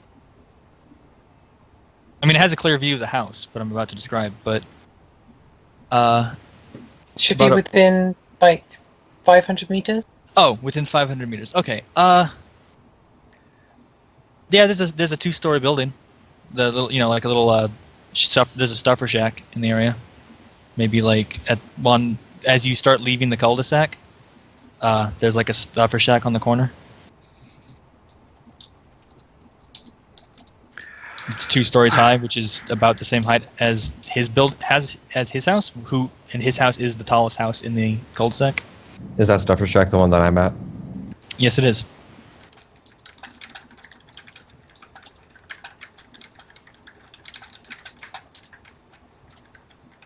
I mean, can you recommend the donuts? They're good. Redback, the J wants him dead, preferably with. She said discreetly and quietly. Well, no, she didn't say discreetly. She said quietly. All she said was she wants him quietly dead. Yeah. Quietly can mean any number of things. Yeah. So in this scenario. that's what I'm just sort of. So we don't want a run and gun battle, but if he turns up dead, it's not such a problem. If she doesn't want him to vanish. I mean, she did specifically ask for a picture of him dead. Like, yeah, you get the sense this isn't something that's about to be hushed up. Yeah, sure. That's what I mean. So she's not interested in him vanish, but it's more of a no witnesses type thing. Well, Oh, sorry. I'm going to give you. I'm going to give you extrapolating. this. I'm going to give you this. What you and between you and Shadowgale and Evian, as all people who have done dealings with the Yakuza before, can sort of figure out from what she was getting at. What she wants is this man dead without the authorities knowing. If the Mafia knows, well, then they just get to know before they send the picture. Okay, alright. So let's not shoot him in the street. Don't know. It might work.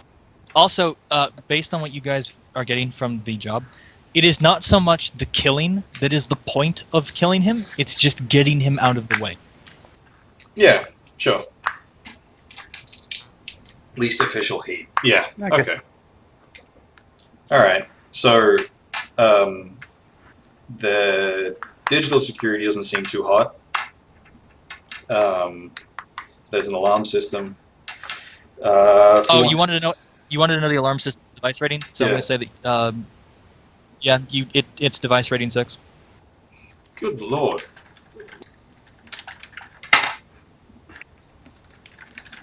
It's a high threat run. You might not be decorative for it. Yeah.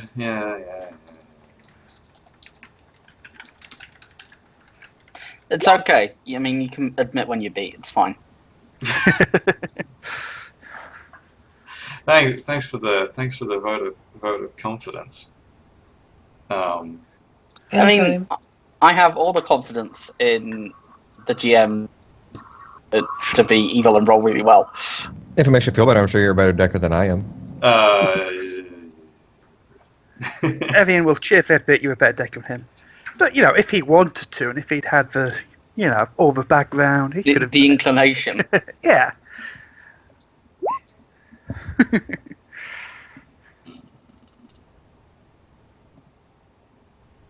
Okay, alright. So that's something we'll need to deal with if we want to do this at his house, which I don't think is a bad idea. It seems possibly one of the lesser secure areas. This place is upscale and nice. We're in, isn't it? The Australian expat bar. Nice enough. Does anyone have a ride I can borrow, like a car? For what purpose? So I'll explain that the idea is to swing back past Polly's pasta place and pick up the waitress and just say, look, I found this really cool bar. If you fancy a drink after your shift, I'll come by and get you, and we'll go there and it'll be a nice evening. My treat. For You can use considering how Shadowrun's kind you confidence. were.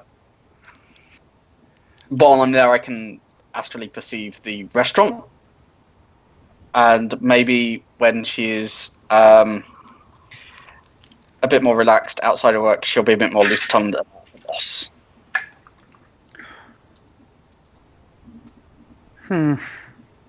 Yes, you can use her car. Cool. I think we're going to need to get the mage out of the building. So, any ideas on this?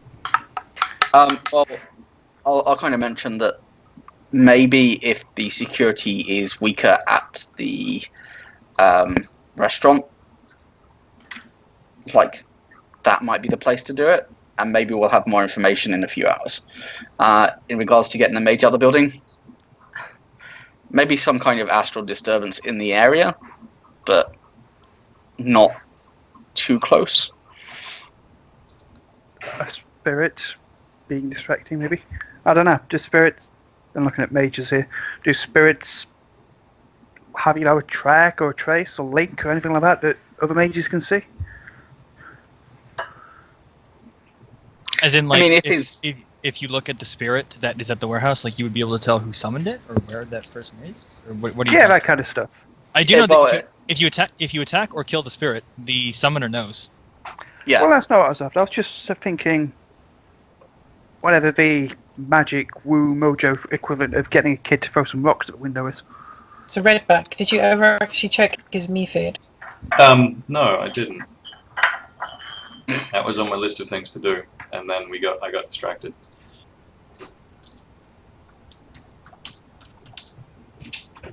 Alright, so while they're doing that, I'm going to contact my my new waitress friend and ask her if she'd like on to go for a social drink. media. Redback, you're digging through. And of all things, Well, you're finding lots of information on this guy. Like he's not exactly like 20-year-old girl popular on like active on MeFeed, but he does post, himself at a dinner, himself meeting some, legitimate business associates, that kind of stuff. You find deep on his MeFeed profile that he attended Seattle University and actually achieved he achieved a bachelor's degree in magical theory.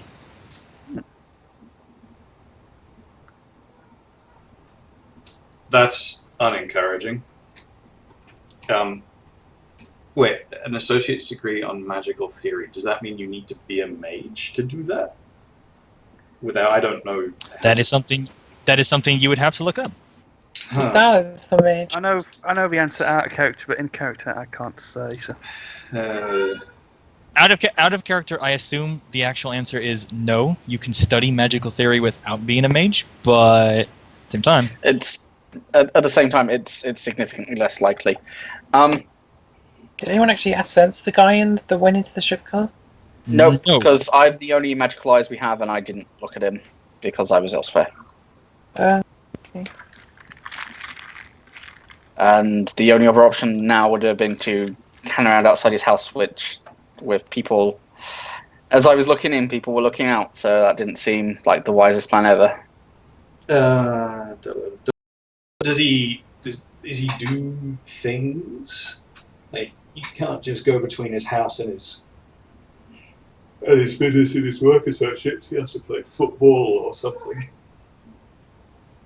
you can see he does like to go fishing every so often. He legitimately does enjoy fishing. Mm-hmm.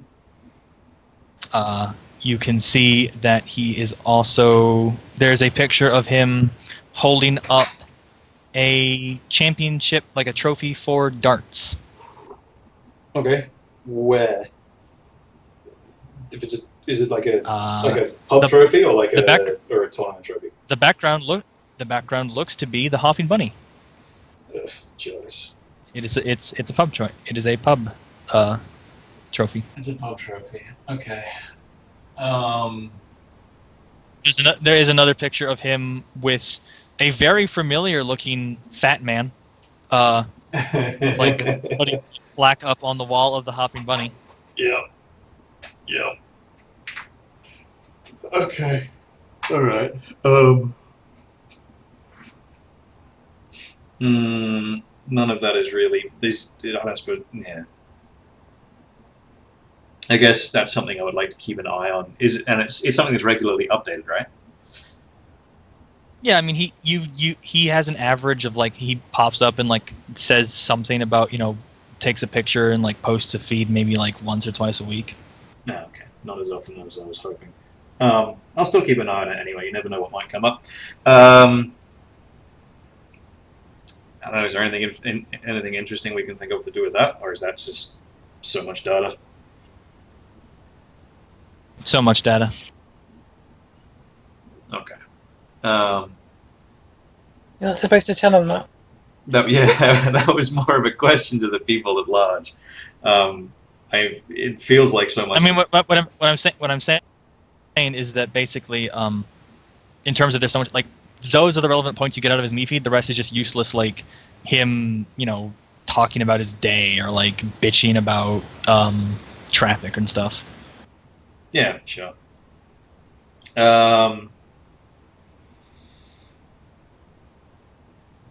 Okay, that's not as helpful as I was hoping. That was incredibly helpful. Was it? Just told us he's a freaking mage. Well, he might be a mage. Actually, yes, I take it back. That was very helpful. He may, in fact, be awakened.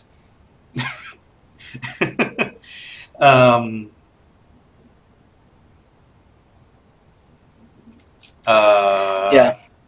So let's D6.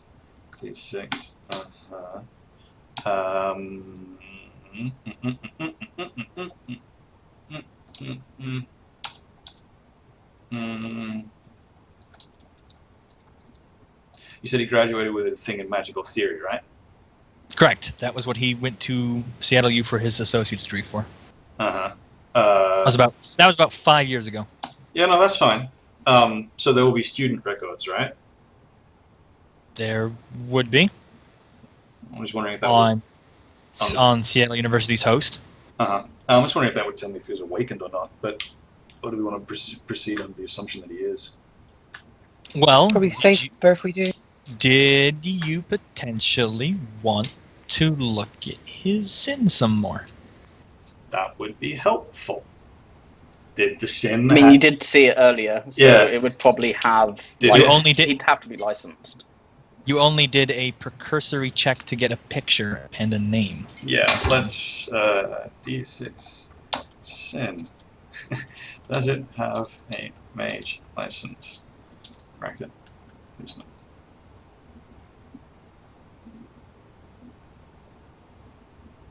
He does indeed, upon further digging, have an awakened license. He also has a spirit summoning license. Wonderful. Geek the mage. Geek the mage. Geek the mage. That's the whole point of the job. Okay, well that's actually very useful information. So So how do we get the person that's inside the building out of the building? well, did he summon the spirits? There might be a Well- second mage. It's possible. The easiest way to tell that would be to sense him and then, like, get his aura and then see if the spirits match that, because they would if he summoned them. You're correct. So, I guess. By the way, it is currently about 6 p.m. in-game. Honda-san did tell Shadowgale that he usually spends his days at, like, daytime at his house or at the club, and he goes to the warehouse at night. No one's. Why don't we send Hungan back to the docks as another set of eyeballs? Yeah. Yeah, that works. I mean, yeah. I'll go back to the docks. Or what I'll do is I will call the waitress up first and say, ask her what time she finishes, make arrangements to pick her up and take her to the club, and then, but I will do that after I swing by the docks. Okay. And then what I'll do is I'll just kind of try and, like, see if the security guard mentioned me. I'll just remember me from earlier. I'll explain. Oh, they just wanted to see some paperwork. They just wanted to see some shit, because everything's electronic. So saying they just wanted to see some documents wouldn't count, because I'd probably have them with me. I just had to come in to clarify some issues with some paperwork. You know what it's like, admin stuff. Paul Blart is being replaced with his twin brother, Paul Mart. I mean, okay. When I realise it's a different guy, I'll just spin in the same story that I've come to see about work. He gives you the look that he gives you the sweet look that only a Zen addict can give. Yeah, sure, man. Okay. Papers. Okay, cool. Going through. Yeah, I'll go in and I'll kind of find somewhere discreet to park near the warehouse and wait for our man to show up. And when he does, I'll sense him, astrally perceive him. Okay. Is anyone else doing anything while this waiting is going on? Otherwise, I'll move at the speed of plot. I think we're at the speed of plot. Okay, Or at speed of least plot. I'm at the speed of plot. Everybody else, I'm assuming. Yeah, I'm good. Speed of plot. Actually, I'm just going to straight astrally perceive him, because sense him, because I want his aura specifically. Okay, well, 3 hours go by. You do see a black sedan, troll-sized sedan walk up. 2 trolls get out. We do have a thing on it, a track on it as well, so we could look for that. Yes, you do notice that the tracking device attached to the car went from the club to the house and has then now gone to the warehouse. So you pay attention, you kind of perk up as the tracking signal goes up. You see the sedan. The 2 trolls step out, one out of the driver's seat, one out of the back seat, and a average height human, maybe about 5 foot, 5 foot. Well, okay, small human, 5 foot, 5'1" steps out. Could I Alright. go and buy a silencer, please? For which weapon? AK-97. Go ahead. Availability 8F. Cool. And I'll sense the guy as he gets out. Okay, go ahead and make them hits. 4 hits. He has 6 essence, and he has 6 magic. Okay. He also has, well, okay, so I have combat spell, alchemical combat spell, air spirit. The general cause of any, there on his person, there is a like black spot on his person that it's like there's a nothingness. Okay, so that could be.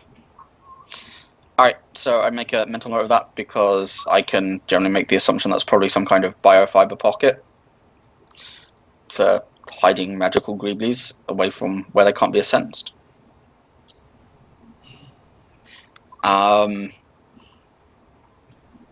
Because living matter blocks astral perception.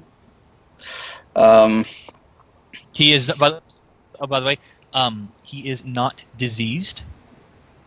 I mean, that's good. I'm glad he's in good health. He seems healthy. He's not going to be for very much longer. He seems healthy. His general emotional state is that of irritation and a slight sprinkling of fear. Okay, so what I'm going to do is just kind of remember his astral signature, his aura, and when that spirit that's flying around pops around, I'm going to astrally sense that as well, and just, that's really bad.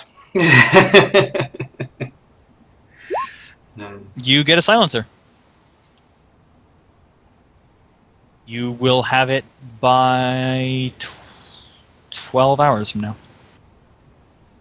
Awesome. Is that enough to kind of see if the one hit on the sensing the spirit? Yeah, like I just want to see if the aura matches that of the mark. Okay, out of character. Evian, you might know this better than I do. Out of character. If the spirit is a bound spirit, does it still have the signature of the person who summoned and bound it? Binded it. I'm not an expert, but I believe so. It wouldn't make sense otherwise. Yeah. We'll go with that. Then yes, the spirit that is popping in and out of the warehouse does indeed match the signature of Sal, as does the ward. Okay. As now that you think about it, as does the ward on the house and the Watcher spirits. Okay, so he's the only mage that, because you said the tracker went to the house earlier, the RFID tracker. It went from the club to the house, stopped for about 10-15 minutes, and then went to the club. With that Or information, rather, then went to the docks. With that information and the timeline, would we know if he was at the house while I was there, or would it have been after? By the way, sorry. In addition to the 2 trolls that step out, you also see a rather tall, bulky-looking human male step out of the car behind Sal.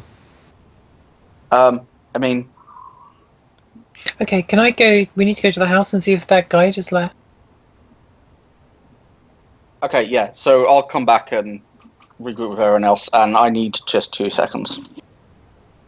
All of B&E gear is going to be gathered, get.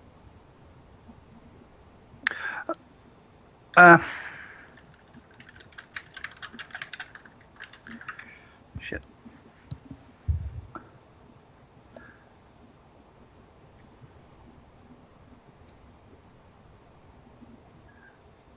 Actually, if we're strangely silent, could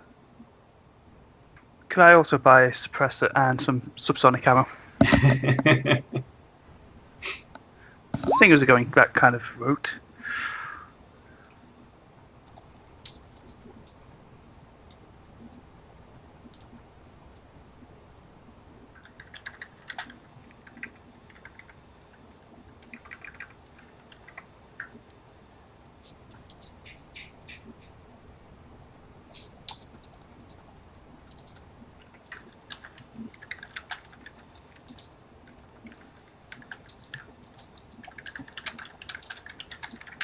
Sorry about that. So just to recap what I was trying to get to earlier, did the information on the stealth tag that we placed on his car, was it at the house when I was there? Was he because from that I can infer that he was the guy looking out the window. Yeah.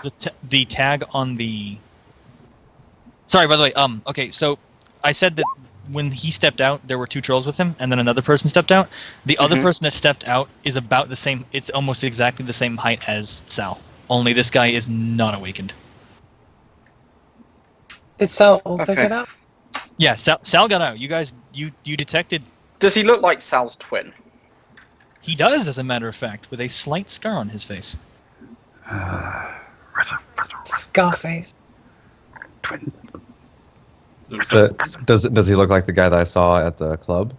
He does, as a matter. He looks like the guy who walked in with the trolls and act like he owned the place.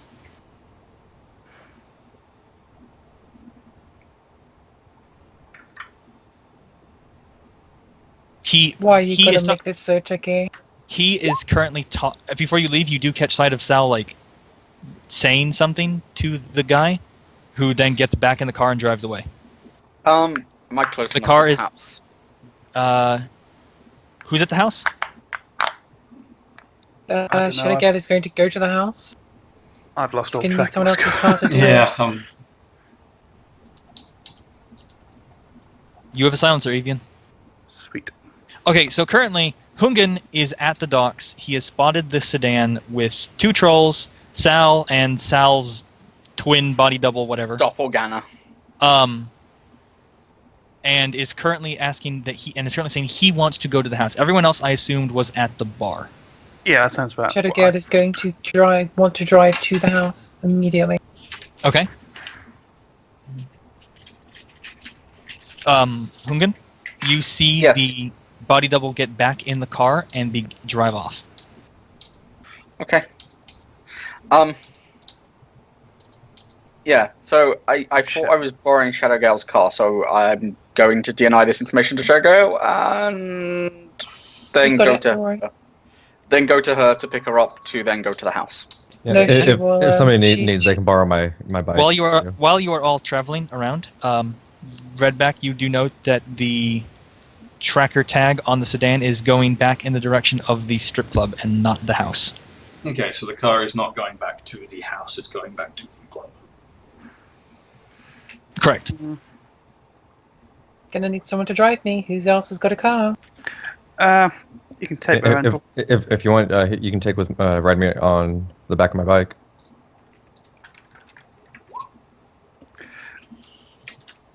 Yeah, if you promise not to get my deposit fagged or my sin burned, you can use a rental car. Okay. So, what are you planning to do, Shadow? I want to check out the house now. Okay, fair enough. And what would you like me to support you with? With seeing if you can deal with the house security or check for other people inside. No, it's fine. I am happy to assist. I would just like to know what you would like assist with. If I'm correct, one of those comics should have disappeared.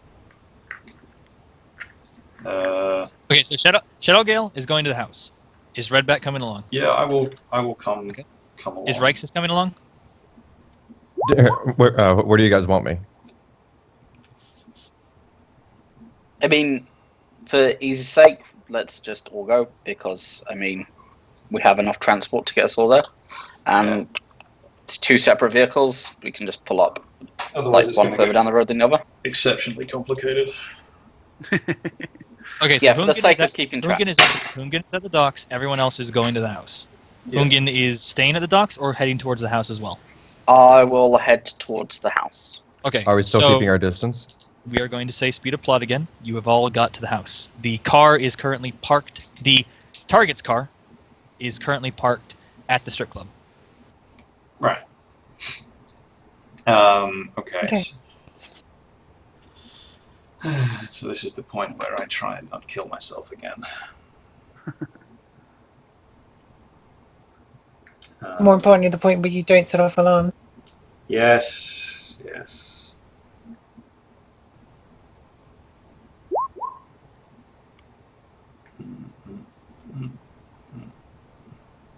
How long do we think it might take for a vehicle to get from the warehouse to the house?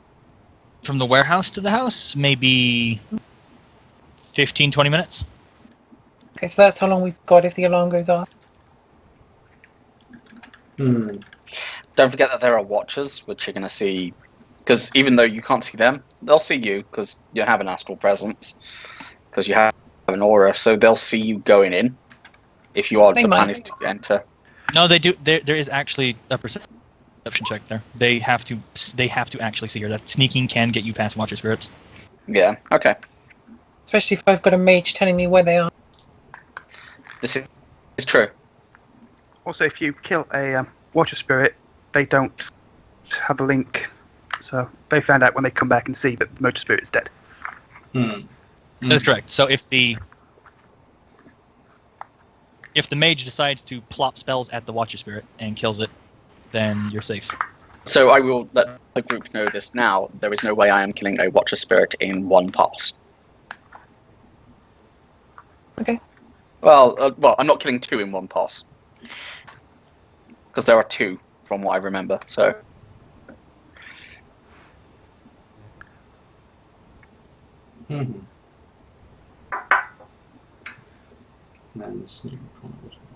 About how hard are they to kill?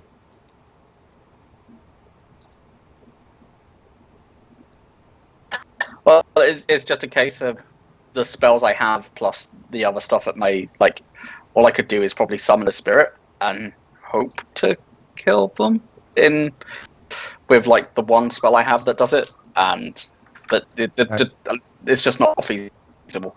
I probably wouldn't be able to see them though to damage them, would I? No. Okay, so when you guys get back to the house, Hungan, are you popping into the astral again? Yeah. Okay. There's only one Watcher Spirit now. Okay, that makes things slightly different. Aren't they bound to a place? So, votes, They last for a number. guys. FBA, yes, no. They last for a number of hours equal to their force times the net hits in the ceiling test. Oh, okay, alright. Say again, Shadow.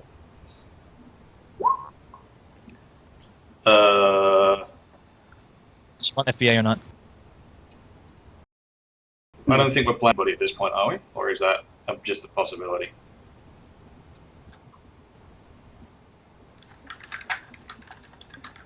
In which case, I will wear the chameleon suit that I do actually have. Hooray! Chameleon suit! You are super sneaky. Wireless slave to the Decker's deck, I assume? Yeah, but not wireless on at the moment. Okay. What's the wireless bonus for that? +2 sneaking dice. Oh, damn. So just wearing it gets you +2 to your limit. Having the wireless on gets you +2 sneaking dice. The only issue is you have to have it slaved, otherwise, hey, there's an Ares brand sneaking suit 2 feet above you. Yeah. And I will wear the ultrasound generator thing. Okay. Figure out what it's called. The ultrasonic noise generator. Yes. Okay. Alright.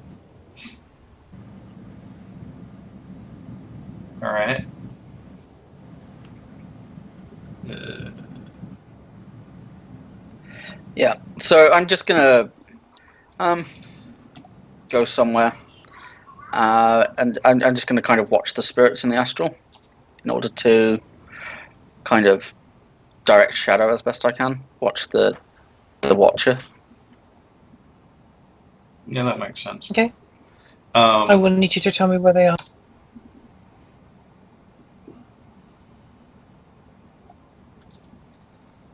Okay, so Shadow Girl's going in. Is anyone else going to go in with her? I think you're on your own at this point. Are you an infiltrator, Rixus? Ratus? Rexus? Oh, sorry, was I muted? Yeah. Yes. Oh, dang it! I hate this mic. If you want me to go with you, I'll have to get my chameleon suit, but I can do that. GM, can we fluff getting the GM suit? The GM suits, the comedian suits quickly. Go ahead and get me a group edge check. Hey, this character has edge. So does that mean everybody rolls an edge check? Everyone rolls their total edge, and you add it all up. No help for me. Oh, for Christ's sake. 2 successes. You have not met the threshold. Where is that? I mean, if nothing else, I am fairly sneaky still. Not as good as you, but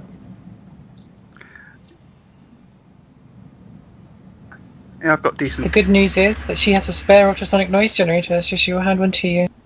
It's almost like you're prepared. 6. I mean, she did state that in the back of in the smuggling compartment of her car, she had everything she might possibly need, which I took to mean her armor and her beanie gear. So All the toys. Okay. okay, so Shadowgale's going sneaking in. Yes. I'll go sneaky with her.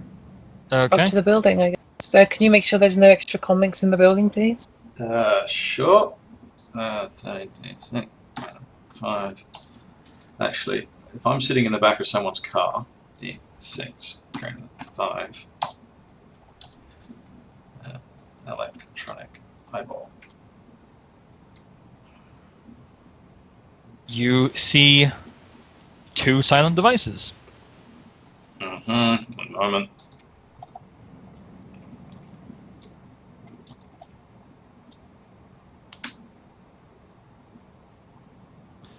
Which one are you looking at? Let's go with device number 1. Device number 1 is a comlink. Rating, Device rating 7. last action. Like, when was it taken? Well, what was What it? was it? Oh, yeah. It was send message. It was receive message. Okay. And that was when? That was about 30 minutes ago. And not a question, but how long ago did the car leave the house or leave the dock? It left the house heading towards the warehouse about 35 minutes ago. Okay. And it arrived at the warehouse. How long?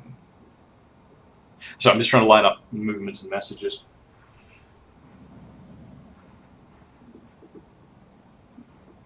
It's okay.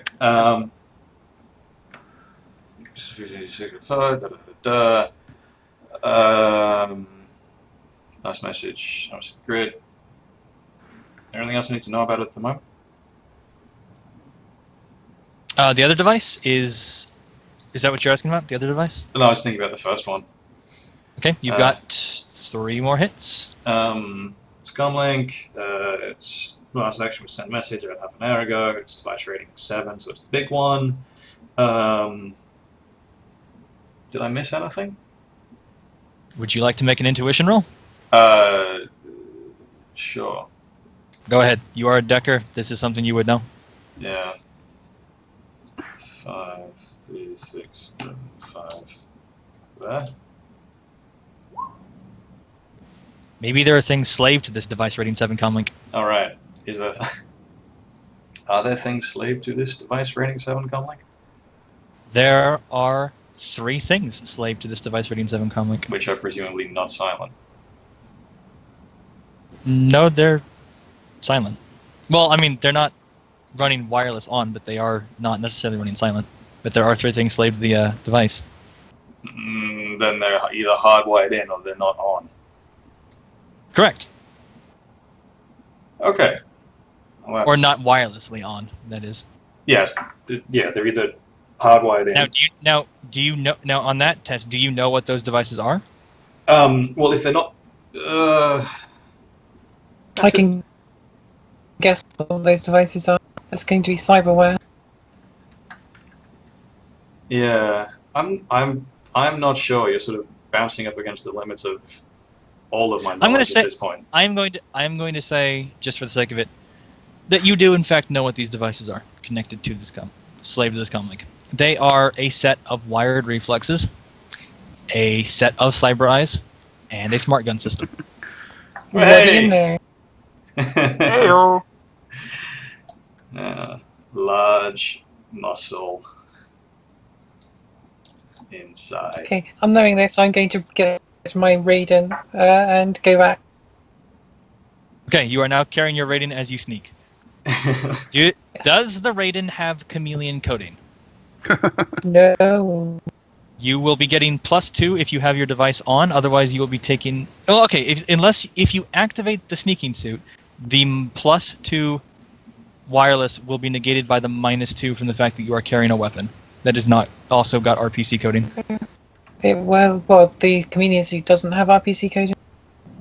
Not by default. No, the chameleon suit does something else, I believe, that is not RPC. Do note, however, that if you don't turn the suit on, you can still just make a sneak roll with no negatives because you are sneaking. You know how to sneak with a weapon. And yes, I will hardwire myself into the gun. Okay, so that's the other one.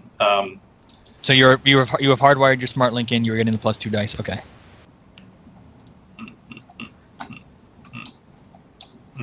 I'm going to go ahead and sneak right beside her. Or following her, I should say. Device 2. Okay. Device 2 is an electronic safe. Where'd the security system go?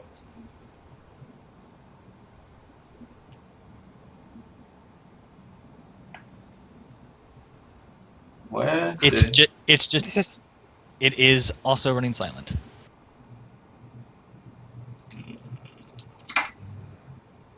It's 5d6 against the Watcher Spirit, I believe.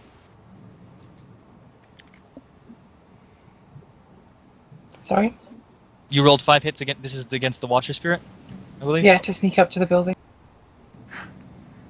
Do you get any bonus because I'm telling her where it is at the time? I mean, Not that she needs it, but you know. that I she needs assume it that's now. because I assume I actually get to roll against it because you're telling me where it is. Yes, I am rolling openly because he is telling you where it is. Otherwise, that would be a hidden check.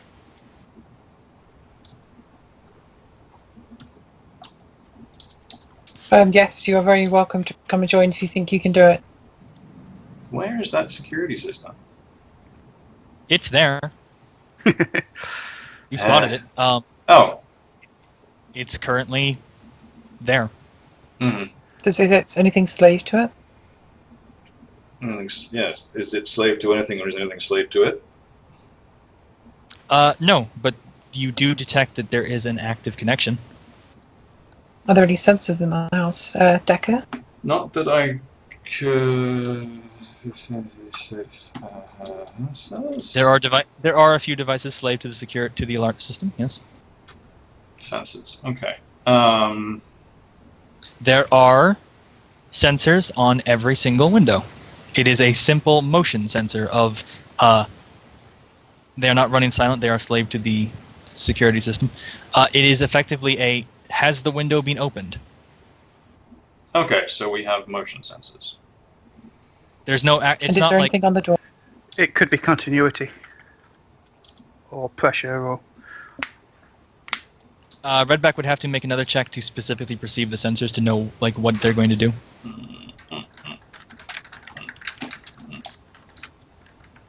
Yeah, fucking D6 to get 5 sensors.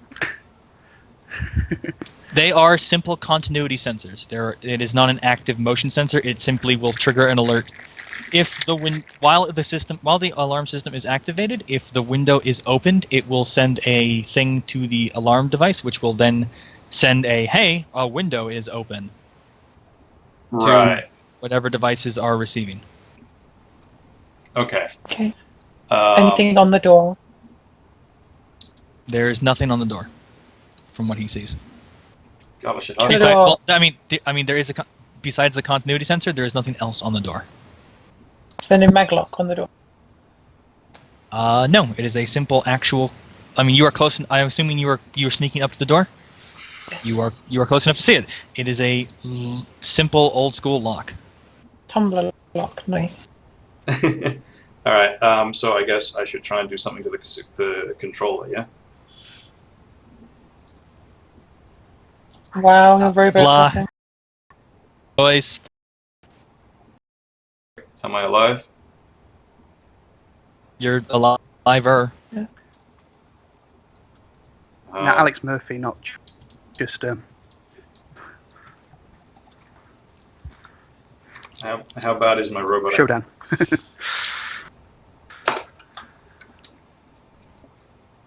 Okay, then. Do I make it to the door? Yep, you're up at the door. That was what the sneak test was. You're up at the door. Okay. Okay. Do you want me to start to mark down the security controller, Shadow? No, I'll see if I can get it access to it inside. Well, no. What it means is that when you open the door, the sensor will send an alert to the system saying the door's been opened. Oh, It's there a is a con- sensor on the door. Yeah, it is there is no additional sensor on the door besides the continuity sensor. Oh, then yes, please. Mm-hmm. I apologize if that was not clear. When I asked if there's a sensor on the door, I literally meant, would opening the door do something bad? Yeah, no. There is also a continuity sensor on the door. That was my mistake. I'm sorry. Okay. You're doing better, Redback. Oh, good. I'm alive again. Wonderful. Actions, programs. That one. Don't think I need that for the moment.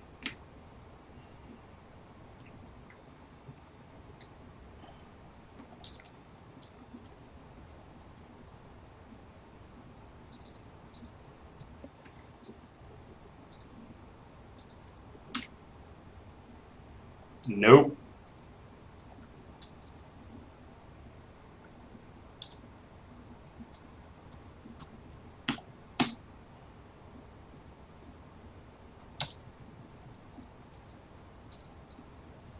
You have a mark.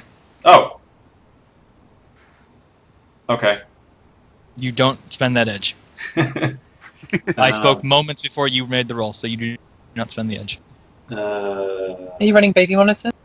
It lives in a program carrier. I am not a silly decker. Good boy. I am not going to. Hang on, let me just write that down for you. BM carrier. BM. Okay.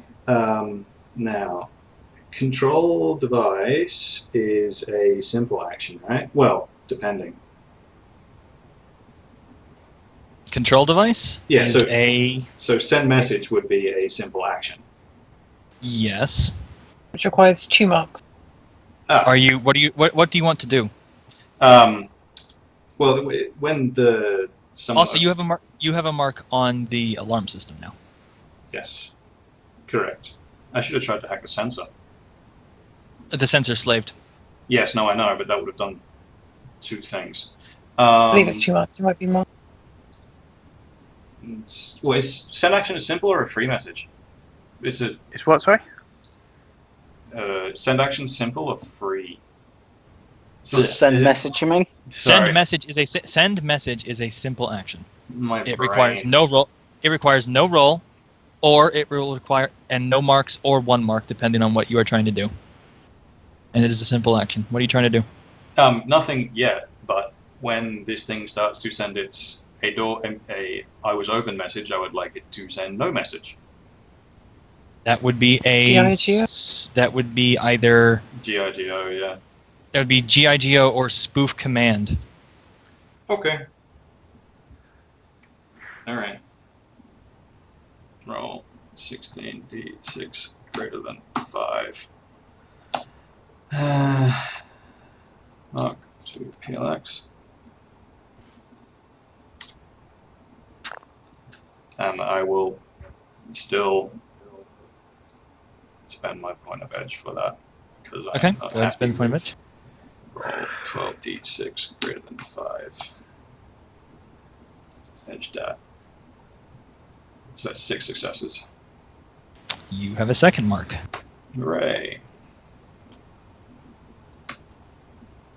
That was 3.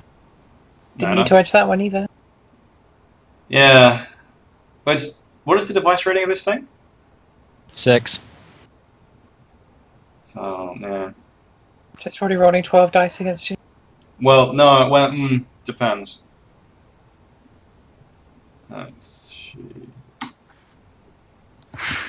I keep every last one of those. Nice. You have another mark. Keep an eye on that Overwatch score, though. Yeah, it's got to go all the way to 40. 6. Jesus Christ, that's close. This is the stuff I was worried about. And Geigo is what? Geigo is from Data Trails. Let me find it. Yeah. Geigo is software plus logic, limit sleaze, versus device rating times 2. Software plus logic.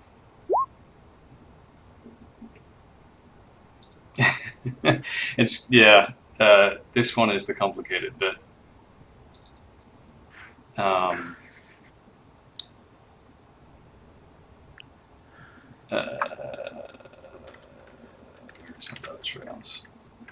What page is that? Just my own reference? It's software plus logic, but the page on Data Trails is 178. 178. Software plus logic versus logic plus firewall. It's software plus logic. Yeah. Which is just me wondering what my 10, 12. Yeah, there's a lot of Control F that goes on.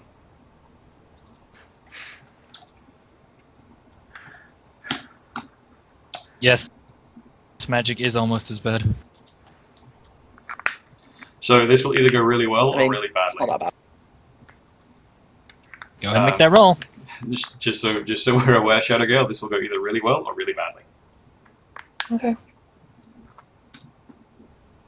Can I pick the lock before? Are you comfortable with that level of success? I can only have one more, but Yeah. It's limited by your sleaze. correct. But given that I just got rolled 6 hits against, I will spend 1 more point of edge. Okay, I will get back to you on that, Shadowgill, in terms of lock picking, a simple thing. Roll. Go ahead and roll me that edge. 7. 7d6 greater than 5.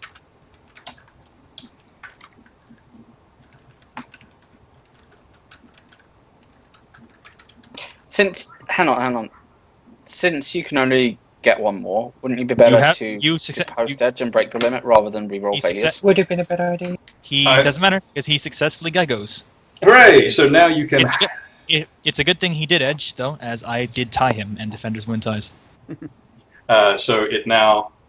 I would only be rolling... What are you giving the input, and what are you giving as the new output? When it would send... When whatever the, I guess, change state message is, sent for whatever it's... presumably it has a thing where it goes, nothing changed, nothing changed, nothing changed, nothing changed, nothing changed, nothing changed. Yeah, basically there is a constant state of all is fine. Yeah. So when something is opened, it will send an alert saying everything is not okay. All right. So when it would send an alert that says everything is not okay, I would like it to say everything is fine. Everything is fine. We're okay here. How about you? All right. Okay. So you successfully tell it to basically ignore doors or windows opening. Okay. Shadowgale, picking the lock. 4 successes. Extended test, yes. Extended test. Yes. Go ahead and roll me again. That didn't open it again?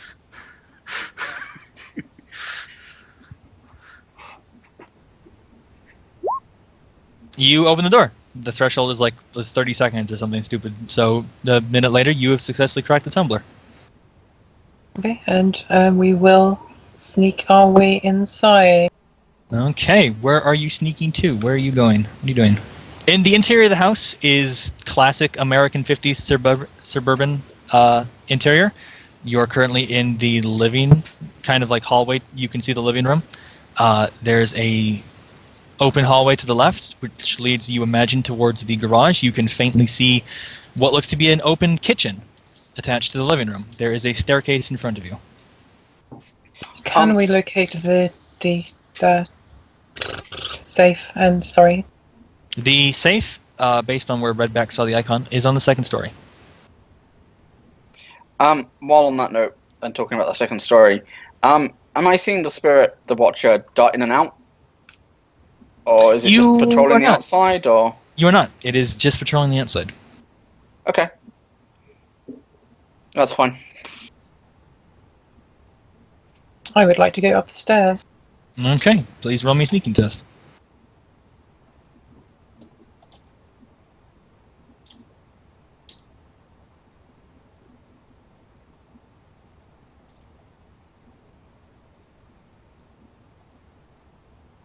Okay, you go up the stairs. You start putting your foot on one of them, and it starts, and you're like, nope, I feel unlucky. And you go to the next step up, and it makes no sound at all. You just barely put your toe on the one chair, like one step, and it started to make a small squeak, and you're like, nope, and you got your foot off in time. She's a professional. Exactly. You are on the second story. Who else is in the house? If anyone. I think the answer is possibly just Shadowgale. Maybe. I believe it's just Shadowgale. Yeah, I think so. you're doing your ninja thing. Shadowgale, based on what Redback's records were, he is not married, nor does he have kids. Okay, awesome. At least one of the other two went up to the door with her, though. Like, they're there should she need it. I believe that's the idea. Okay. Stealthily. Ryxus, I am going to need a sneak check, as the Watcher Spirit is still on the outside of the house. Okay. That item that she gave me, does that give me any bonuses? No, it does not. Not against the Watcher Spirit. Okay. However, because I will roll openly, as, well, you've tied it, so I'm going to say you've beat it. It can't roll more than 5 dice. Okay. Yeah, because, I mean, in this instance, he's the defender. Yes, it cannot possibly spot you. Shadowgale, you're on the second story. There is a open door to a bedroom and what looks to be an office on the other side.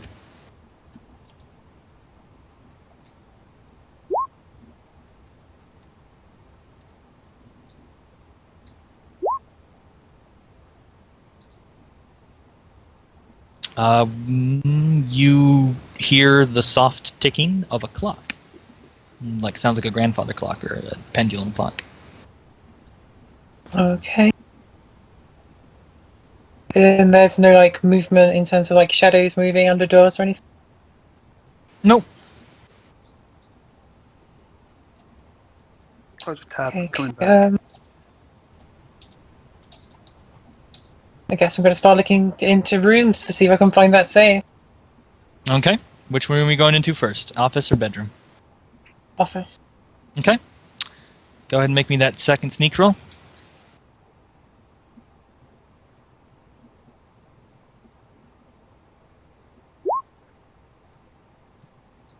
Okay, you're in the I office. can keep all of those. I know. I'm sorry. No. I wasn't being mad. I was just saying. I know. I happen to have looked. I have Shadowgale's sheet open right now. Okay, so visual perception. Visual perception. Okay, go ahead. I do have low light. Snicket elf. Yeah, just roll.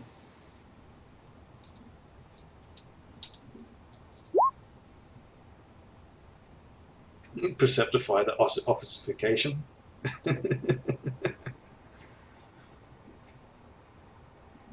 Okay, you see a safe, or what looks like a safe. Do I see Safe anyone as you. else in the room? No. Okay. Okay. Can I access this safe? There is currently a maglock on it, which means I get to ask someone to give me the. So you want to crack a maglock? Hang on, I have. It doesn't have to be a maglock. It doesn't have to be a maglock, no, but it is. There is an electronic safe, so there is either a keypad or a Okay, maglock. goodbye. I will actually let you choose. How generous. Choose which, sorry? Do you want it to be a keypad or do you want it to be a maglock? It can be a maglock. Okay, it's a straight-on maglock. Okay, I'm gonna have to pre-edge this, Ron. Oh Jesus!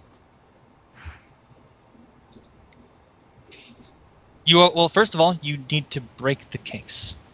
Is that the chart we just got linked? You have. This is an extended test.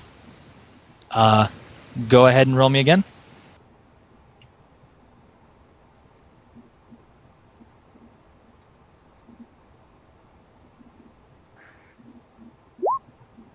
Congrats, you have cracked the case. Is there an alarm system? No, actually. Awesome.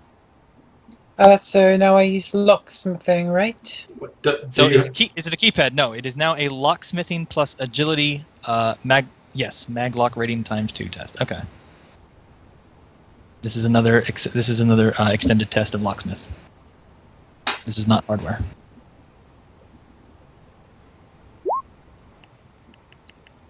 You break Someone it open. linked a really cool locksmithing flowchart the other day. Yeah, Yeah, that's the. So it's so you want to break a maglock flowchart. Et voila. You have cracked open the safe. What's in it? What's in it? What's in it? Inside, you see copious amounts of white powder in bags, as well as 2 cred sticks. Okay, I'm taking the cred sticks. Okay. And one of the shit. bags of powder. Yeah, And one of the bags of powder. Okay. one of the bags of powder. Okay. Please put on your Please put on your sheet. You have 2 temporary,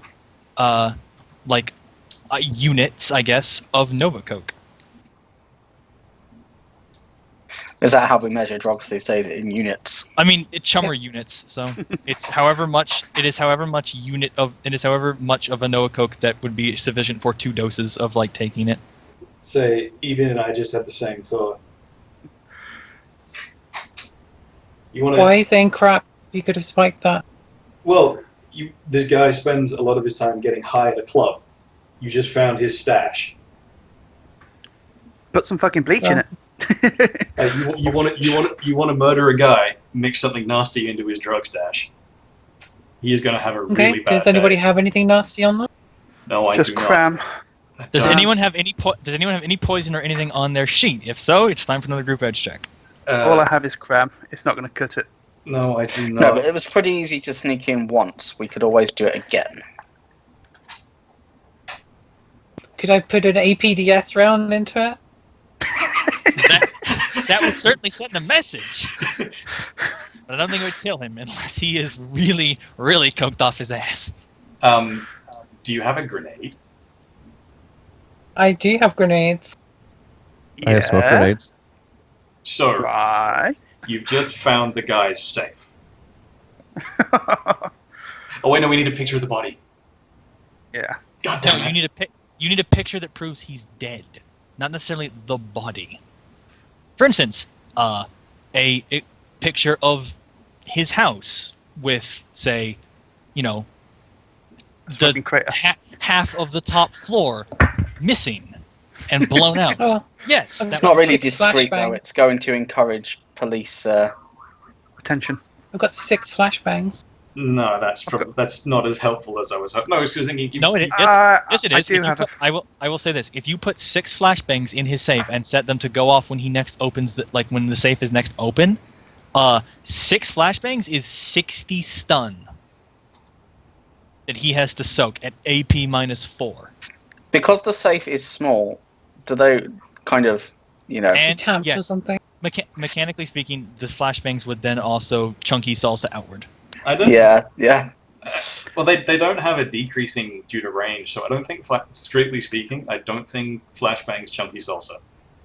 I mean, I'm saying narratively, if you want the plan to be, if you guys want the plan to be, we're going to put 6 flashbangs in a safe and set them to go off when he opens the safe. I will totally allow that. As holy shit, he's soaking 60 stun. He's just going to, his eyeballs are going to burst and he's going to bleed out.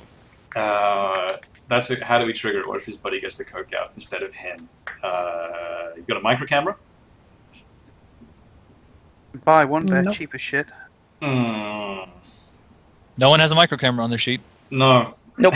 We could easily buy one though, and there is a stuffer shack nearby, and it was not that difficult to break in once. And presumably, I'm going to say the you'll keep the marks on the system. The stuffer shack is literally right down the street. What Like, can it I? is- Okay, Shadow Gale will stay A block inside. away. Someone go and get the fucking stuff. Yeah. What can we get from a? Yeah, that'll do it. Shadowgale, please make me another stealth check.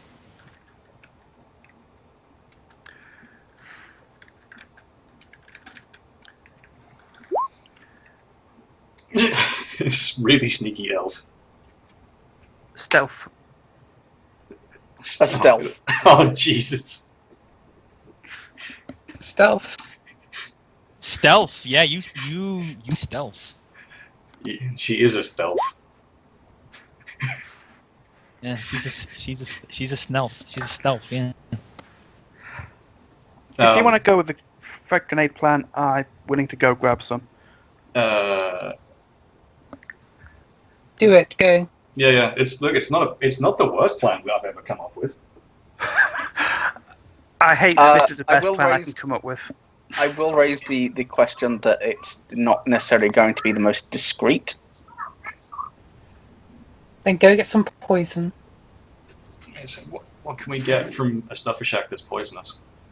Rat Something poison. that, when you combine it with Nova Coke, will cause a reaction. Surprisingly, most rat poison is not going to kill you. It just thins your blood. Overdoses. We need No, an interaction drug, please. What no, interacts with Nova Coke?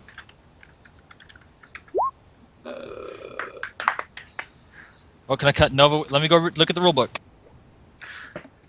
Nova is. What can you actually lace with something to like really thicken up blood? Oh, lace. Good idea. Okay, you know, actually, okay, you know what? You could definitely, most certainly, put into this mage's Nova Coke that would fuck him up. Deetweed. Why? Deetweed forces magically active users to astrally perceive. There are dangers inherent in forced astral perception. Like what, for those of us who don't do mages? Like a free spirit noticing that there's a tasty dude just... Okay, well, here's the thing, right? You are forced into astral perception, right? You can astrally perceive for a number of hours equal to your magic times 2, after which you die. It is an option, but I'd rather just put... Hold on, so the speedball rules are what? That anything that gives the same attribute as Nova Coke? Yeah. Mhm. Can't we just put generic household chemical in? Nova mean, Coke this- gives charisma, reaction, and charisma and reaction. So what else gives reaction and charisma? It's like kamikaze or something. Nitro, maybe.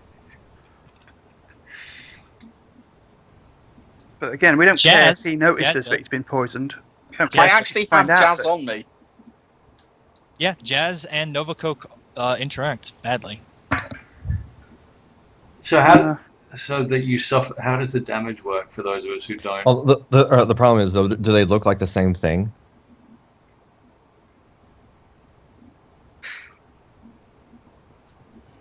Kamikaze and nitro are both inhalation drugs, so you could get DMSO.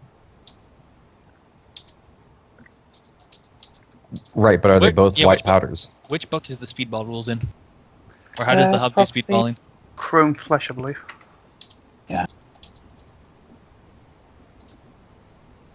Let me look that up. Alright, so Jazz and You got Nova cram Coke on are both you. inhalation, and I have Jazz on me. You got cram on you. I have chrome. That interacts with Nova Coke. Yeah, but I want this guy dead. So, but I think if you pile in, it's not. If you keep adding speedballs, just gets worse and worse, right? Mm-hmm. And bliss, if anyone's got bliss. No. When a character takes a dose of a drug while already under the effects of a drug or a drug with shared effects, they take stun damage with a DV equal to the sum of the overlapping drugs' addiction ratings. So the addiction rating of Jazz is 8.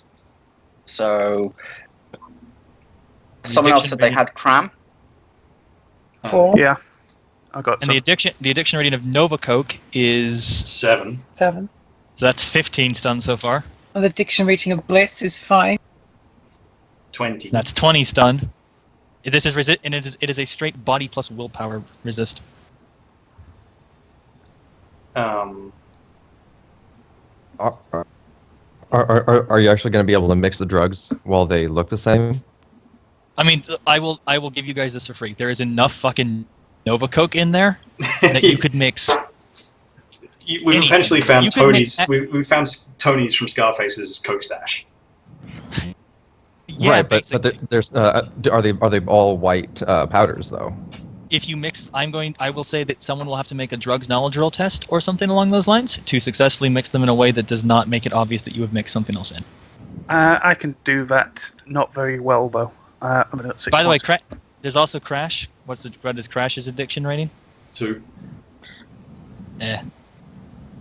It's not as Then you good roll as them it. together, like if 3 drugs are in it, but they all interact, Yep, you have 2 interactions You just keep adding the addiction ratings from what I'm or reading. 3 interaction.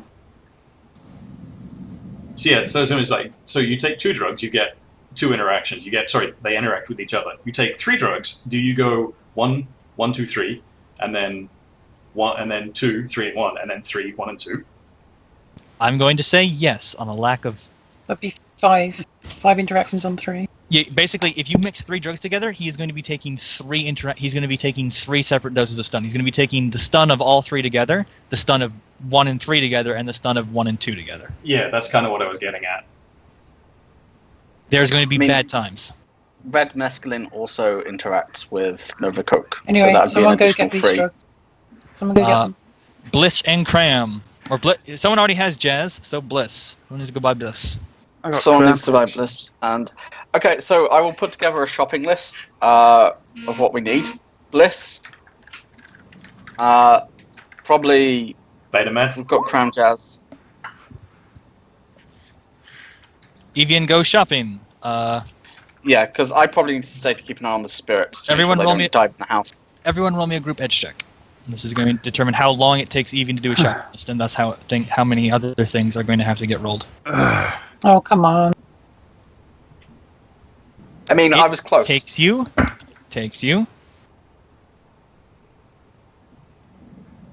So we want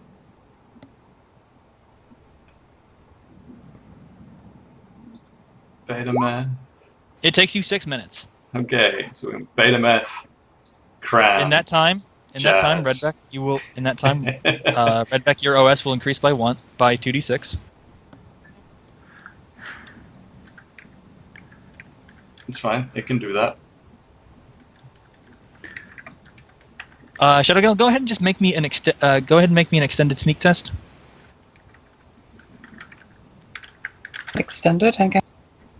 I'm kind of just going off the top of my head here, but it's the best way to do this without having to roll like a million rolls. Snuff increases reaction as well. Okay, you have hit the threshold, Um, and you have not glitched doing so. Congratulations. Thank you. can I just roll it as one thing? 'Cause- So, by the way, yeah, just go ahead and roll. You're rolling. I will allow you to make one thing roll, and then we will just do the average of the availabilities. Okay. Can I post edge that? Because it's important. Sure.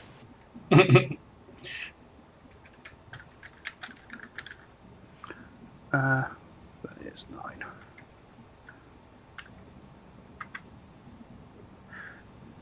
Okay, so what's on your list, Evian? I don't know. What is the list? Okay, so I'm just going. Okay, so legal drugs is what I was looking at because I mean, you're not going to get the illegal kind at the Stopper Shack, right? Well, I think Evian just called a mate and said, I need some narcotics Yeah. real quick. The guy Oh, is okay. Fixer. Fair enough. Alright, so let's just go through the list then. Nova Coke and we Beta have, meth. Cram, Jazz, Cammy. Jazz and Cram. sorry. Red. I have some Jazz too. So, red mescaline. Oh no, sorry, not red mescaline. Oh, I know that'll do it because Nova Coke does charisma. It does charisma and reaction. And Yeah. X, if we can get it.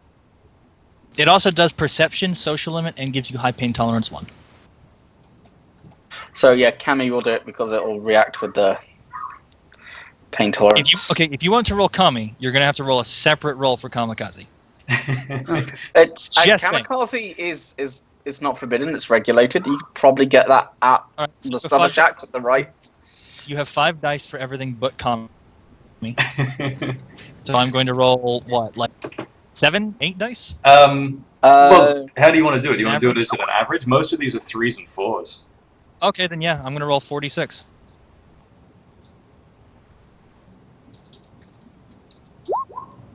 You get your drugs. I'm gonna roll for Cammy anyway.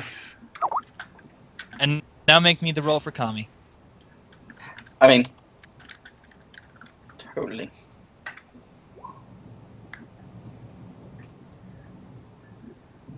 Cammy is only 4R. Lol. Yeah, it's totally legal. You could probably get it over the counter. The Stopper Shack dude looks at you, looks at the fact that you just looks at you, kind of like leans down. Don't do it all at once, man. And Wink. Take it. Bye. Let's make some drugs. all right, so are you guys trying to get into the house up to Shadowgale, or is Shadowgale No. coming out of the house? I think it's probably best if Shadow comes out. I've got my own Nova What Coke. gives you that idea? I can use. We don't have to steal his. Okay, so Shadowgale, go ahead and make me 3 sneaking tests to get out of the house.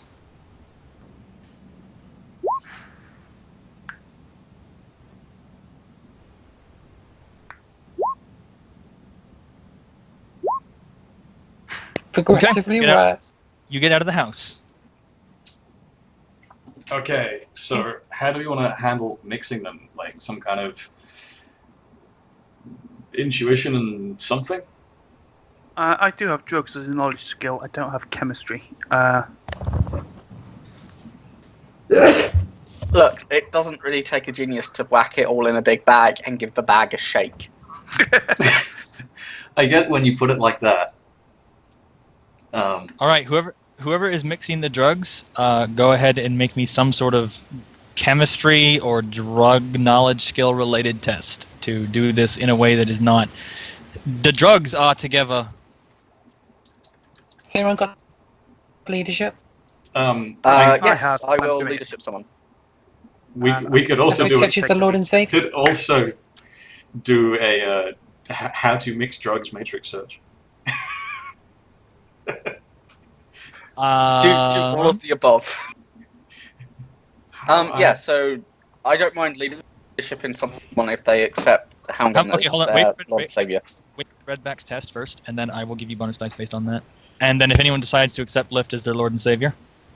Oh god damn it! 1, 2, 3, 4, 5. 5 hits. You can take 3 of those, Evian. Round it up. Because Sweet. well, the thing is he's getting lots of information on how to make a speedball, but like every site he looks is telling you to do it differently. Like some people are like just shake it up. Some people are like put it in a cocktail blender. Some people are like fucking liquidize it all and make it into a soup. Throw it all in your eyeballs. Yeah. Would Okay. Evian listen to Houndgun if he was trying to like leadership him, give him advice?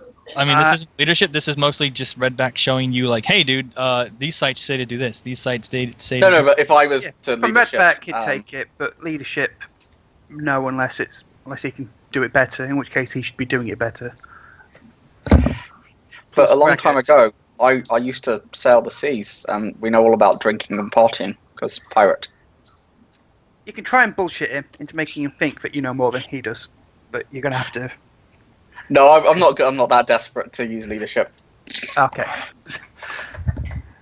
In that case, sorry. I know it's being awkward, but he's an awkward bugger. All right, so go ahead and make that test. 3 extra dice, Evian. Pre-edging. Okay, so that's 12. 6, 5.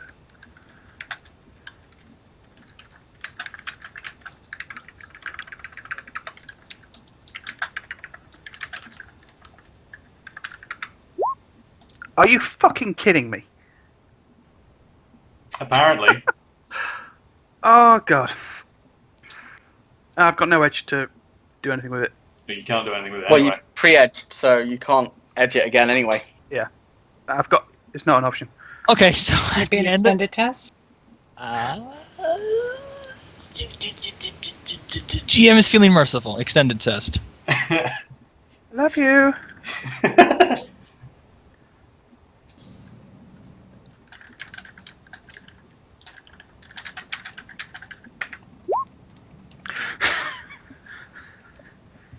Okay. Keep going. Are you out of edge at this point? Yes, I am. Okay.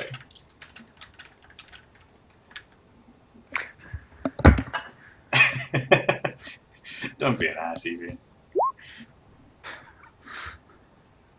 Okay, after some mixing, some struggling. No, I said keep rolling. Oh, shit.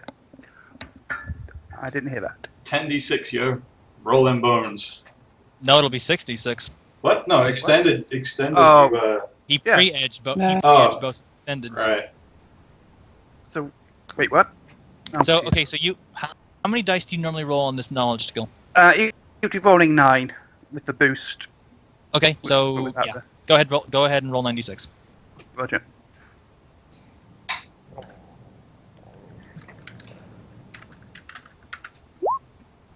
There you go. Where were you last time? Expended. Okay. Okay. So you have at the end of it, like it takes some doing, and you have to, and like Shadowgale has to like keep like grabbing more bags to as you successfully like fuck up a couple of them in a row. But you do successfully like get about 2 or 3 whole bags mixed of just. Devil's The- Eggs. We're gonna call this the The sin the special. gotta go. This is the gotta go fast special. Your mixtape is so fire, it detonates on contact with air. Okay. Did anyone pick up a micro camera? Yeah, as I'll well. fix up the shack. Here you go. So Happy Shadowgale, birthday. you have now been given the mixed of death, the speedball to heaven, And a micro camera. Okay. and the micro And the cameras. micro Go ahead and make me 3 more sneak tests.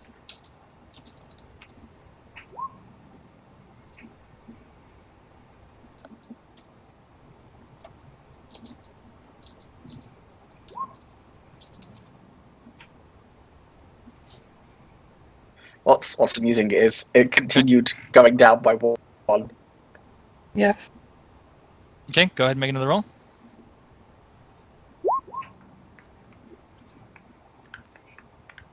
Go ahead and make another roll. You have successfully got back to the office. You can now choose to put both the cred sticks and the coke back, or just the coke back. Mm. Some of the cred sticks. Has anyone slotted the cred sticks, by the way? Don't think so. No. I will. Each cred stick has 10,000 nuyen on it. Do you want this money, guys? Can we slot the sticks and just put them back?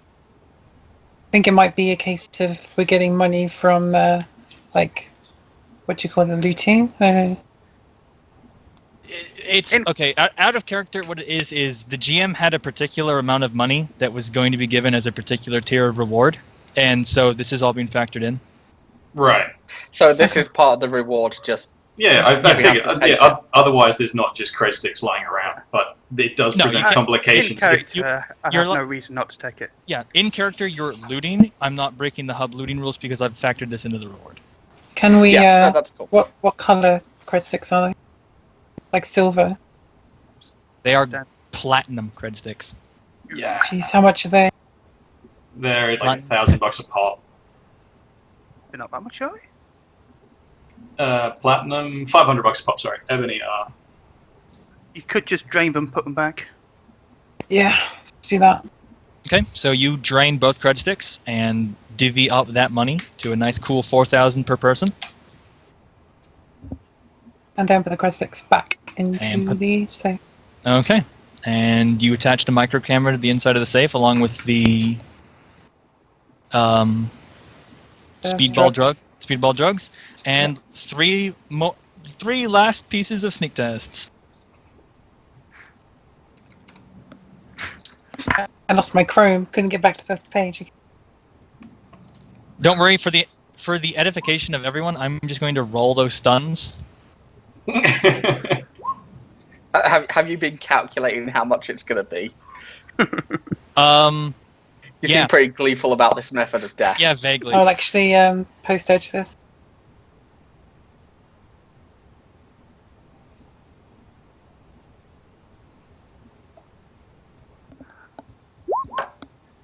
That's 7. Okay, and one last test.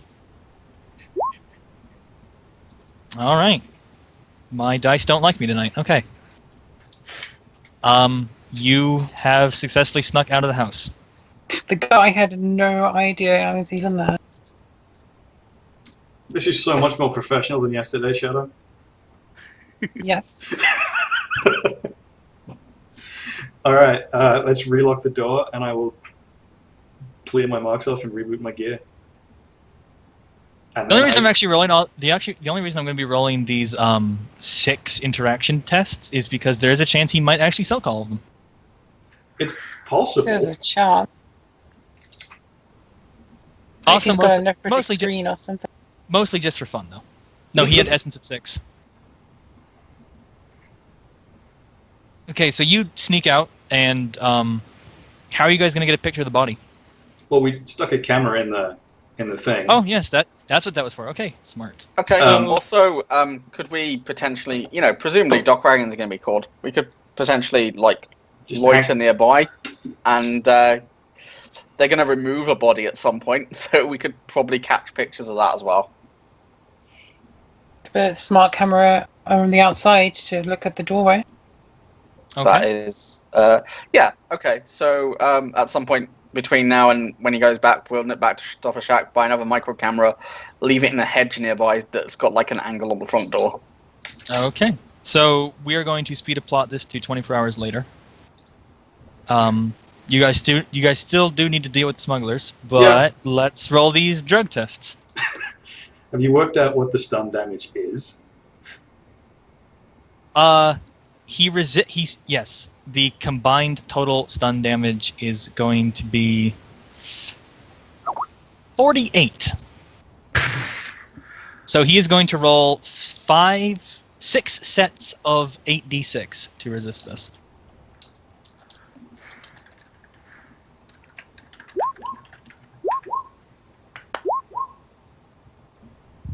So he stokes 3, 6, 9, 12, no, 13, 14, 15. He stokes 15 of 38 stun.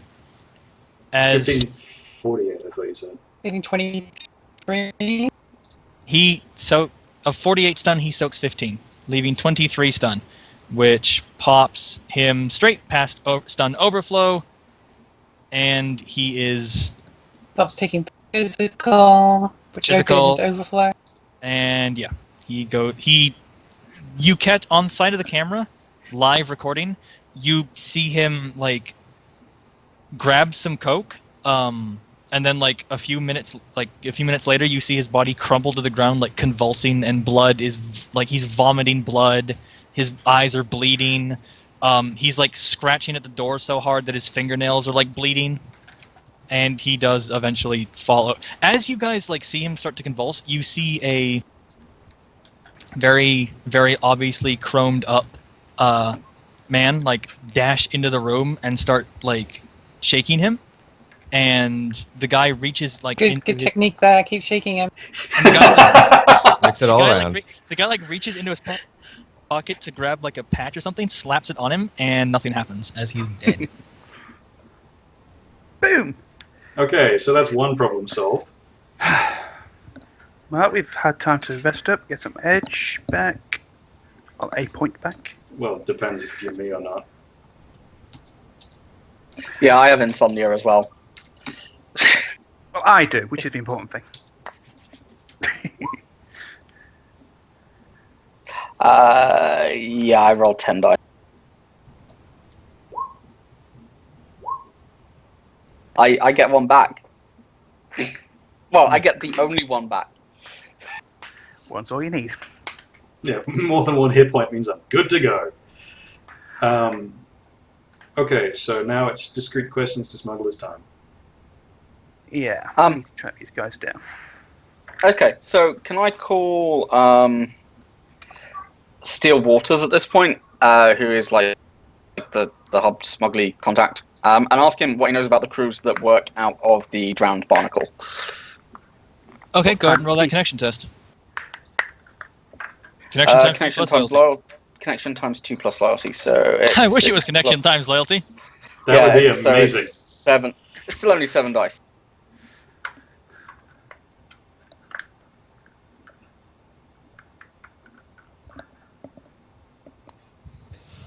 So it's just gonna be like, hey, what do you know about the crews that work out of the drowned barnacle, mate? Anything in particular about fellas working with the Gianelli family or the mafia? Would like to have a quiet conversation with one of them. 4 hits. Okay. You know what? Yeah, actually, there. Oh man, you're not gonna like this though. That's Bao's crew. Bao? Yeah, man, Taizhen Bao, meanest son of a bitch in Seattle.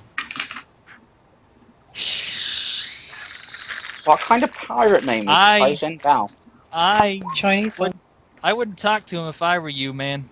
I don't think he's gonna like your type.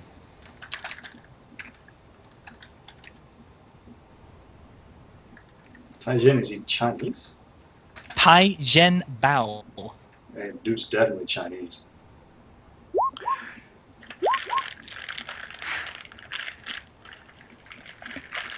Let's go make a friend. Both spellings. Shadow. Both spellings work, Shadow.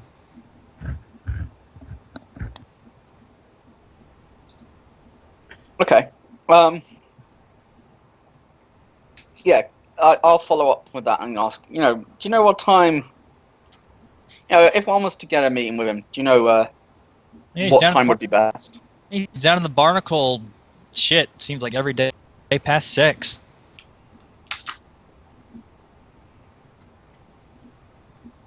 Okay. It's like the following day now, right? So I'm gonna, Dee and I, everybody else the message to kind of meet up around probably 5 at the same bar as yesterday.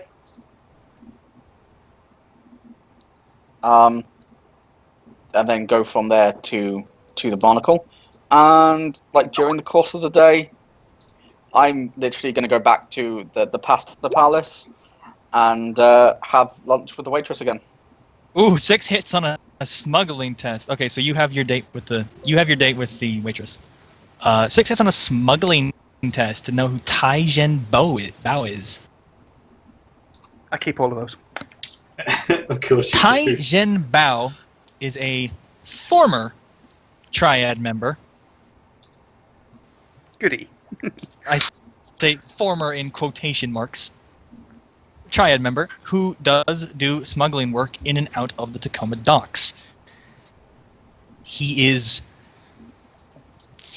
famously amongst the smuggling community racist, self-absorbed, and just generally an unpleasant man to work with. But God damn, can he get past patrols?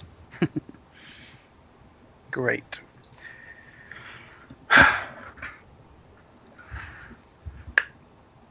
could possibly fake Asian, but Well, you don't, of course I can. But we're not. You don't need to. We don't need to fake it. We just need to blah convince blah the blah. guy Briefing, to. briefing.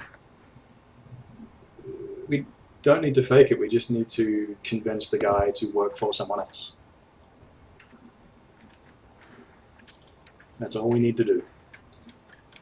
If these shipments you were taking here, if you take them here instead, literally you we will just go in there and All right, just okay, just to say, because this is just to, before we start doing stuff with Taijin Bao, just to be clear, because I did want to ask this question: does anyone here at the table have a particular problem with in-character, exceedingly racist remarks?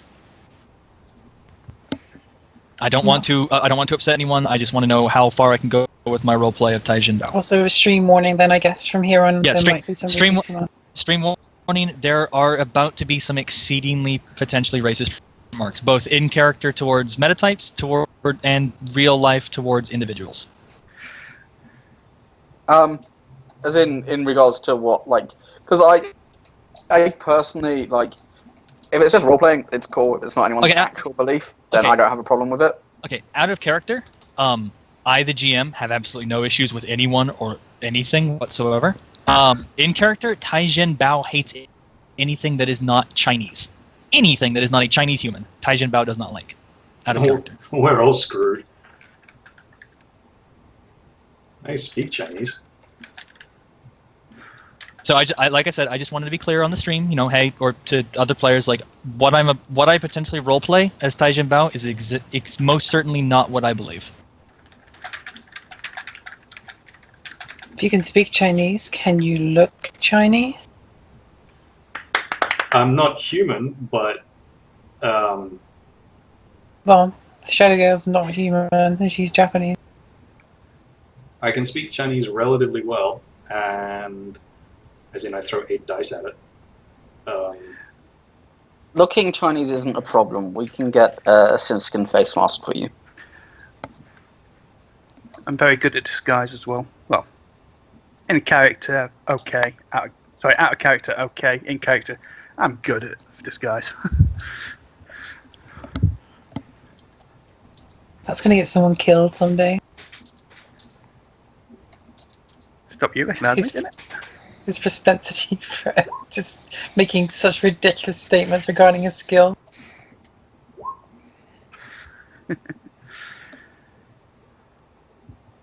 Hmm. Well, look, let's just see how we go, right?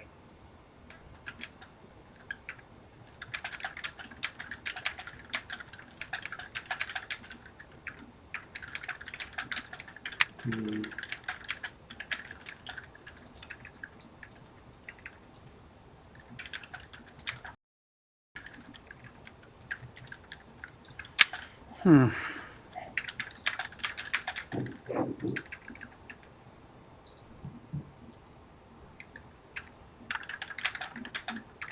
I want to contact my smuggler friend.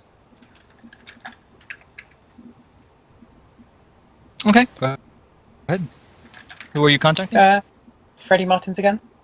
Won't tell you shit, which doesn't make semantic sense. Is it the same person? Is it a different person? Yeah, they're different people. Different people. Wait, Freddie Yeah. Martins as opposed to Steel Waters? Steel Oh yeah, yeah. completely different people. Yeah, I'm gonna need to roll Shadow Girl. Sorry, I got Connection plus loyalty times 2. connection times 2 plus loyalty. Doesn't matter which way around it is, it's the same number. Sorry, no, I thought Steel Waters was actually called Freddie Martins for a while.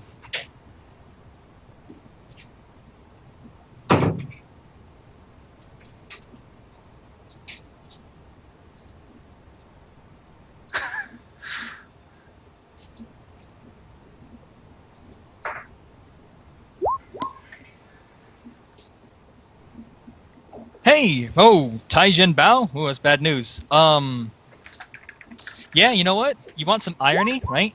For all that he spits anger, every single other word he speaks, his second command's an orc.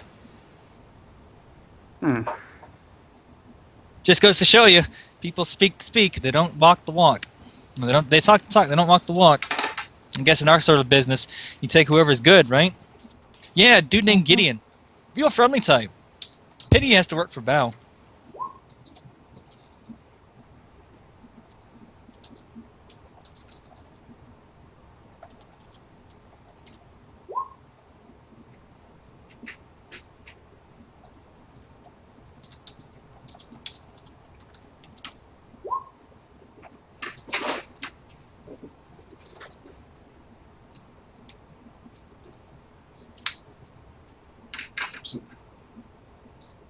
Probably might be a bit worthwhile then if the second is more amenable.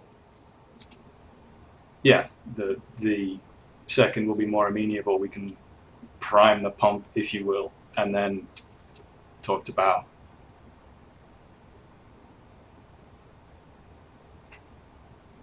Okay, so do we know who he is? Like his name and what he looks like? You know he's an orc named Gideon, and Martins tells you that he goes where Bao goes, so he's going to be in the same bar. Okay, but he should be easy to... Can we get like a rough physical description? Tough C-word or orc. He's missing an eyeball. He doesn't have a cyber eye replacement, so he's got an eye patch. Is it a peg eye? He's missing his left tusk. Okay, so he's a pretty beat up looking dude. Yeah. Okay. So that's who we should go and talk to then. How does he get to be second under a guy who's blatantly racist when he's an orc? Who knows? Because when you're a smuggler, it's your skill ultimately that gets you past the cave patrols, not your ears or your tusks. He might not piss on him if he was on fire, but the guy's, you know, if you walk past him in the street and he was on fire, he wouldn't piss on him. But why do people keep talking about boats? When did I ever say that this was a waterborne smuggling operation? Well, it's kind of a warehouse in the dark. Because it's... Well, first of all, it's in the dark, and secondly, it's in a pub called the Drunken Barnacle. Fair enough.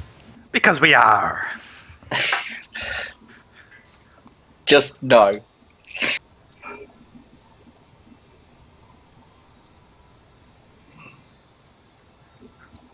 Okay, so I missed a bit there. What were we planning? So you guys are apparently going to go to the Drunken Barnacle, talk to Gideon first, then approach Bao, having hopefully worked something out with Gideon. Yeah. Depends. I'm not quite sure that's a good way to go. Bao, you know, you might not appreciate us sneaking behind the boss's back, even if you don't like the guy. Might be better to go through the dickhead first. Well, no, I think... Even if he smacks us back... Well, I think there's sort of an order to these things, right? Unless, in at least I would expect that, you know, these sorts of operations are much like the old units and whatnot. You don't go and speak straight to the CO unless you got a really good reason.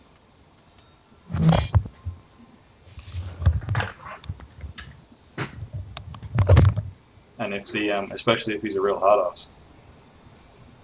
No point getting your ears chewed off for nothing. Couldn't hurt to feel the guy out, I suppose. Besides, we're not going behind his back. We're saying we have an offer for your boss. Do you think it would be appropriate to bring it to him, or is this something you would need to raise? You know, we're following the. And if it's the sort of thing he's not going to be amenable to, it's the sort of thing you are. Right. All right, we'll give it a try. What the hell? What can go wrong? I will, by the way, well, okay, never mind. Keep going. No, it's not important. Don't trust me, it's really not important. Okay. Yeah. So who's going to do the talking? I mean, I don't mind doing that. I can leave that particular side of things. I can do it well, but I'm just a dandelion here. It might be better for a guy to speak the language.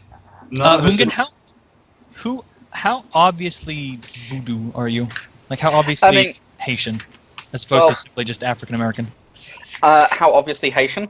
Well, first of all, I mean, not outwardly, but on the other side, if it's required, I can totally ham it up and paint a V on my face.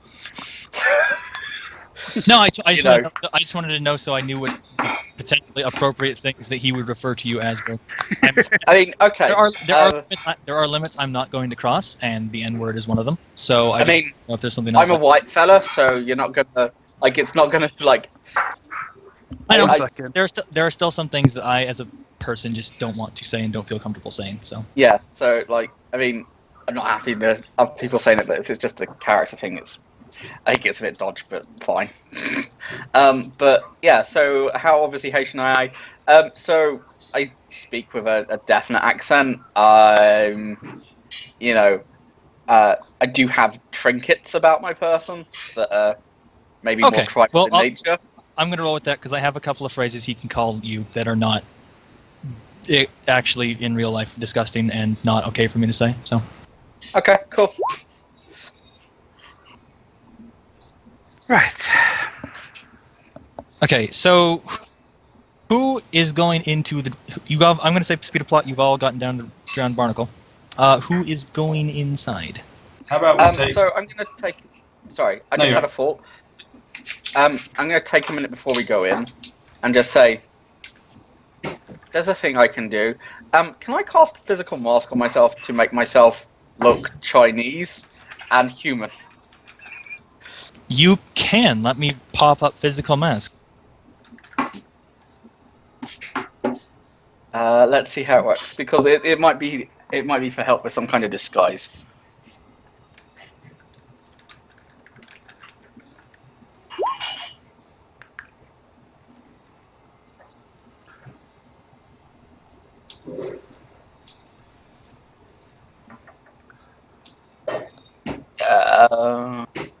It is currently being 500 additional new yen, Evian. So you've spent 2,500 total. Everyone only kept it that day. Not extending it. You must Today, successfully resist. Okay, so simply make one spellcasting test. Use the hits scored as the threshold for anyone that resists at a later point. Okay. So it's force -1. I have 8 dice to cast. I'm going to basically cast it at like force 5. Force, like, which is Go ahead, gonna be Shadowrun. Yeah. Go ahead and roll me your edge to see whether one of your two masks is currently in a Chinese or at least Oriental. I mean, you look Japanese, so technically what you want is an Oriental human. So go ahead and roll me edge to see if one of your two masks is currently configured as an Oriental human.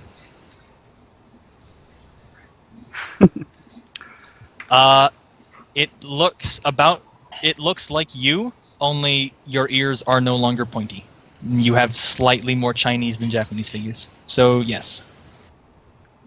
Evian has 3 points in disguise. What are you disguising yourself with?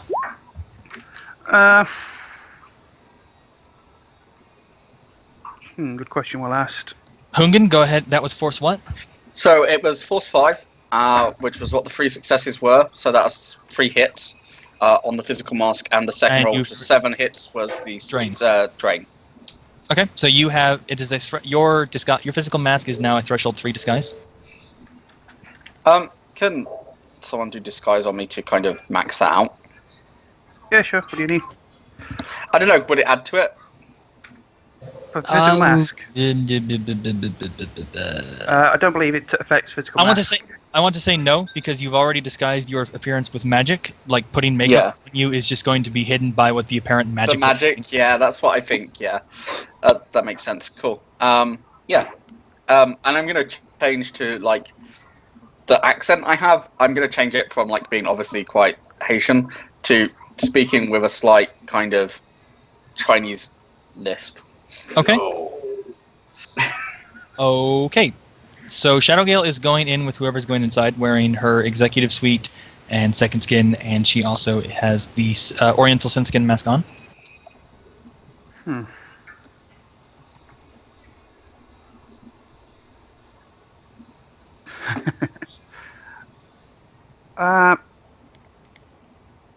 Can I work out what kind of thing people wear to this place?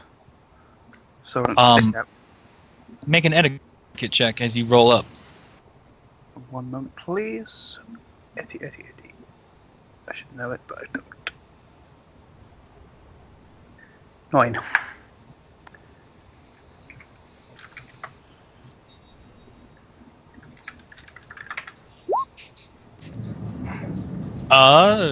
This is a smuggler's bar on the docks, so you're probably going to be wanting to wear sort of, Is it more Rough and suit tough. or armor jacket? It's more armor jacket than suit. Suit's not going to draw you that many looks. Like, sure, they do. It is a smuggler's bar. People do occasionally pop into requisition business, so it's not like you wear a suit and you're going to get chucked out. But if you wear a suit, you're going to be looked at as a buyer. Right. I will go in as muscle. So armor Okay. jacket on. Generic Redback, are you clothes. coming in? You going in one? Well, I was like, yeah, do you want to take the one person who speaks Cantonese with you? Can't hurt. Alrighty. How do I? And yeah, look, I guess I'm mainly there for support, so I will armor it up.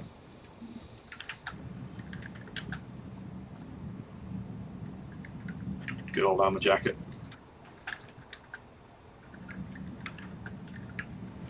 Okay.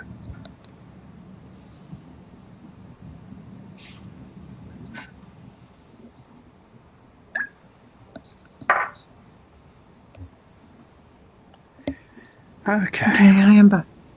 Welcome back.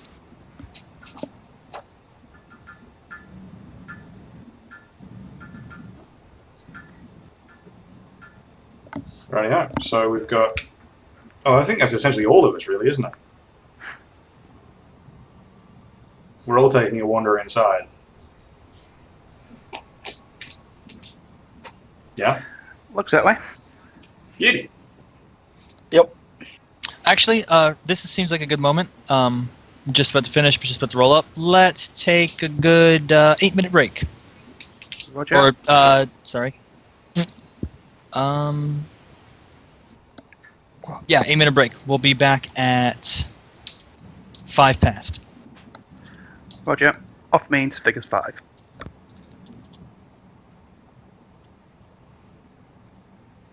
This is so much more competent than yesterday. I am so happy. I mean, I nearly forgot that I had physical mask, which wasn't great.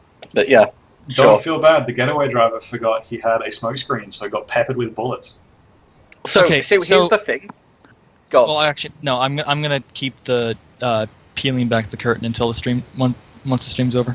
Yeah, leave that till later. I will say you guys took this run in directions I never expected. Like, my prop has like 3 different ways. Like, my prop has like 4 ways that I imagine, 4 potential things you could do it. You guys just went straight to like, fuck it. Well, it's one of those things. It's like opportunity knocks. Yeah, Yes, it does. opportunity knocks, and you may as well open the door. And I imagine I would get used to you writing up proposals and envisaging what was going to happen, and then having. I mean, it's So- kind of why I'm looking forward to not having to write proposals to post runs in impromptus, so that like that way I can just purely go off the cuff and like roll with whatever, as opposed to like having to be like, crap, how mad are they going to be that my proposal like completely got ignored? I don't think that's. So- I don't think that's a problem because it's like you anticipated these actions and these things happened. Okay, now I've got to make it up as I go. Alright, so here's the deal: is I think you should always have a proposal in mind, like because at least at that point you're organising a start point and what you consider a sufficient end point. You're also outlining what to your mind is the most obvious goals, and even though like you might not have used a lot of the stuff that you put in your proposal, you've got it to refer back to for various things. Like, oh, he's got this kind of muscle with him, I got you. So if you just give me a second, I am about to share with you something ridiculous. Break it, man. So Sorry.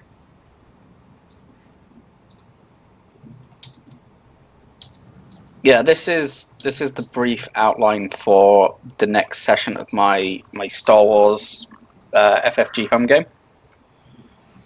And this is kind of like, I haven't really explained how they do stuff. Just that, these are the encounters I have planned, and some of them they'll have to do. Some of them they'll be able to bypass whatever. Or if they come up with something that I don't have anything prepped for, I say, can you give me 20 minutes to figure something out and come up with something? Or just say, okay, we'll call it and we'll start again next week. Which, obviously, as a doing a home game, I have the luxury of. But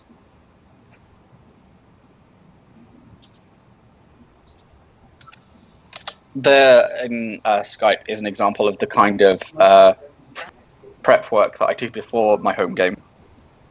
Okay. And bear in mind that this says, like, I've got everything on the one page, including, like, I just added in, like, snapshots, like copy-pasted pictures of, like, the stats for stuff I'm going to use as well, so that it's all on one thing. I don't have to flip back pages, whatever.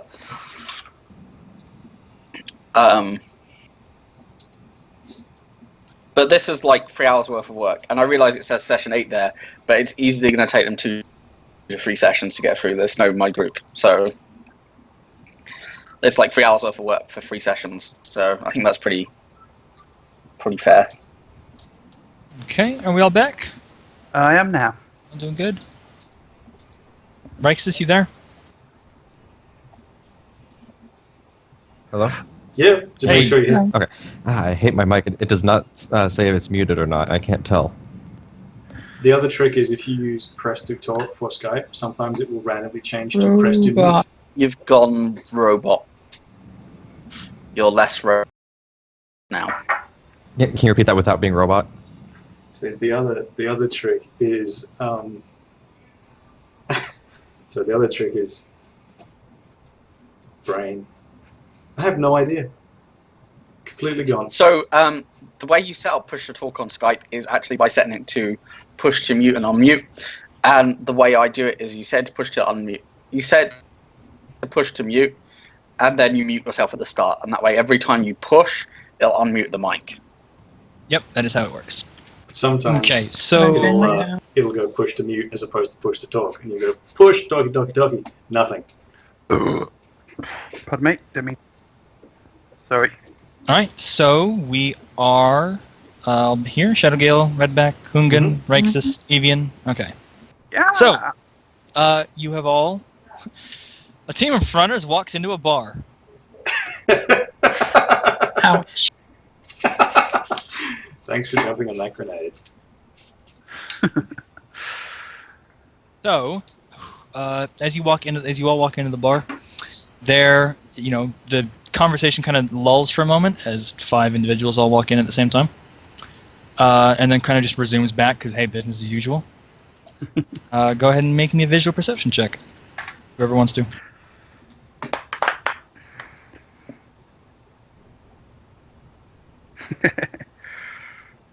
Yeah, someone turns the jukebox off just for a moment and then hits it back on. Only if it has the needle scratch sound.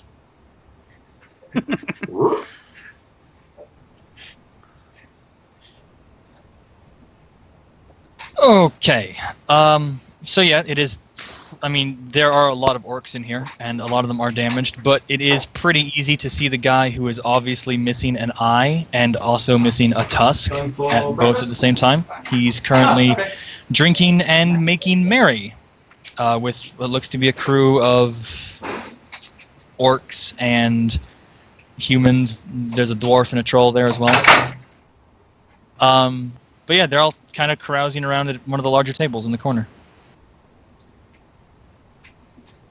So I'm gonna kind of get everyone to just stay back for a second and rock up to him. He'll sort of like finish his drink and look up with you with that like happy expression of someone who is ever so slightly inebriated. Howdy, chummer. What can I do for you today? How you doing, pal? He gives you the once over, kind of looks like, I take it you and your fellow compatriots are here to do some business? I mean, we are indeed. We have Alright, I'll warn you now. We're looking to direct some contacts. Up. One rule here for me. You don't talk business till you do around. Take a seat. What we're drinking? Surprise.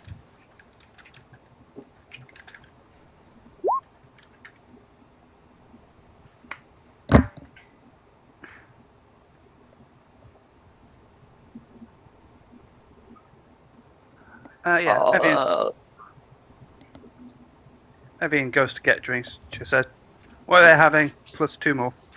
Well, 1 more, because he's the boss." Okay.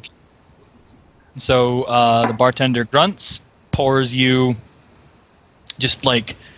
Actually, no, he just hands you like 2 bottles and holds his hand out. Pay the man. How much do I owe the man? You owe the man 100 Nuyen. Ka-chink. Okay, he smiles and heads off, or heads back to tending the other customers. So you drop 2 bottles off in front of Hungan? Yep. Okay. Sit respectfully behind. Gideon kind of like settles into a very like serious glower, which is surprisingly scary because, you know, missing eye, missing tusk, like this dude's seen some shit. Okay, so we both pop that bottle open and take a swig. First one to cough loses.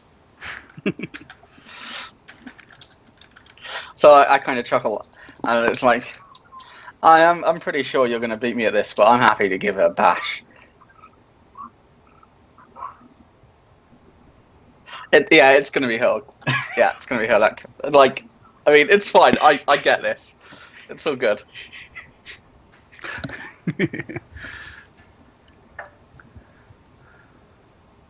So yeah, I'm going to take my first sip of the. Actually no. What I'm gonna do is I am gonna take a hearty swig, like a real big mouthful, and slam the bottle down on the table. All right, please roll me body plus willpower. Because it is exactly what you thought it was. And it's not even good Hurlg, it's homemade Hurlg. You take 2 stun. I mean, I'm okay with this. Not too bad, actually. That could have gone a lot worse. You do, like, you can't help yourself, but, like, start to make the motion, but you catch yourself, and, like, he winks at you as he catches it. He takes, like, you know, an equal swig, slams it down, wipes his mouth. All right, that's 1 point of business you've earned. Ready for a second go? I mean, 1 point of business? Alright. 1 swig, 1 question. How's that sound? Oh, I was going to give you about 5 minutes of my time per swig, but fuck it. Let's do it your way. I mean, I like the... I kind of like your way now. Go ahead and roll me edge. Oh, yeah. See whether he's entertained enough by you to allow you to do it his way after you'd already stated 1 for 1. Sorry, chummer. Can't be impatient in this line of work. That's fair enough. First question then.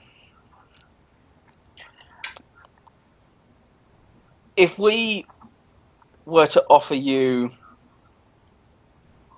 So let's just figure out how to word this a second, sorry. If we were to offer you a deal with someone who's perhaps a bit more stable than your current clientele, how would that go down with you and your boss?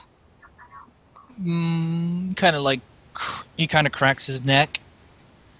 Thinks for a minute. I mean, me? I like doing business. Money's money. Now, Mr. Bow, well, he's a rather prickly fellow. So I'm gonna have to. I'll say in answer to your question, I'd be more than happy, and I'm sure my boys would be more than happy. Mr. Bow, not so much. Swiggin' time. All right. So I'm going to attempt to match the levity of the first swig, and I'm going to kind of join in. Drink a big deep swig again. Please roll me body plus willpower. You take 4 stun. Please roll me composure not to cough. At a -1.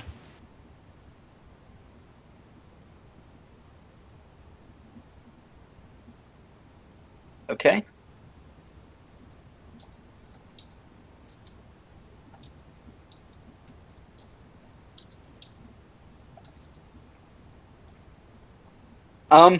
Okay, so I'm going to be rolling brain. It's on here somewhere. Your first roll, so you're going to be rolling composure, which is, I believe, charisma plus willpower. That was at a -1? Yep. Okay, so again, this time, like, it really burns as it goes down. You kind of just barely hold in that... But, like, it's obvious to both yourself and to him that you're having a time of it. But his grin just stays as wide as ever. He takes another swig, slams it down on the table. Second question.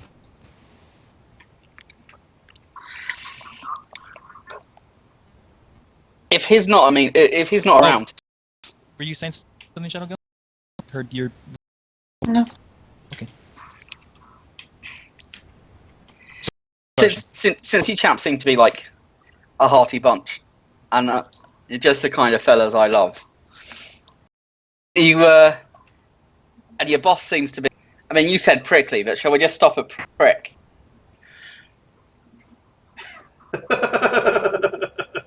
And I kind of give him like a wink. Give him a wink. If we can get your boss to stop being a prick, then if we can stop him, giving you so much of a hard time. Do you think you could, you'd be open to doing this business then? I think that if you can either convince Mr. Bao of whatever it is you're asking, or you can somehow get Mr.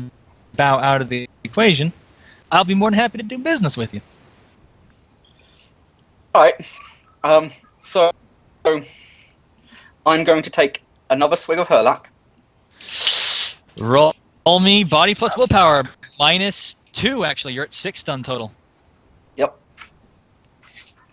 So it's going to be 5. Oh, Go ahead and roll me them 5 dice. You take 5 stun. Can I edge that? You can go ahead and edge that, yeah. That happens. I'm just going to try and... Well, no, he's got to finish that first, but I'm going to try and... You take 5 stun, man.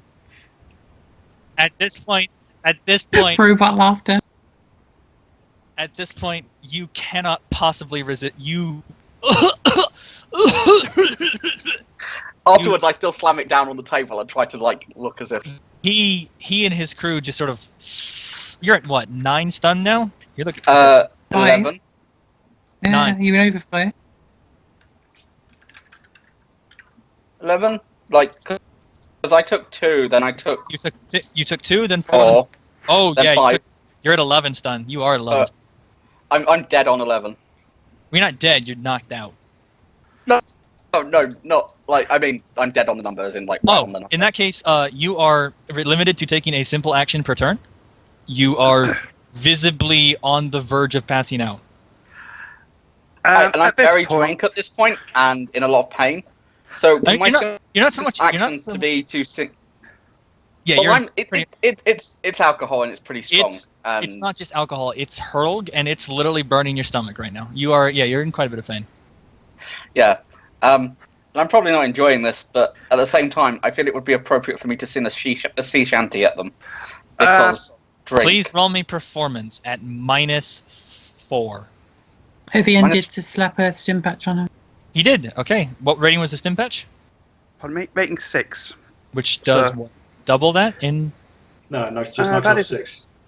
Okay, so you are considered to be at 5 stun. You are still taking a -1.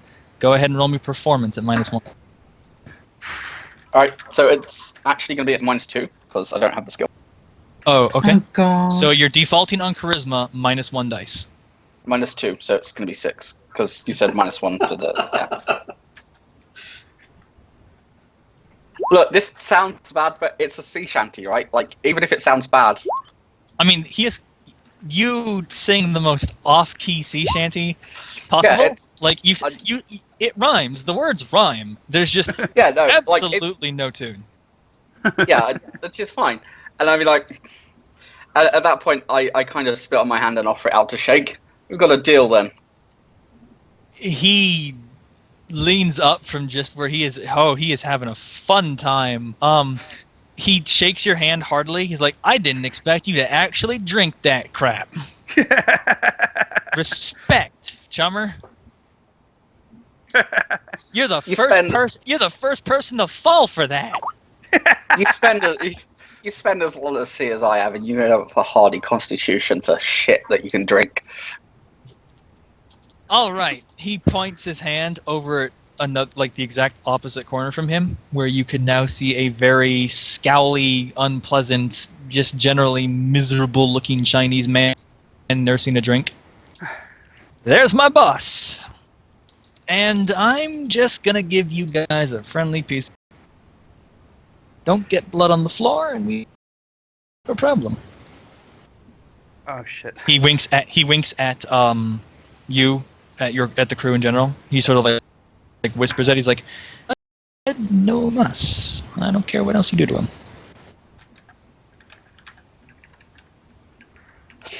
So if we take him outside, we can. If we take him outside, not a problem. I mean, you can. I mean, if you guys, out of character, as long as if you kill him in the bar, no one is going to give a shit, because Gideon and the bartender have basically just between the two of them, like, we don't like Bao. Bao is a shit. As long as you don't get blood on the floor, that's the only rule in this bar. So, punching somebody, even with physical damage, doesn't necessarily make blood. I'm very certain it would. Okay, if Shadowgale punches him, there's probably going to be blood. I mean, But yeah, if you can get him outside, if you can get him out of the building, you are we're going to, for the purposes of this scenario, state that the drunken barnacle and perhaps the immediate surrounding neighborhood is a Z zone. Effectively, it is known and tolerated by the rest of the neighborhood as a place that we hold our nose and pretend doesn't exist, and no one Quick here seems to be question. calling K. does this bar have toilets? It does. Do you really want to go in there? It has So an outhouse next to it. It does not have toilets in the bar. So I'm gonna DNI to the group. It's like, I can summon this. I can summon a spirit to take possession of his body, walk him to the toilet, and then one of you can drown him in it. No spirits. We got a problem. Evian has not got a weapon that's really going to be effective here. He's got a knife and he's got his fists. This is what Shadowgale is here for. Do you really think you need anyone else? This is what we brought. No, this but is what we just brought the ninja for. If you want me to do it, I can talk to a guy, try and talk him into doing shit, but somebody else is going to have to pull the trigger. Yeah, that's Because, I could take him, but, I'm talking of a guy. You fight him. Okay, so you go over and approach Mr. Bao. By the way, yeah. currently you have how many hits on a disguise? What is your disguise hits to be Chinese and human? Who, me? 6. 6 hits. Okay. So you kind of meander on over to him. Yeah, Evian taps. Who was drinking again? Redback? I was drinking, but Whoever was. Not Redback. Hungan. Hungan, yeah, sorry.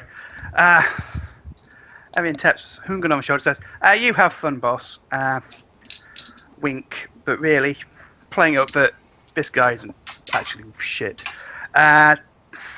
Gives, what's his name? Shadowgale the nod. To come and join him. And he walks over Yes. to Ishi. So as you guys kind of walk over, he looks up and glares at you. Frag, you want, huh? Don't think I didn't see you talking to my boys. Yeah, we're here for business. Want to make some money? Yeah? Well, sit down. What you want? Everyone takes a seat. How's that? Should I go Bye-bye. also take a seat? Sorry about the direction. Got to get the eyes off us. Thinking. Oh my god, brain fart. Say, there's a fairly, I'm getting, what's his name? Fairly solid suggestion up top. Oh yeah. Oh yeah, that's it. Word is that one of your call them friends has had a nasty accident with some nasty drugs. Terrible habit. And hey, maybe you're in. He kind of gives you like a what the fuck? He's giving you like a what the fuck? The hell you on about? Lazy Sal. You heard of him? He kind of like squints and leans back. Maybe. What's it to you? You won't be hearing of him again. He actually cracks a smile at that for a brief second and then returns to glaring. Yeah? Well, that's maybe the first good bit of news I heard in 2 months. Maybe got some better. Somebody else wants to move in on his stuff. Want to keep you on the job? Well, maybe they'll even cut you into some better deals. Yeah, okay. Who am I working for? Who are we working for? I mean, we know it's the accuser, so. She says this. Oh, you say it out loud. Do you actually say that out loud, Shadowgirl? Mm-hmm. The moment you say that, he just clams up. Like, he just shuts down. I don't work for no nips. You work for the mob. Yeah. Thing is, who gives a frag what colour their eyes are? Their money's the same colour. They pay you. They pay the bill. Oh dear. I kind of expected that to be rolled. Okay, Shadowgale. He's just basically, thrown epithets at you and your people and the Shadowzumi. What are you doing?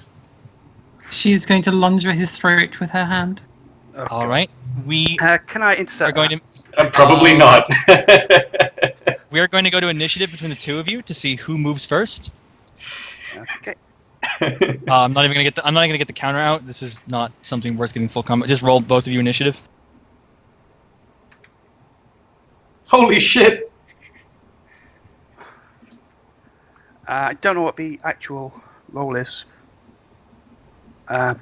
It's 10 plus. Yeah, that is your. I mean, my actual role to interfere. So you are going to be protecting the principal. So Shadowgale is going to make her unarmed attack, and you are going to soak it. You are not allowed to dodge. All right, fine. I'm pretty strong. I'll probably not die. And she will make the attack roll, and all net hits she gets will be added to the damage code. So, Shadowgale, if you please. I guess he's lucky she was trying to grab his throat rather than punch it. This is true. Please go ahead and make the unarmed attack roll anyway.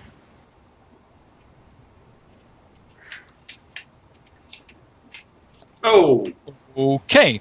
So, Evian, you are going to take 7 stun as Shadowgale clinches you. Her hands wrapping around your throat in place of his. Actually, no, hold on. Okay, so Shadowgale was going to punch or to grab the throat of Bao. And then Evian put his body in the middle. So I'm actually going to rule that it's half of Shadowgale's damage. Shadowgale's unarmed damage, because it's just you sort of like colliding your half. Yeah, I'm just trying to knock her hands out. Yeah, you're basically just sort of like not punching into Evian, but you're like your fists have impacted him. You smacked him hard, either way. Yeah. Round it up or down? We're gonna round down for this. It's still going to be P because Shadowgale was going for a lethal attack. So it's just standard soak in it. So 11P So divide down 5 plus 8. So go ahead and resist me 13p AP0. Holy Okay. shit! Soaky Okay. elf is Soaky. Okay, so you keep. What do you mean 6 of those? Oh, it's defense roll, isn't it? No, that's just Yeah, that's it's not a just- dodge. Yeah, that's- you keep all of them on a soak. Like, Yeah. So, Yeah. Shadowgale, like you just see red for a moment. You lunge, and Evian is like suddenly there, and your arms kind of like smack into and sort of like hit his back as he like throws himself in front. Now we have to know why the fuck Evian did that. Okay. Compose.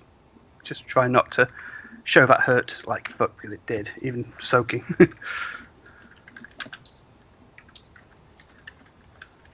So you take one She stun. will glare at Evian. Didn't hurt, I swear. You successfully like shrug off the. I just got hit by a ninja in the back. Stand the frag down. Shadowgale is glaring at Evian. Currently. Bao has leaned back in alarm, and is now just smirking at Shadowgale. What? You upset I'm insulting your people? Fuck you! Get out of my face! I'm only going to block one, okay? Let's talk business. You right? They I ain't want to make talking money. business with no one who works with no nips. Now get out of my face! Did you just see how fast Chief Ragging moved? You were lucky I stood him away. And I'm telling you, Chummer, get out of my face! I'm not doing business with you. All right. Um, D and I, Frag, let's just grab a fucker and take him outside. Okay, can I grab him this time? I warned him. Okay. He, amazingly enough, is not actually expecting another attack. He is that cocky. oh, he's gonna have a really bad day. So I'm going to go ahead and roll his surprise attack. His surprise. Okay. And he is surprised. He legitimately did not expect that the murder ninja on the team was actually not going to listen to her quote-unquote boss. I gave him one warning. He ignored it. Okay. Repeat. So are you full-on punching him or grabbing him? Grabbing him by the throat. Okay. You have grappled him, and you have 3 things to do while you have grappled him. I want to push him, drag him towards the door. Okay. Go ahead and make me a. We'll do an opposed strength check. I'm not sure. I'm sure there are actual rules for this, but Yeah, it's like, do you want an assist to just drag him the hell out of the bar? yeah, go ahead and roll, Evian. You can assist on the assisted strength check. Go ahead and roll, and then Shadowgale will add up to her strength in dice. What is his strength check? Just pure strength. Just pure Just strength. just roll your strength. Yep. That's not You my have- good suit. How much But, do you have? 3. Ah, Do you want me to help out? I actually have a decent strength. I mean, anyone who put it this way, there are only so many people who can grab him and throw him out. Shit, Okay, I don't take an think you'll need it. Take an extra dice, Shadowgale. Taking 2 extra dice, Shadowgale.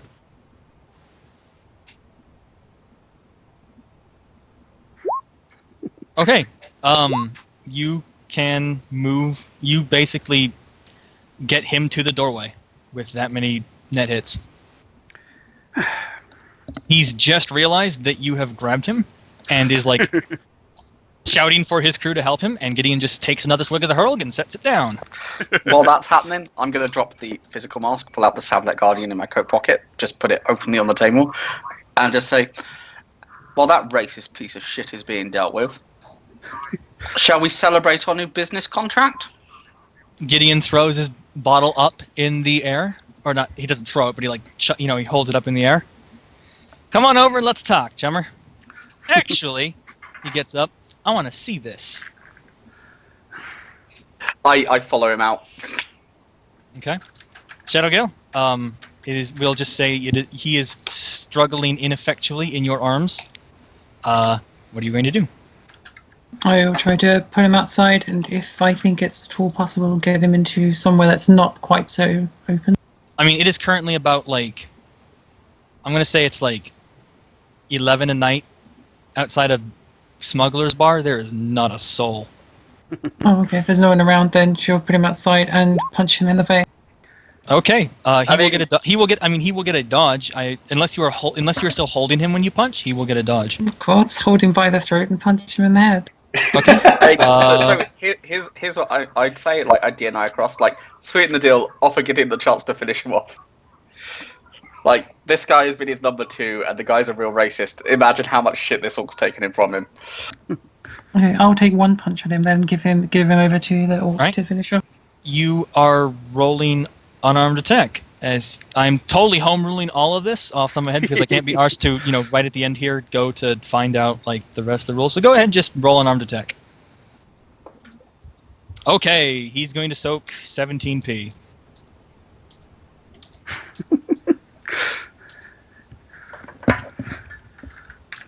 He takes 16p. Oh, what a shame I killed him. He was not wearing armor. He was not wearing anything. He was at his bar drinking. You punch him in the head and cave his skull in. And then drop him to the floor. Okay. Gideon arrives right as his corpse is dropping to the floor, and kind of tisks his head. Man, I wanted to record that. I'm sure someone Anyway. has a camera. Anyway, I mean, all right, guys. we all have comlinks. You've just done me the best favor I've had done in about a year. So who am I working for now? Well, Captain, you're working with those people that... The Shadowrun Gumi. Working with them. So whatever. Money's money. Well, money's money. More than happy. Yeah, so- Are we changing venues here? Or are we still dropping off at the normal place? Exact same shit. Oh, sorry, exact same direct, but different address. We'll put you in touch with the right people. They'll be got a com code. They'll call you. He spits on Bao's corpse and nods to the troll, who picks it up and starts carrying it towards the water. Alrighty then, deal's a deal. Pleasure doing business with you all. Definitely been one to remember. Cheers, Chummer. All right, so we will move at the speed of plot. You guys, are you heading back to the Jade Monkey, or are you just sending a message? No, let's do this personally. I think. Well, if we can, it would be good to do this personally. I mean, Okay. I'm okay to go back.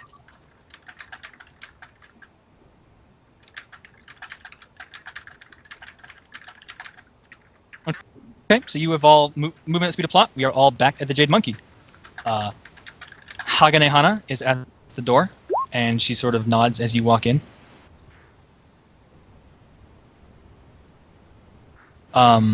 She does tap Shadowgale on the shoulder as she moves to walk past her, and nods to her in a different direction. Okay, so once there, yes, you'll go with her. Okay, so the rest of you go up to the Johnson. She is in the same room. You're directed to the same room. Mhm. Shadowgale, I will get back to you in PMs here as while I do the Johnson stuff. So, she's sipping tea again. It's the exact same setup as before, only this time she's actually smiling. Once we've done all the formalities, I'm sure they're not different. We believe we've solved the problem. Annoyance has been removed, a changing of guard has happened, and your new colleague, let's say, is awaiting a call. Yes, I have heard. You have all done most excellently. A job done more discreetly than I had ever thought possible. The Mafia do not even realize that their man has been killed. You suffered a terrible accident.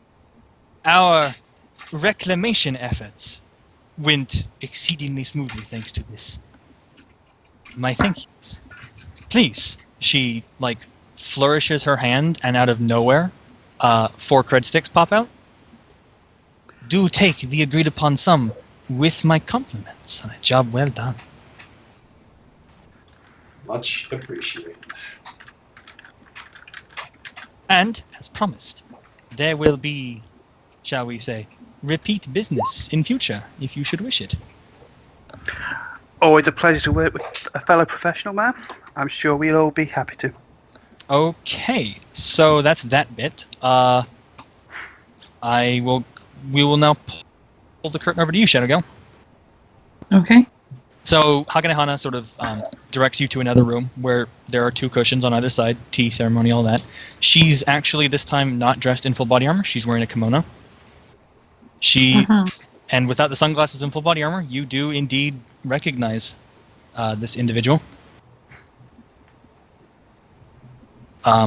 She sort of. I don't know what to say, but yes.